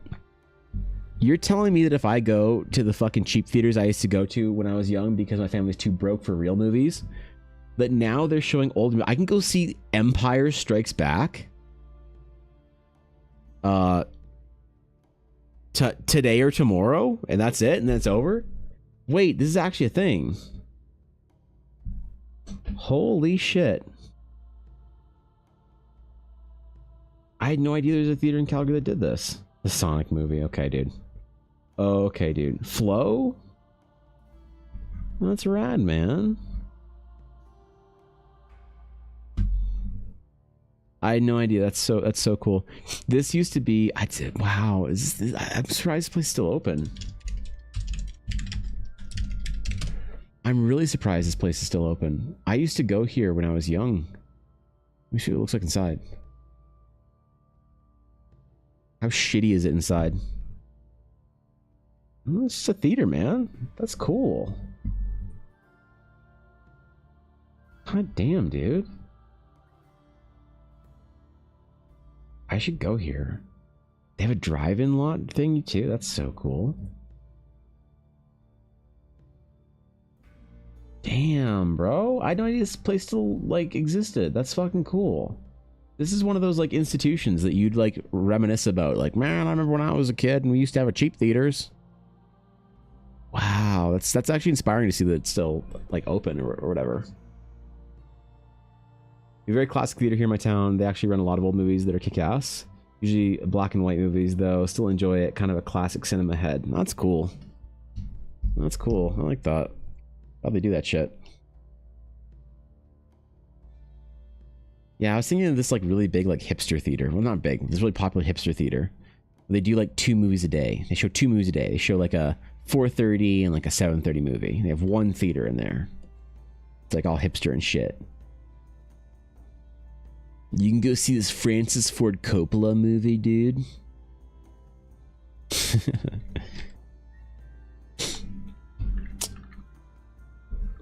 Yeah, right, entities? It's fucking sick.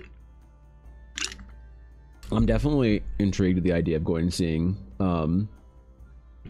like, I would love to see...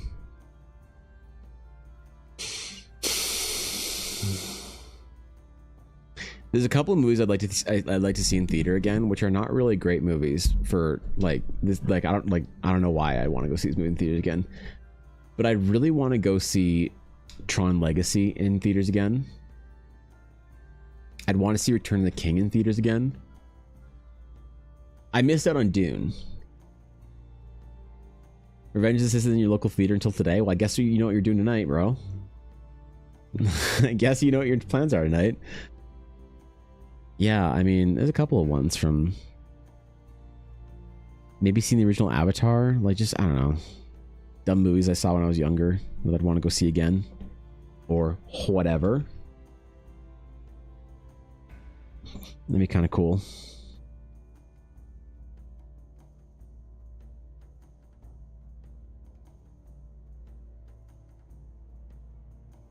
Maybe some Disney movies in theater. I don't know what it'd be like to see those old sort of animated movies in theater. Like, what was it? How much better or worse was like Lion King in theaters or something, you know? Lord of the Rings is always in theaters, honestly. You can even see extended editions play if you want to spend all day there. Do they really do that? I know they, like, last time I heard about a theater doing that, like anywhere where I live, was like maybe like years before pre-COVID. So like maybe a decade ago, maybe like 10 years ago. That's cool. What a cinematic endeavor it would be to go see all 3 extended editions in theaters. You would, though, be there all day, like you said. I mean, like, what? If they're doing all 3 extended editions plus breaks and intermissions, because you have to do an intermission in Return of the King. It's a 4-hour movie.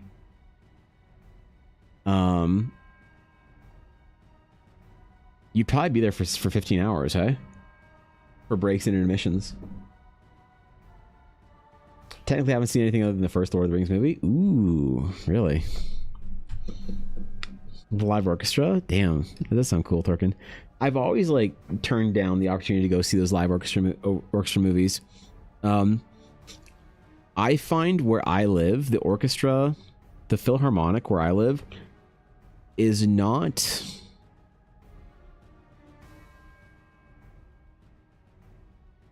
It's not a casual enough experience to want to go see a live movie. Live orchestra movie. Is that the right wording for it? Sister technically owns them, and she only ever watched them when she was her friend at friends over, and you weren't allowed to watch with them. Damn, bro.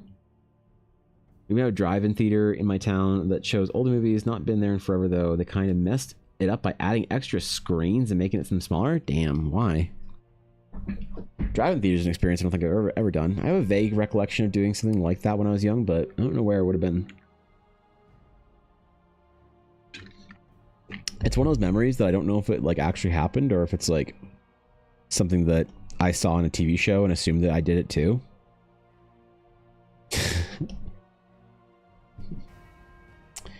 Okay, we need more filgery on this, alright.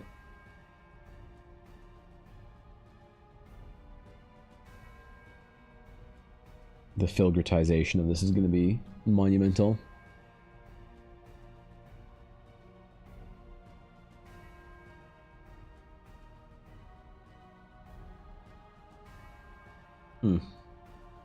My ears are so messed up right now.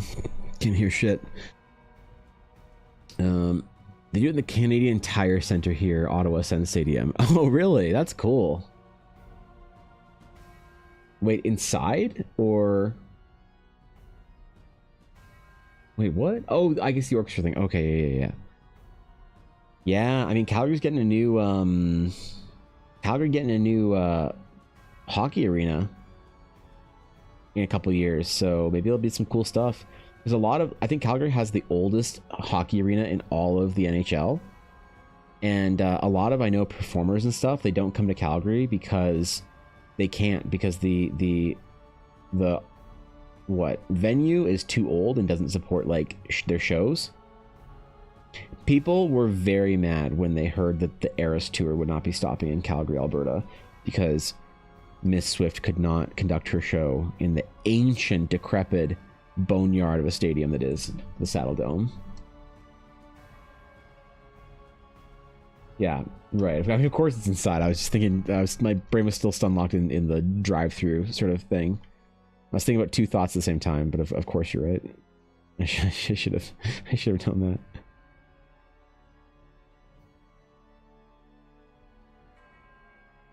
So we'll see. Maybe I'll go see some big concerts and shit. Not much of a concert guy though. I don't know why. The last concert I went and saw might have been one in Las Vegas like 8 years ago.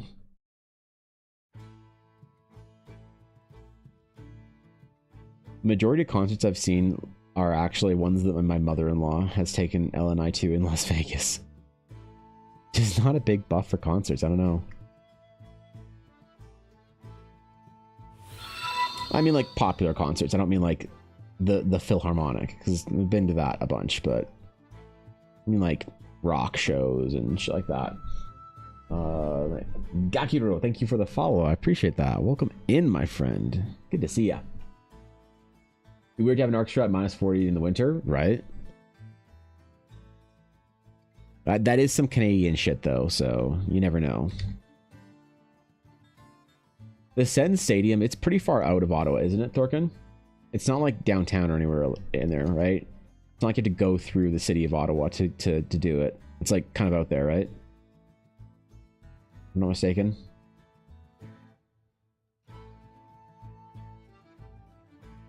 Who do the Sens hate more? Who's more of the rival? Like, what's the between the trinity of the Canadians, the Leafs, and the Sens? Who hates who, or does everybody hate everybody? I think it's Kanata at the moment. Oh, sick. Okay.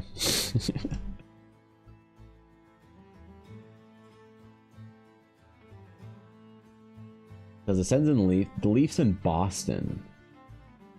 Oh, and then is it the Sens and Montreal? Or is that a thing?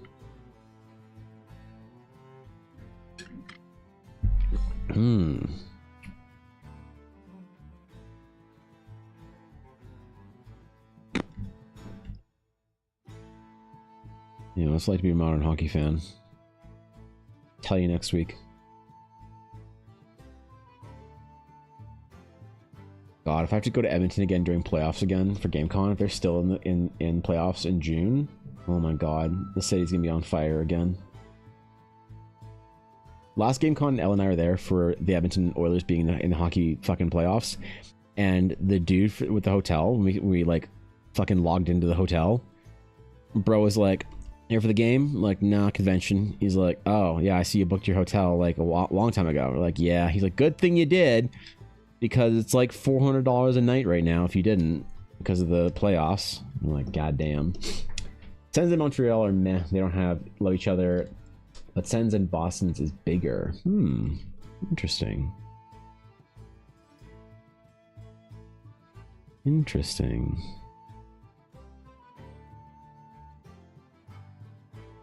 Sens and Leafs is huge too. So who do Montreal fans hate? Everyone?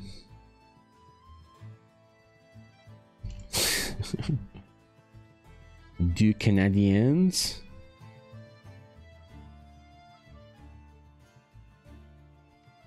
Everyone? Yeah, okay, there we go. Okay.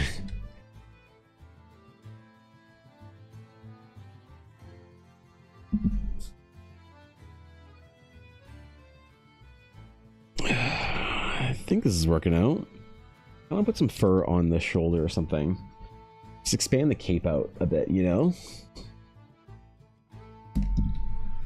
Let me think about this for a second. Because I still feel like I'm missing some of like the ornamentation that I'm kind of like known for, right? I gotta figure out where to do it on this piece. I'm trying to leave room for it, for where it feels right, but I'll have to like erase some things to put chunks of it on.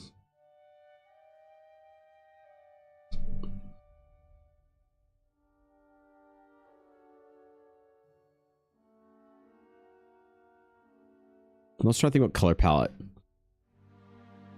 She's gonna have deep red hair, blue cape, and some warmer tones to herself. So places I can like add some gold filigree. Since they're holding on, are they really? Let's go, dude. Go for them, man. Let's see a new cup given out, or an older team win it, or whatever. I don't know.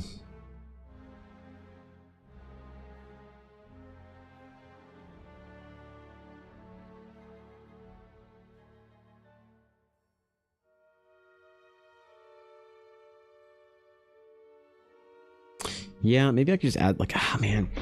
This is why commissions are hard sometimes, because it's hard to know sometimes what somebody wants for, like, the details and shit to, like, match up with their in-world lore, or if they're okay with you just kind of, like, guessing on shit and putting stuff in that's, like, I don't know, looks paladin-y or roguey or whatever, or wizard-like.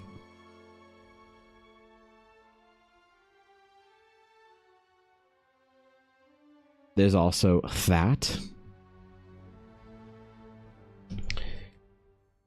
We'll take a minute and do our poster real quick while I think about this for a second. So, do I have any of the old posters from original fucking Horizon? Or, not Horizon, god damn it. Old anniversary streams? I have a birthday stream poster here and a subathon poster. The birthday stream Pepegathon. I forgot about that. That's... okay. Then we have the D&D Art subathon. Then the Gladiator shitty poster. Whatever the poster is for the event needs to be shitty, right?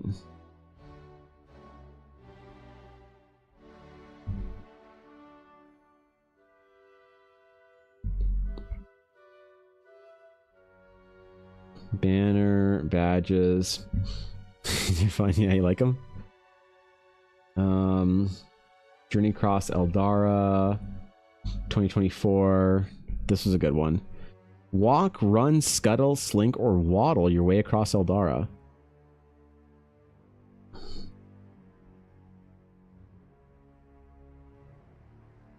What movie poster or poster could I abuse to make the art? Like, what's a VTuber, a good VTuber like anniversary? They're the only ones that do anniversary streams. Just a fucking VTuber. VTuber anniversary stream. Let me contemplate this for like 10 minutes while I don't look at my piece of art. 1 year anniversary. Damn it, I don't have a cute anime girl to reference for my anniversary stream, do I? Fuck. Streamiversary party? It's just designed. Anime girl, anime boy, anime girl. Damn it! Kieran's 2-year anniversary donathon. Should I do a donathon? What is the point of a donathon? To fund like a fucking GPU? Should I do a GPU-a-thon? And should I call it... dude, should I call it an ROG or an Asus 5090-a-thon? Is that what we should call it, tell the poster? I'm not gonna do it, don't worry.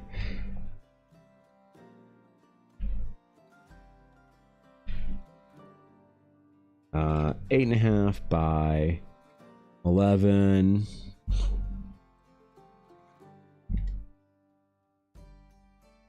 Modesto poster.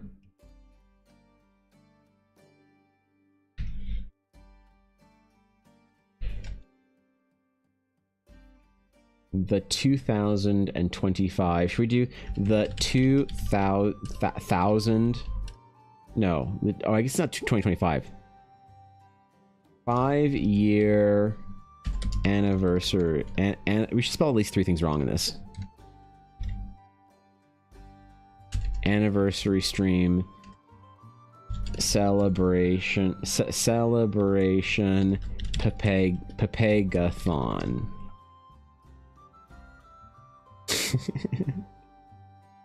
Oops.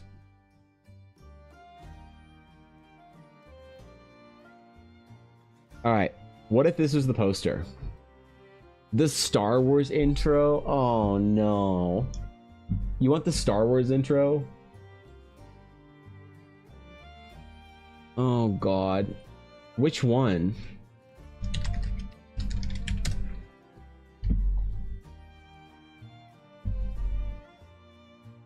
This is the opening scroll.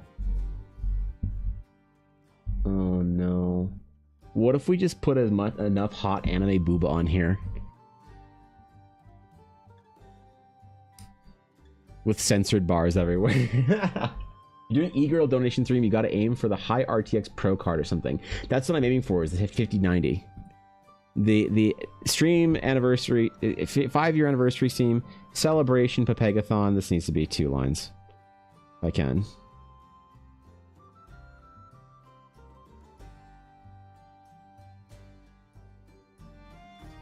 We'll just say that Papegathon. 5-year anniversary stream. Papegathon.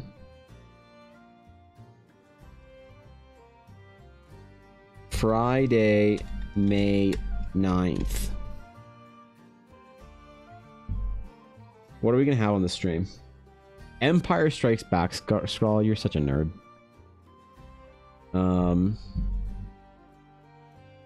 Space background.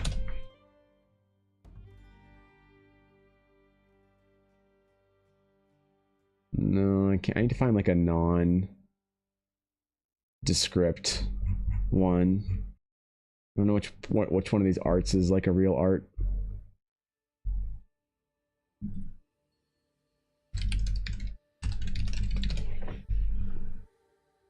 Yeah. What if I do the Blade Runner poster, but I just put Papegas on it?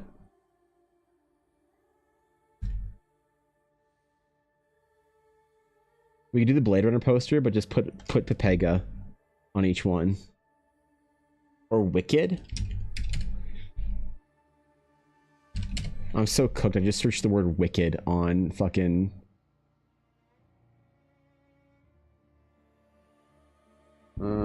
open image, new tab. Copy image. Paste.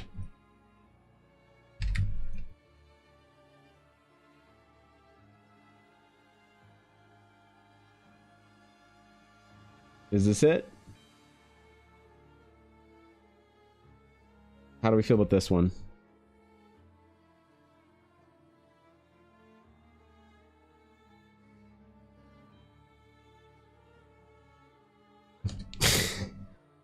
Is this the poster? And then we just don't even make this like readable. We don't even make this readable. We just have it sort of like hidden there. So just really zoom in and try and figure out what the fuck you're reading. I'll probably do like, I don't know, some Realms of Eldara shit.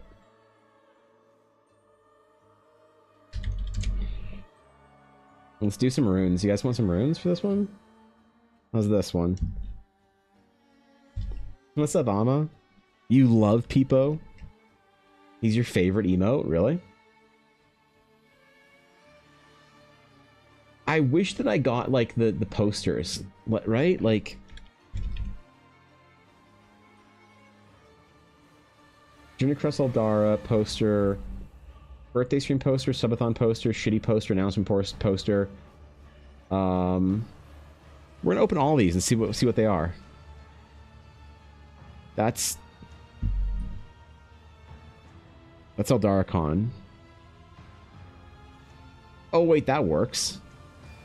That's an early one. That's the 2nd anniversary stream. This poster, that's the shitty poster. The subathon poster, that's we don't. This one has Wickeds. I think this is the one we want here.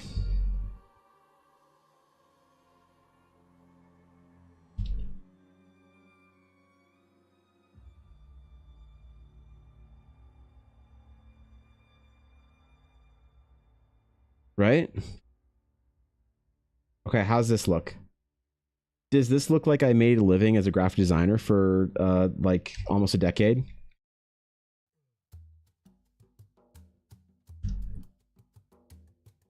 Yeah, does this sell the fantasy that I actually gave up a lucrative graphic design career to go be an artist? If this is Y2 Clay glitter GIF. Ooh. You're immersed? Yeah, this feels like an immersive like an RP thing. You think so? I do like this one particularly.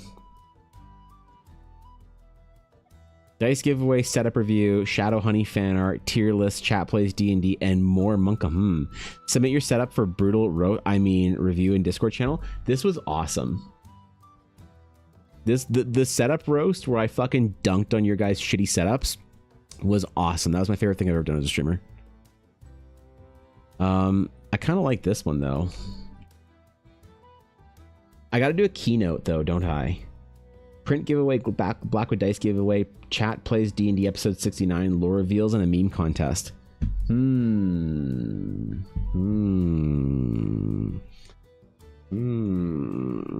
Don't ignore the fact that this is a week before this year's anniversary stream. All right, I had a bad fucking week.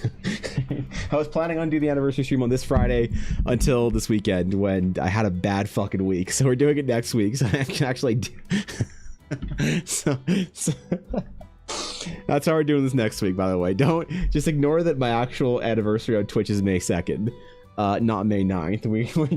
We're just pushing it back, all right? We're not worried about it. We're entirely unconcerned by this fact. No, it needs to be like a shittier, like, I don't know, this isn't shitty enough. Like, it's pretty shitty, I guess, but it's not shitty enough. You know what I mean? I need like a... Fuck. What shitty art have I done? You know what? Shut up. I don't want to hear the answer to that.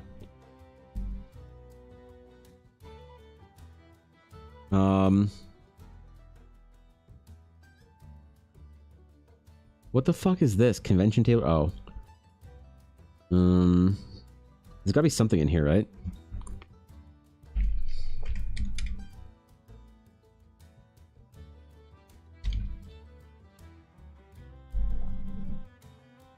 I didn't do my 1 year anniversary thing. Fuck, man. Conventions?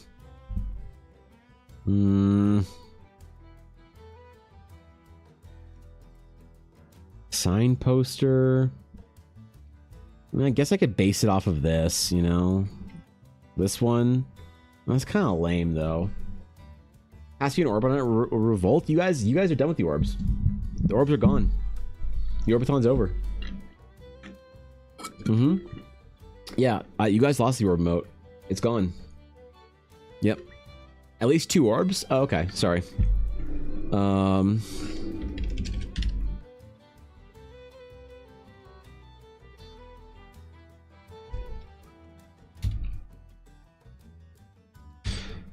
Okay. What else? What else?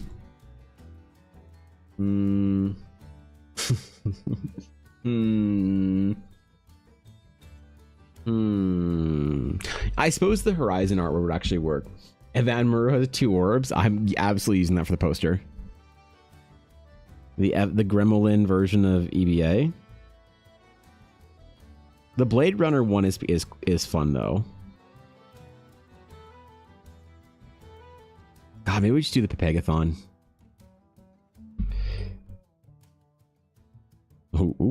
Oh, print store. Wow, that was the Blackwood Dice announcement. I forgot about that. Journey Across the Eldar was pretty good.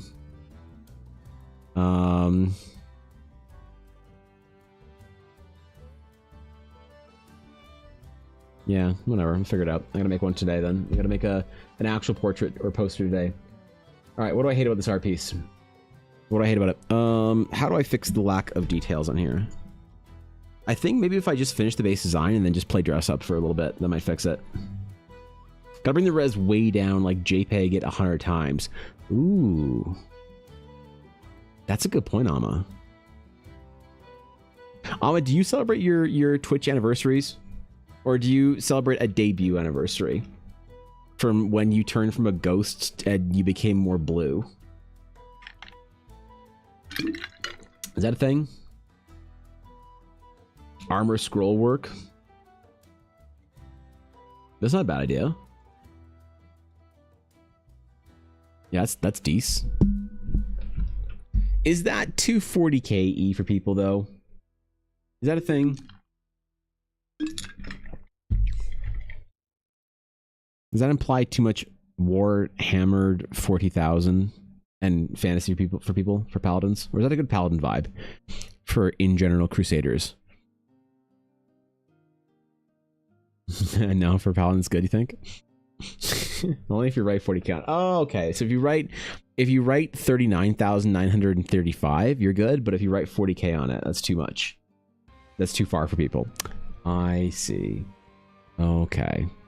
Well, now I understand. Now I get it. Now I know. Yeah, I think we're just gonna add patterns and bullshit on here until it's good.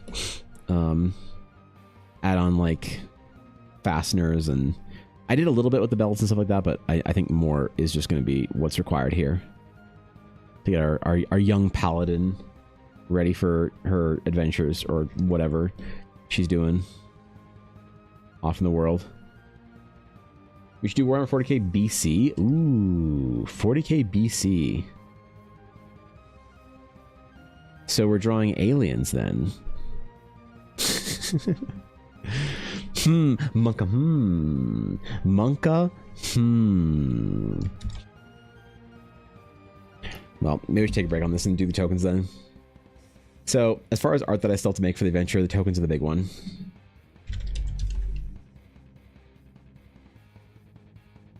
Wait, what? Where's the tokens?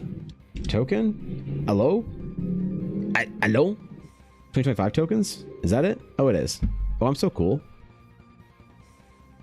Oh yeah, we've got all these little bastards. And what was this? That's Ella for side reference. We got tokens to make. I forgot about that. I gotta pick my favorites of these for the abyssals. Shit, that we need to do this literally today. I forgore. You know, I haven't done a token in a long time, and I'm a little bit nervous about it, to be honest. I'm a little bit uncertain as to if it's gonna look good with my sort of new kind of like sketchy whatever bullshit style. See if it's decent. Maybe we'll do a token or two right now, and then we'll go back in and dive back in on the paladin for a little while. I got time today, man.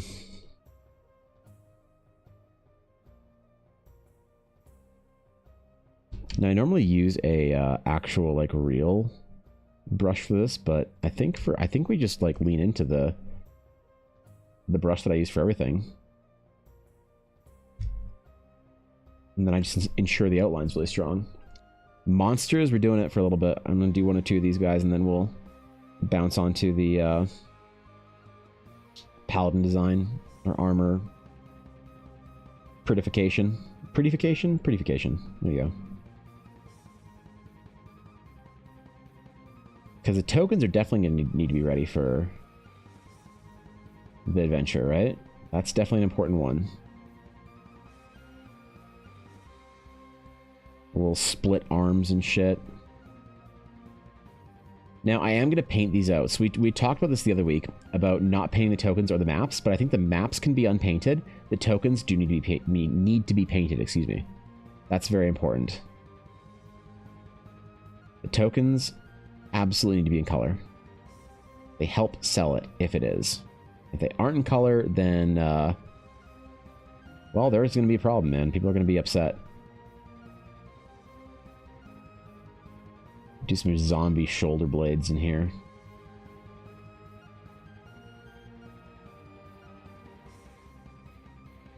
Yeah, it's gonna be the first tokens I've made in a long time, so I'm curious as to like what kind of, if I just sort of follow my heart on them and just like go with the flow process wise. I'm kind of like concerned they won't look good, but honestly, I probably don't need to overthink it too much. Probably just need to do the thing, draw the thing, do the art, make the shit, and hopefully the good patrons like them. I don't know. These gangly ass looking abyssals. Gross little gremlins. Average Genshin player. I'm kidding. God, I'm kidding. Chill, man. And then if I am going to do the airship combat and also the Horizon random combat encounter, I will need to, I think, also add in, where it's a good or bad thing, add in another set of tokens that are more monstrous and less like abyssal evil thingies.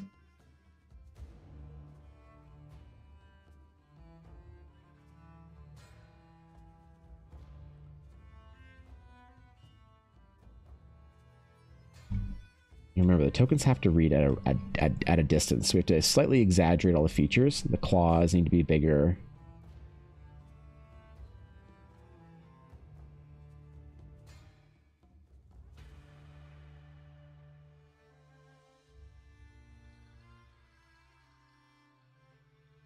You can see it at a distance. Always follow your heart unless it's just been ripped out by a VTuber, then sit and contemplate your failures. Oh no, the pyro pups. Oh no.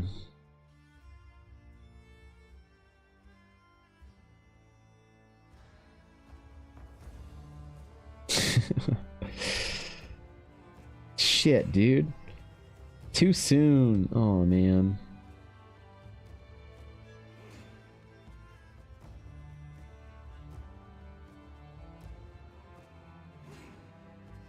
I literally do have an alert of Miniful saying she hates me, so I can relate.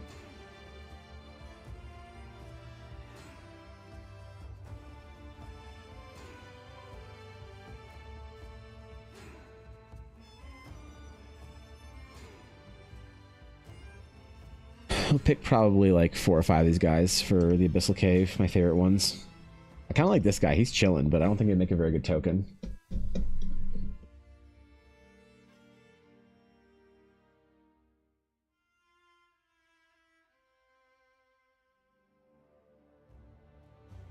I have to think hard about that. Which tokens make for good tokens? Wait. Yeah, wait, hold up. Told I should sell these on, where was it? What site was it? It wasn't DriveThruRPG, was it? Some other website where they had a market or whatever. I wonder if people actually want them, actually buy them, their games.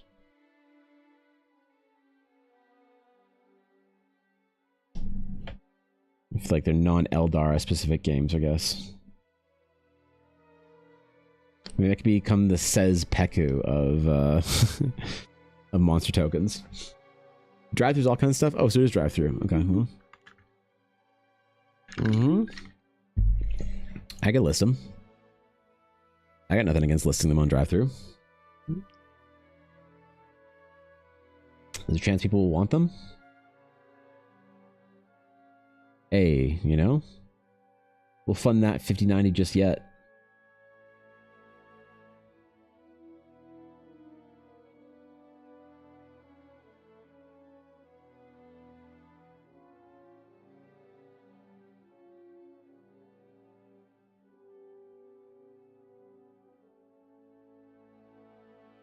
We'll get that 5090 in all due time.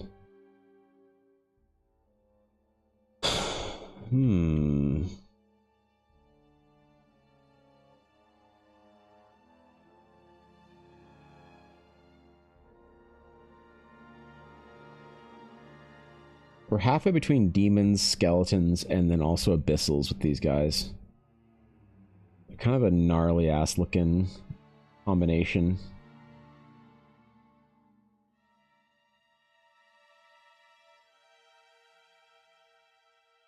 The vacant lifelessness of a skull.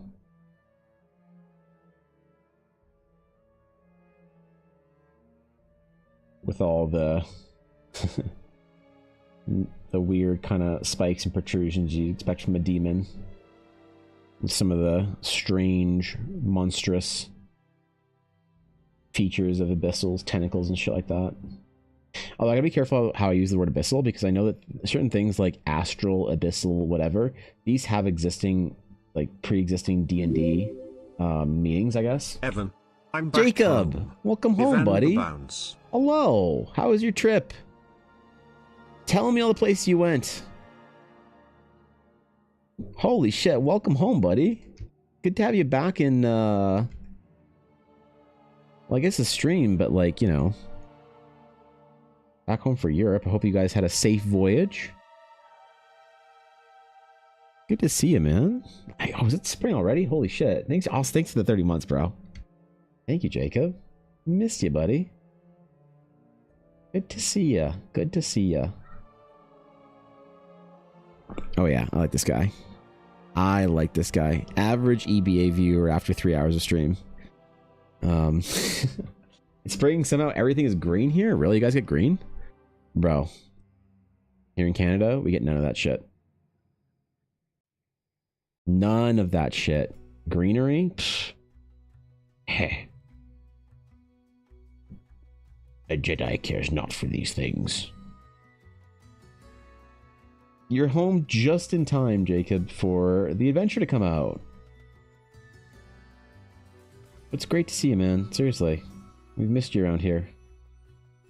The guild hall has been sprawling, growing, new friends, adventures had. Life going on.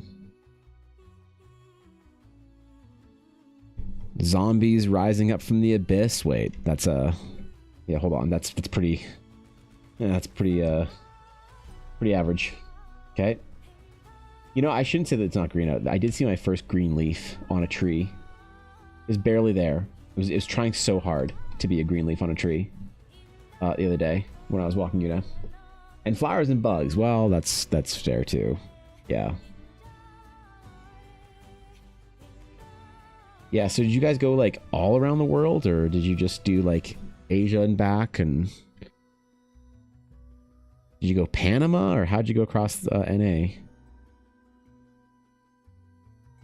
That's fucking awesome, man. Totally no glowing ooze in the basement. Okay, listen, Cass. How do we address the basement ooze? It's a good point, actually. We need to figure out a story for that one. So, yeah, I appreciate that. The orb turned. God damn it! No, the orbathon's over. The orb is officially gone. No one likes the orb anymore. The orb is last year's meme. Right, guys? Right? You guys are never milk an old meme, right? Yeah, okay, good. Nice. I'm glad you guys are done with the orb. Very exciting time right now here in the guild hall, Jacob. The 5-year anniversary stream is almost upon us. The adventure's almost out. The astronaut class is almost out. Been extremely busy. Hopefully there's some cool shit in the next week or so.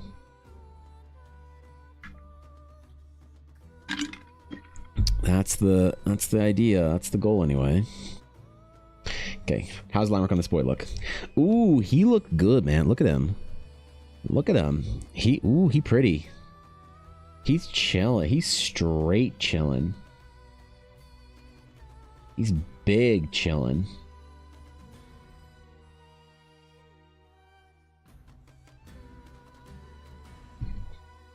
Let's see if Atari approves of an Abyssal 2.0 or whatever. So I'm sort of referencing an old token with him. Kind of referencing old tokens a little bit.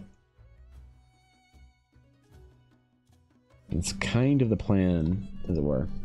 Rolled out on an airplane after saying hi to my parents. Opened my packages. Went to EBA. Obviously. We mean obviously. Oh, shoot. Yeah, that's probably pretty late, man. So you had to fly home from wherever you were. Damn, dude. That's so exciting, man. You get to go on these giant-ass trips. Around the world. Ship-bound. Seeing the rest of the crew safely to the destination. Delivering whatever things you guys are delivering there. Transporting whatever things y'all are transporting. Monka. Let's give him one extra finger. He deserves it, man. He's tried. This guy's been putting in overtime. He deserves the extra finger.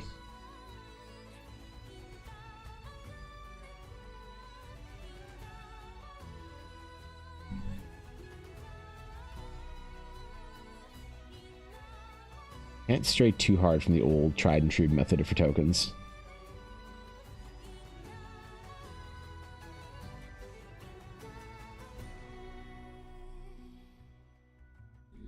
Visitors, What else do you like? How exciting. Yo, thank you for the raid. Welcome in, guys. Welcome in, Robbie. Hello, friends.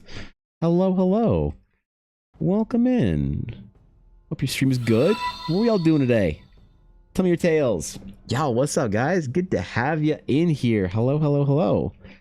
Last seen playing D&D. Ooh, what are we all doing? Wait, were you playing or world building or what was going on? Wait, hold up. I'm intrigued. I'm invested now. What's up, guys? Thanks for the follows. Welcome in. Yo, go drop a follow and show some love, guys. Welcome in, friends. You got here as I'm working on some tokens for my D&D adventure I'm actually putting out in beta next week. It's a very exciting time where I'm trying to do the last minute preparations for my adventure that I'm dropping to my Discord. So we are definitely in a world building mode right now and gameplay mode for D&D. Also, while I avoid doing this portrait of a paladin that I'm trying to figure out what to do about her ornamentation and her armor. So, how do you define a paladin visually?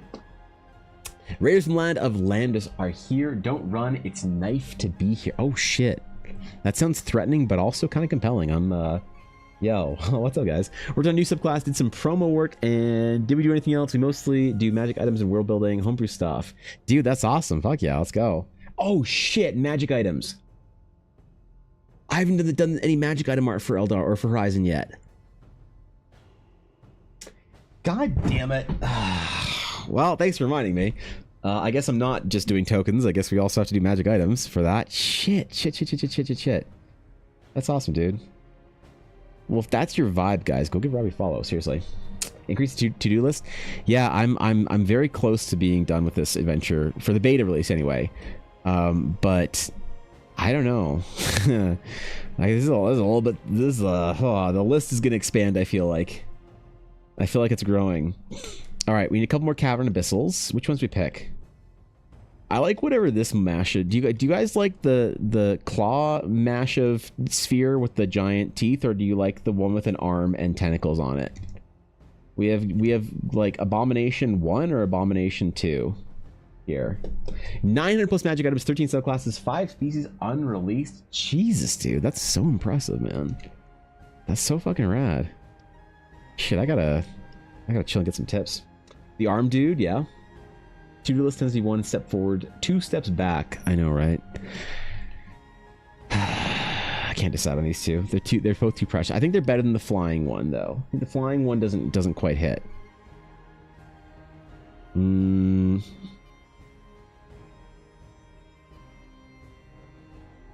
Laquatus champion, discount budget bin guy. We could do the big Eldari guy right now if we wanted to.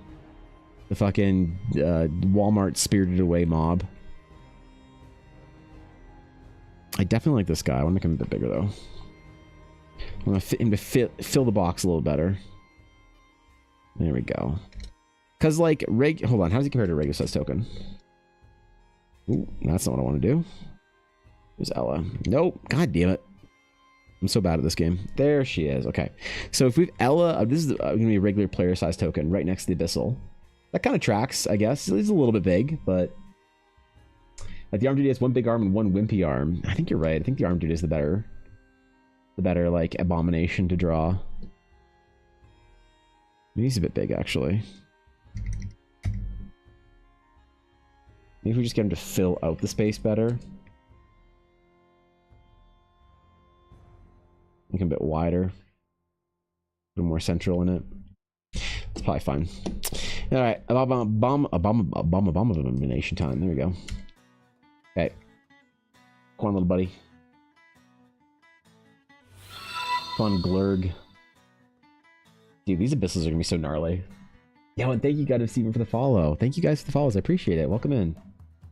Welcome in, everybody. Honored to have you. A little spider thing, but depends on the vibes you're going for. Yeah, I guess, right?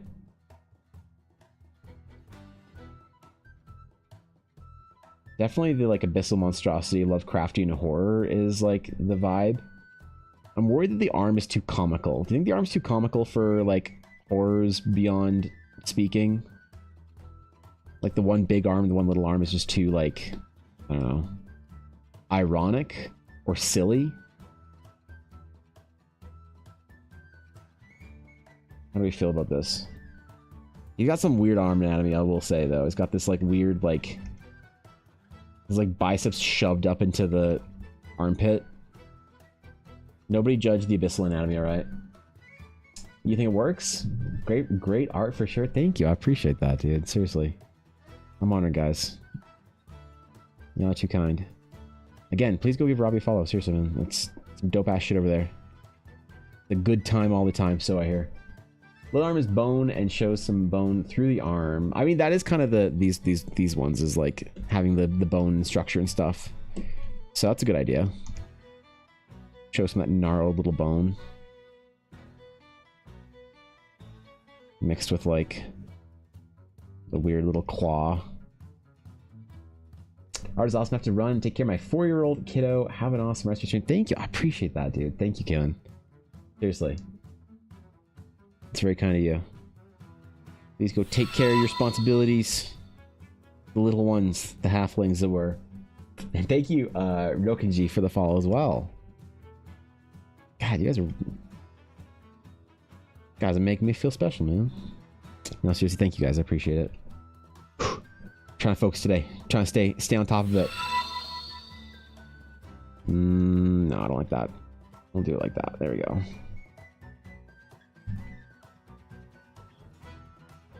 I don't want to over render anything here because it does need to be viewed at like a distance, right, on the map. Was it Beats or Arcane is just to be right here? The ADHD claims and knowledge? Well, I'm honored, dude. Seriously. I'm always honored by homebrewers, world builders. I'm like neck deep in trying to finish my class right now, and it's so brutal. Doing subclasses and full classes and stuff is just such a pain in the ass. I have like I'm working on layout already on it. Like it breaks some minds here, knowing what you can do with Photoshop. Where's the class layout? So we're almost done, I think, with the Astral Knight class. We've got it all laid out. We're almost there. We're almost good. I got the sections that are missing in here.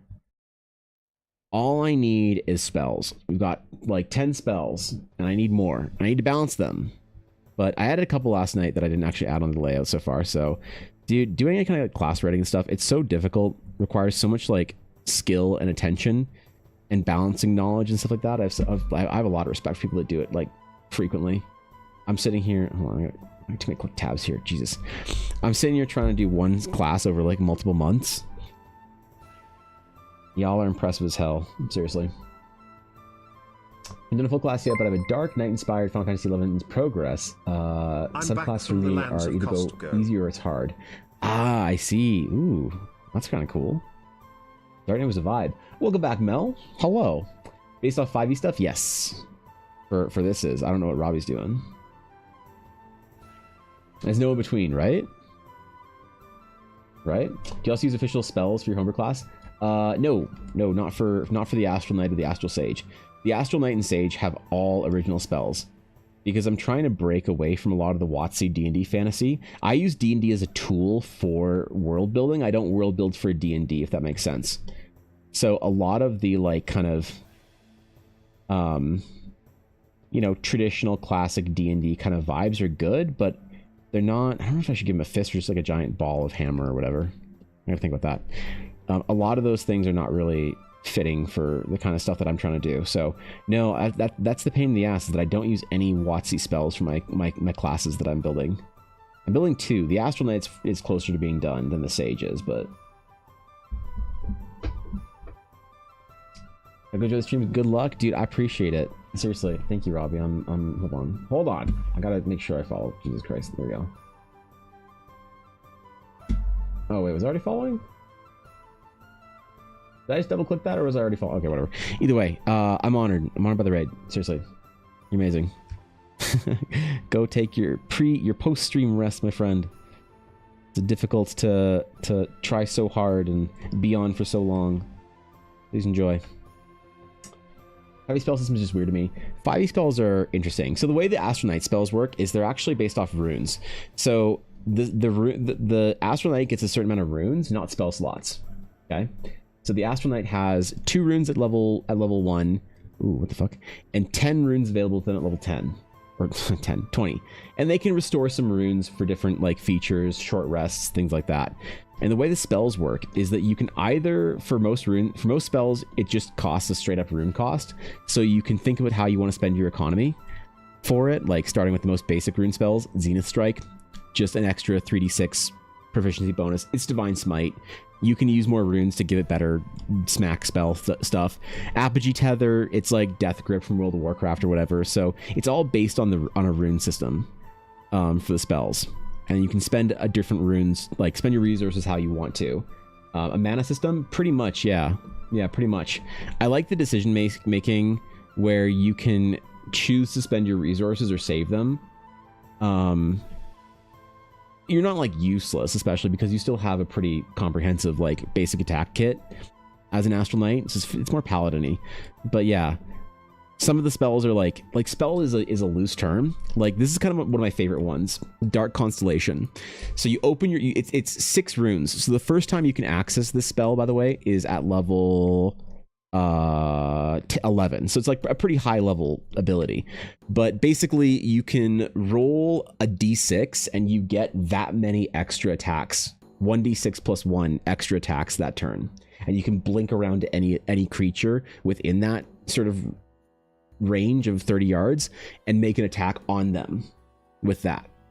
So it's like, do you want to, if you're an 11th level Astral Knight, do you want to spend all your resources on that one spell? Do you want to empty your mana bar, I guess it is, on that one spell? And trying to scale and balance this has been an absolute pain in the ass. Trying to figure out how much damage to do at what levels, and also how much are you sort of like using your resources and whatever else. It's tough, man. It's really tough. So doing full like new spell lists and stuff is like really a big challenge, but I think it'll be okay.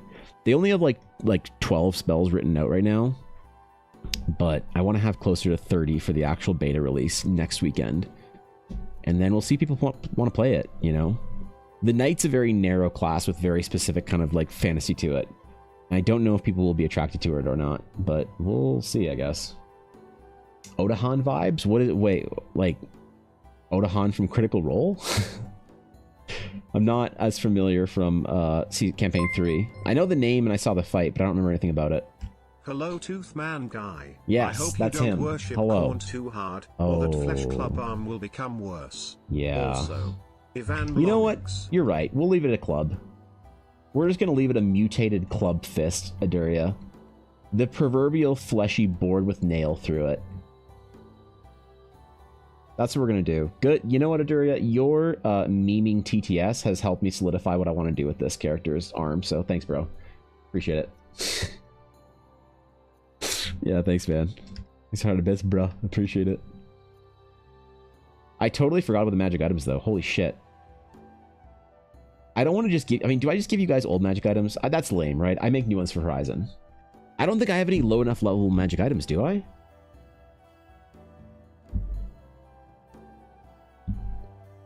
Do I?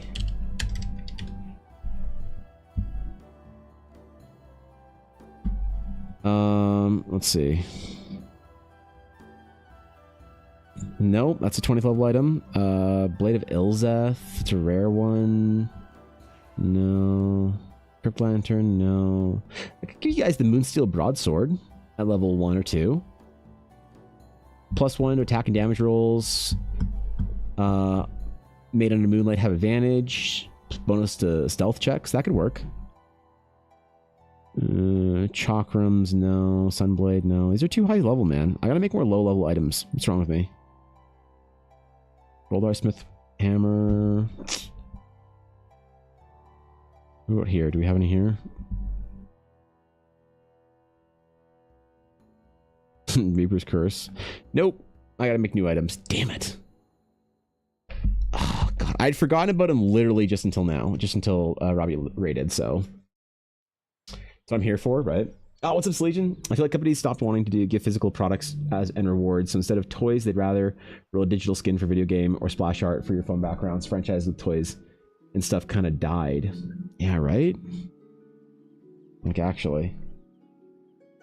True and real with wisdom applied.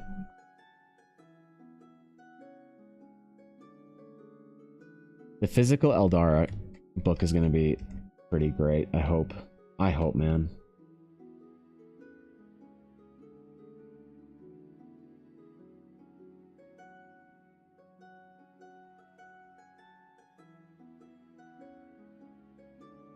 I wonder what about his mouth.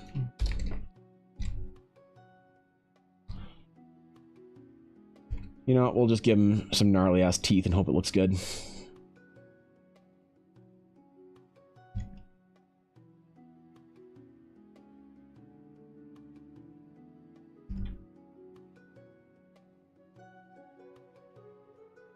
Movable, opposable teeth. Wait, hold up. What's up, Bomber? Good to see you. Physical book, where can I pre-order? So the idea for the physical kind of like Realms of Eldar adventure, Jacob, is it'll be available for... Okay, physical stuff that I'm doing for Eldara. So first things first, there's going to be a physical copy of the adventure eventually. That's going to be a very like kind of indie, like I'm going to have it made somewhere very inexpensively. It's going to be very accessible. It's not going to be anything crazy or hardcover, whatever, rune bound. It's going to be pretty like chill physical copy for Horizon. Horizon's designed as a proof of concept so that I can run a Kickstarter for a formal adventure that's much larger later in the year. And so people can get a sense of what it would look like and see Horizon and say either, wow, Evan looks like he can write an adventure, or this guy doesn't know what he's doing. I don't ever want to buy an adventure from him. And that will have a more comprehensive physical copy if I can figure it out how to do that.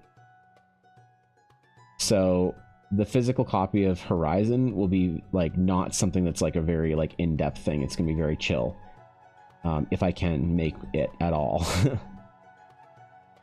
Get it printed on some print-on-demand service or whatever, and just relax and just chill.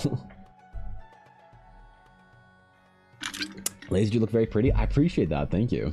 I'm taking a break from drawing this paladin right now because I'm just trying to figure out what to do about her armor. So we're doing a little token or two while I attempt to contemplate armor right now, I guess. So we're just drawing a little gremlin goblinoid here. Our abyssal friend.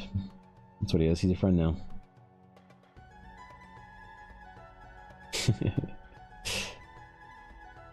Yeah, that paladin's a commission that I'm working on right now for somebody, so hopefully I can figure it out today because I want to move on to painting her, so. But yeah, sorry, the physical copy. I'm also going to do a couple of collector's editions of Horizon. I never thought going to Costco and playing hooky from work would be amazing. Was it? Costco is not chaos on a normal Wednesday, lol. No, Ella and I, if we're going to go to Costco, we go on the mornings. We used to when I was off on Monday mornings, and I didn't stream Mondays. We'd go to Costco on Monday mornings. It was great. Now, if we Costco, we have to go on the weekend morning, which sucks, but... No, it's sick, Mel. Yeah, dude. Let's go. I Pepsi your Amazon logo to Paladin armor for extra ad revenue. That's right. Let's get that in there. Hashtag sponsored. But the collector's edition I'm going to do a couple of copies of it. It's going to be prohibitively expensive because it's all going to be with the fine art print paper that I do. And it's going to be only a thing I do for myself as a dumb little fun project. And I'm only going to make about 5 of them. Unless there's a desire for multiple people to actually get one, I'm going to make about 5. I'm going to give a couple away to people who have been supporting the adventure and helping me build it and whatnot. And then I'm going to have like 1 or 2 in the chamber to Sadly, sale. I do have to boogie as I have my live stream in an hour. Aw, man. I will bug you all tomorrow. Good luck, Mel. Peace out, girl, boy, and they scouts. What's up, dude? See you all tomorrow, smile. I'll see you then. Have a good stream, bro. I'll catch you later. Enjoy. Yeah, I like this guy. He's cool. I kind of want to give him like 1 eye.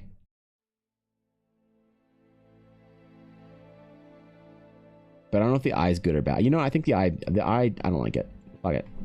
Never mind. Never mind. Easy call. But yeah, the physical collector's edition is going to be a dumb thing I do for myself. And I'm going to make physical prints of everything on my like big fine art fancy print paper. And make physical versions of the tokens, which I never do. Physical versions of the magic items. And it's going to be dumb, and I don't think anybody will want one besides those who I'm kind of giving it to as a little thank you. And it's gonna be very, very expensive for me to make because I'm gonna have to invest a lot in the paper and shit like that to it. That many like copies of like the full sort of like resolution, large fine prints, gallery grade prints. I don't like. I legit like you guys might not understand the levels of. I don't think this is gonna be worth it. I think it would cost like $300 for this fucking thing, probably like $200 in supplies and materials. And time, I have no idea. So no, this isn't gonna be like the collector's edition isn't gonna be a thing that I'm like really like doing anything with. It's gonna be a dumb idea.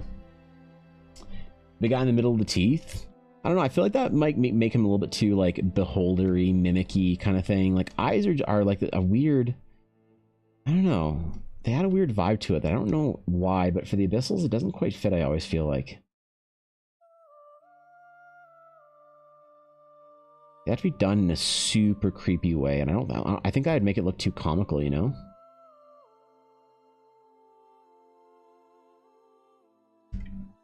That kind of concern about it.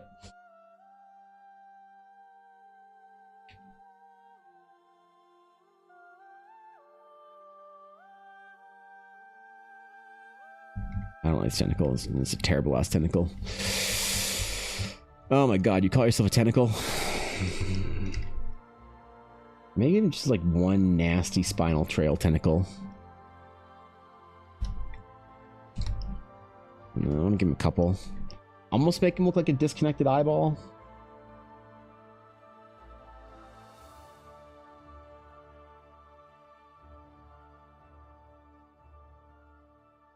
Kind of. Nasty little bastard right there. They're supposed to be nasty. They're little abyssals. They're mutated whatever creatures and things from the abyss.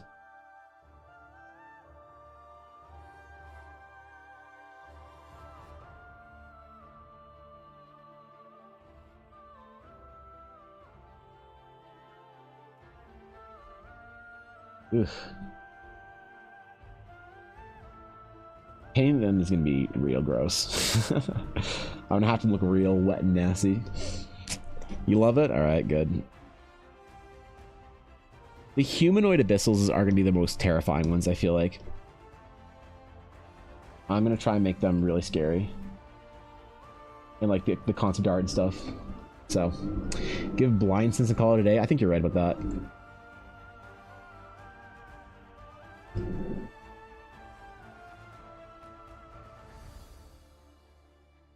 Yeah, it's definitely the play.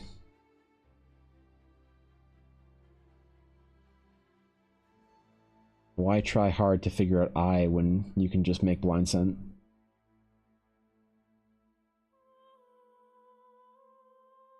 Gross ass little bastard.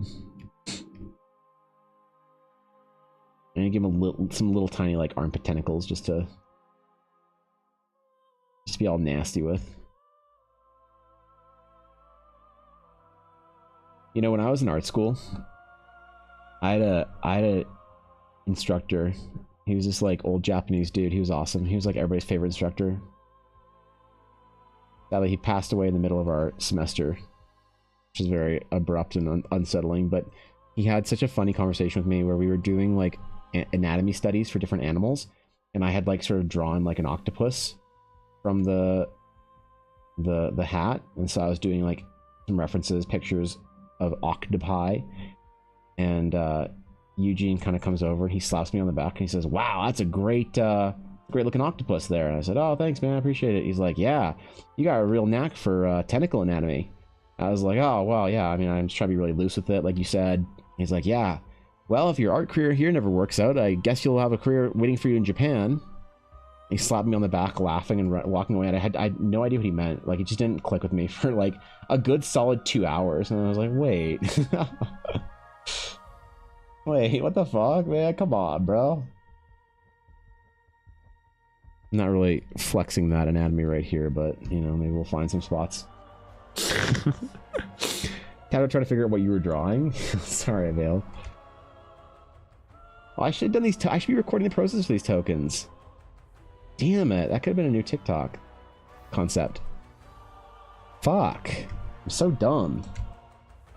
I still have the process for the paladin being recorded. Shit.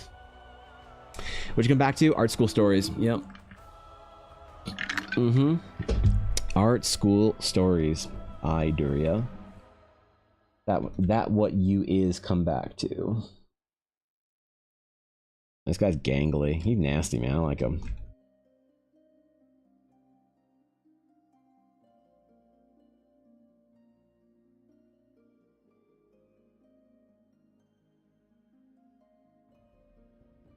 All about the compression of the tentacle.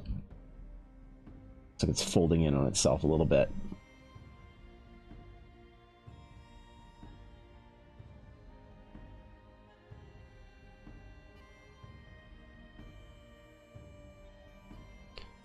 That gross little thing.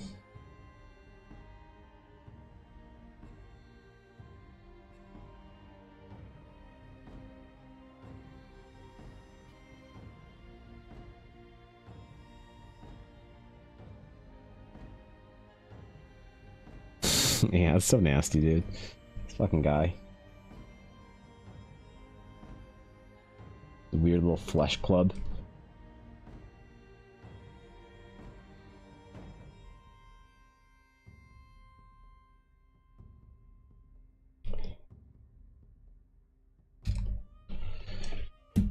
Okay, give me a sec.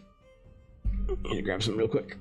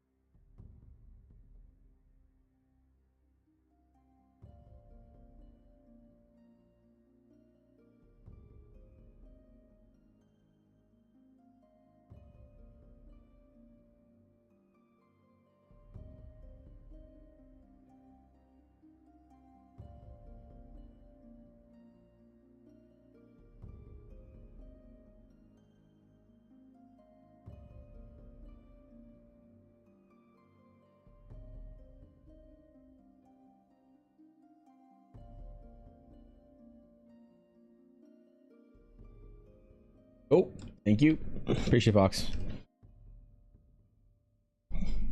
I gotta get a new stream deck, man. This little mute button's kind of sticky. I don't know why. It's like this. If you ever have a stream deck, you know they made this weird, like kind of like rubbery type material. It's like weird. It's like not quite plastic. It's not quite. I don't know how to describe it. But you like, it's like the button is like soft. You like push the button, and if you don't hit it right in the middle, it doesn't actually do the thing. Anyway, all I was doing was bitching about how I didn't actually do the magic item. I want it to be ready for GameCon and ArtCon in a couple weeks. Or a month, I guess. I think it's doable.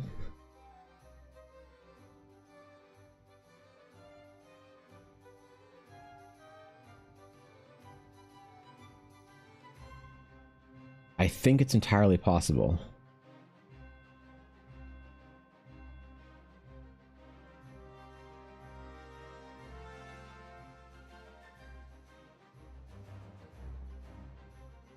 I'm moving this guy forward.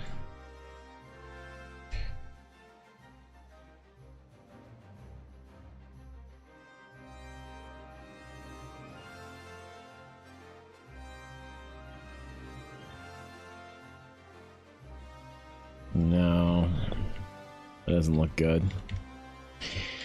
No, our homeboy here needs to be walking, leaning back.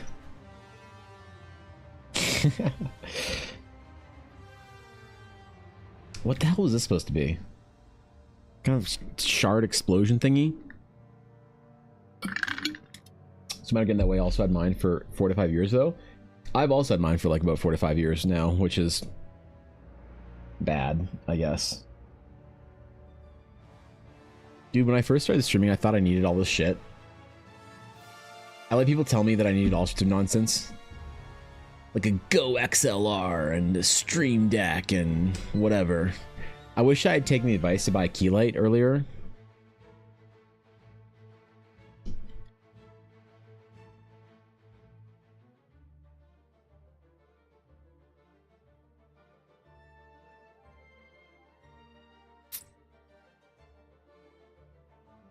What are my old tokens, my old abyssals? What do I do for those guys? Advice for growing your channel, it's mostly outside of social media. Advice for growing your channel, is it mostly outside social media? It's a lot of it's like outside social media. That's definitely, you know, that's definitely true. Advice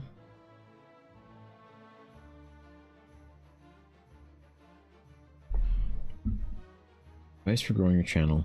Art streams are tough, right? Art streams are really difficult. Because the art category very specifically has things they like and things they don't. And sometimes thinking about your thumbnail is very important, which is kind of sucks. Where's my abyssals at?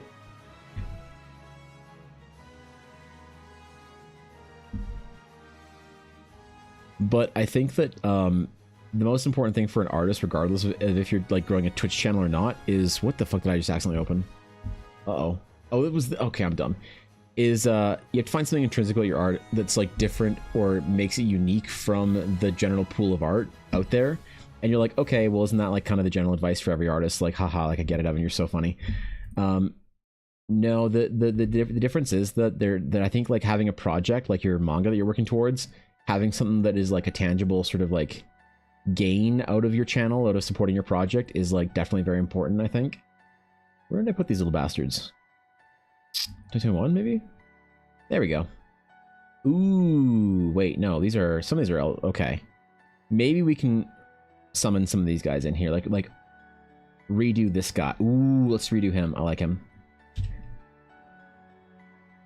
Love that. It's the kind of thing that wards you against like Fiverr. It'll also ward you against AI. It'll also make your stream somewhat more interesting to watch outside of it.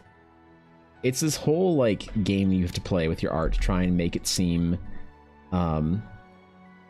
unique enough that people want to pay attention to. And you can either do that by being unbelievably and just raw ability, or you can do that by having a story for your art. A really good one I never used because it stopped doing cam, but the light is adjustable with tone and brightness. Can send you a link later. It was relatively cheap. Yeah, I mean, sure. Fuck yeah. I have a key light right now. This is my stream where it used to be before. Big difference, right? But I kind of want a second one for up here. I think I want one to like sort of combat some of the shadows I have that I don't love. But realistically, I think that the biggest thing for growing your art and growing your sort of the brand that is you is the outside external work that you post. It's really important, man. Since I started posting daily on Instagram, it's been quite the like this represents. Oh, please don't be booba. Please, Instagram. Wait, Instagram's too risky to open on stream. Oh no, it's fine. That's just some AI bullshit.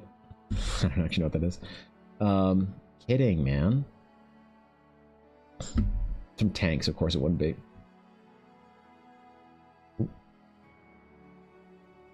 The biggest and most important thing for outside social media is, I think, just trying to double dip your time as much as you can. So every single time I have a short form video, I'm trying my absolute hardest to bring something that I'm doing from stream into short form. Sometimes making multiple videos out of one piece of art process and then reusing old art. It really does suck that if you're just going live on Twitch and just like trying to grow a channel like that, it's going to be really slow. People aren't going to know where to find you. Your thumbnails aren't going to be interesting enough. People aren't going to get to know you. I hate that that's true, that you can't just like go live on Twitch and have good art and then just like, you know, have fun and grow. It really is about kind of double dipping and learning how to record your process and make a story out of it. And that's part of the way that I kind of make a story out of my work, is by either having the Eldara project, or even if I'm doing commissions, creating and talking about stories like through them, trying to build a narrative in there. Because ultimately, at the end of the day, the thing that artists don't want to hear is it actually kind of doesn't matter how good you are. Which like sucks or is awesome depending on how you look at it. It's like mostly I think about the narrative around your work. Whether that's like a good thing or not, I don't know. But I don't think that a lot of views come from a piece of art being good. A lot of views or attention on your work. I mean, like you can see almost the moment that I started posting videos, that I started doing voiceovers for them. And then the moment that I started doing like what's it called? Text and captions on your videos was like right here. It was like bam. Boom. Go from the hundreds to the thousands. So really having a mastery of double dipping your content, of being able to make art for your stream, use it for social media, whatever else. I think that's like the biggest thing that you can do for your channel. Have a project, have a story. Build some sort of value. What the fuck? Why is this? Okay, never mind. We're good. You're afraid of Instagram? Why are you afraid of Instagram for? What's there to be scared of Instagram? Instagram's fine, dude. Dude, I post the same video to Instagram, TikTok, and YouTube every single day. It's just a short form site. It's not. What's there to be scared about Instagram? It sounds like it awesomely sucks, you know. Yeah, good to see you, Clockwork. Yeah. It like part of the problem is that there is like a general kind of workload that's required, which really blows.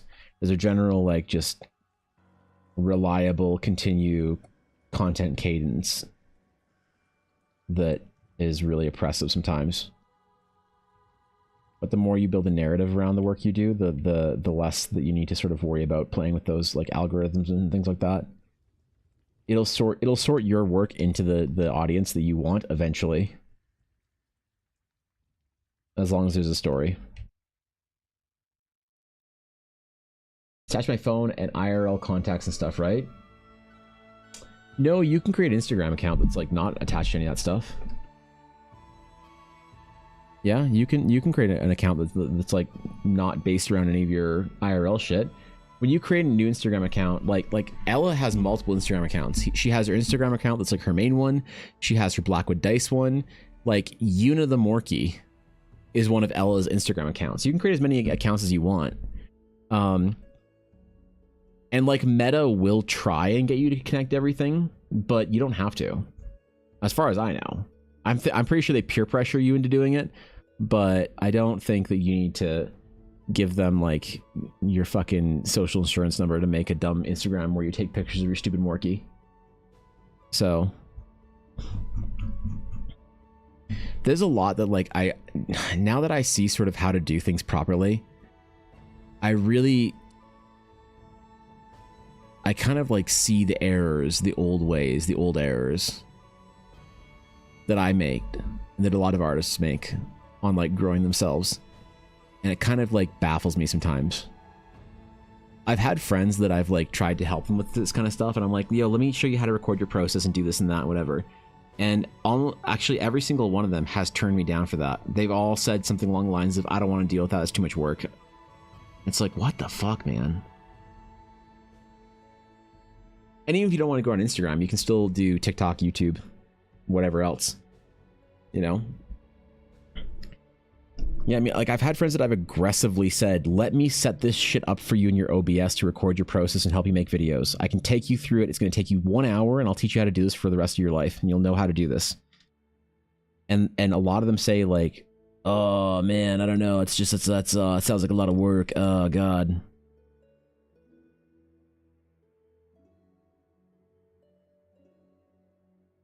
Like, fuck, man.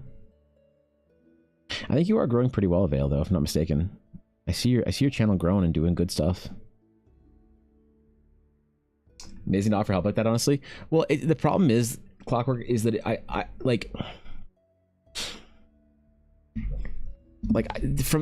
from not doing a very casual kind of like thing that I do on my Instagram to doing a very casual thing I do on my Instagram, I've grown by about 8,700 followers in 2 months. Like I mean it. Like from before doing this shit and posting reels and stuff, this year I started Instagram at about 500 followers, and I started posting in February. And so from February till now, it's been almost 9,000 people that showed up. I grew a TikTok from 0 to 6,500, I think, in that time. I think my YouTube's about 7,000. Like that's what I mean. Like it's so frustrating to think that I spent 5 years not like, dude, the amount of commission requests I got a week last year was probably between 0 and 1 for most of the year. The amount of commission requests I've had in the last 2 months has been probably 15 to 30 per week, just by making myself visible on the internet. It's just like, oh my god, man. It's so unbelievably easy that it frustrates me when I see another artist, like, especially one that I know that they, not that I'm saying this is not a Veil I'm talking about, but another artist say like, man, I'm really having trouble with this, I'm not getting work, I'm struggling and whatever. I'm like, let me show you how to do this. And they're like, oh man, I have to like add a thing onto OBS. Like, oh god, oh come on, man. Like, really? I can't just like go live on Twitch like once every 3 days and just get partner? What? Ah, man. It's so annoying, man. It's so frustrating to watch. Can OBS record as you use it? Was exploring the options to record my drawing process. Yep. You can record it in multiple different ways.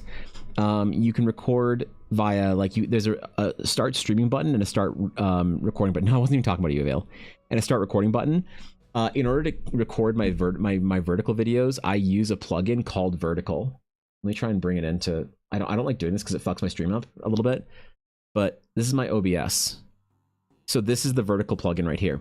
So I have an area of my screen, of my main monitor, that is recording this piece of art, or like a second Photoshop window. So you can make another Photoshop window and size it however you want, and everything you do in one Photoshop window will translate over to the other Photoshop window. It just won't zoom around on it. So that's how I record all the process videos for everything I do. That's why I draw most of my characters and stuff in vertical, so I can record an entire process video here.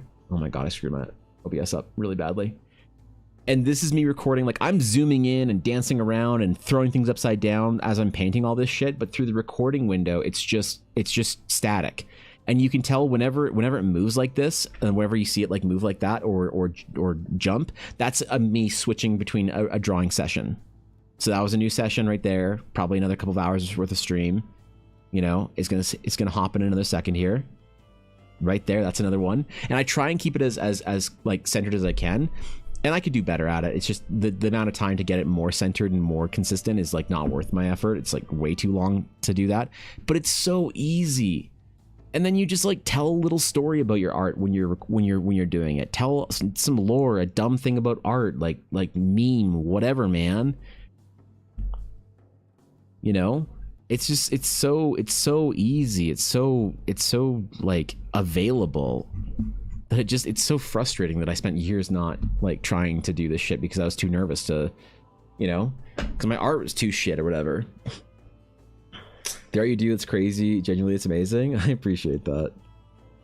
Right? Tooling on leather strap. Ooh, that's not a bad idea.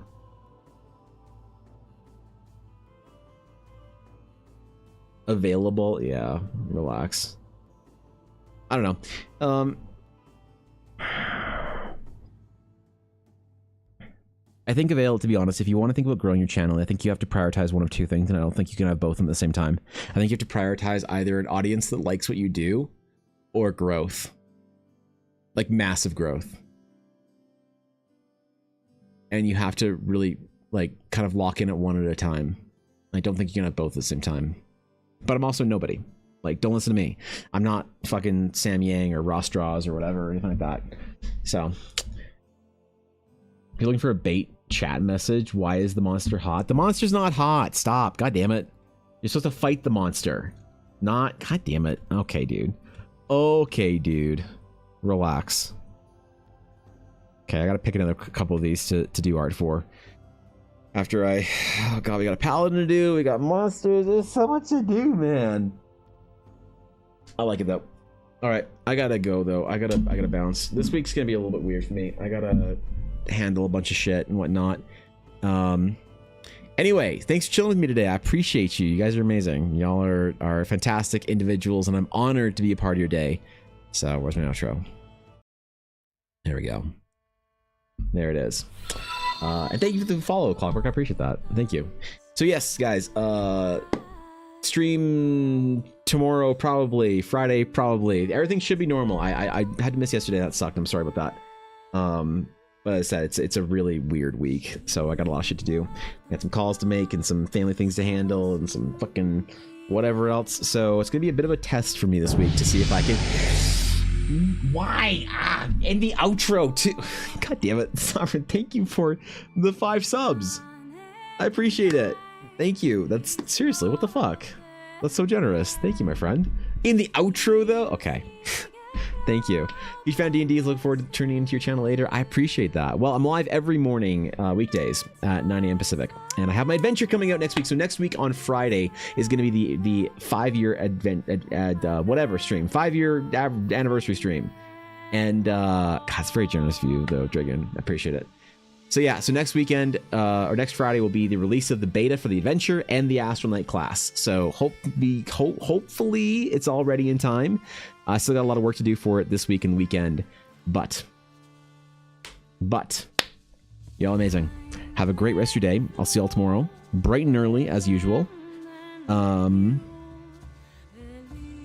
Okay, I don't know. Until next time, my friends. Until next time, take care of yourselves and farewell.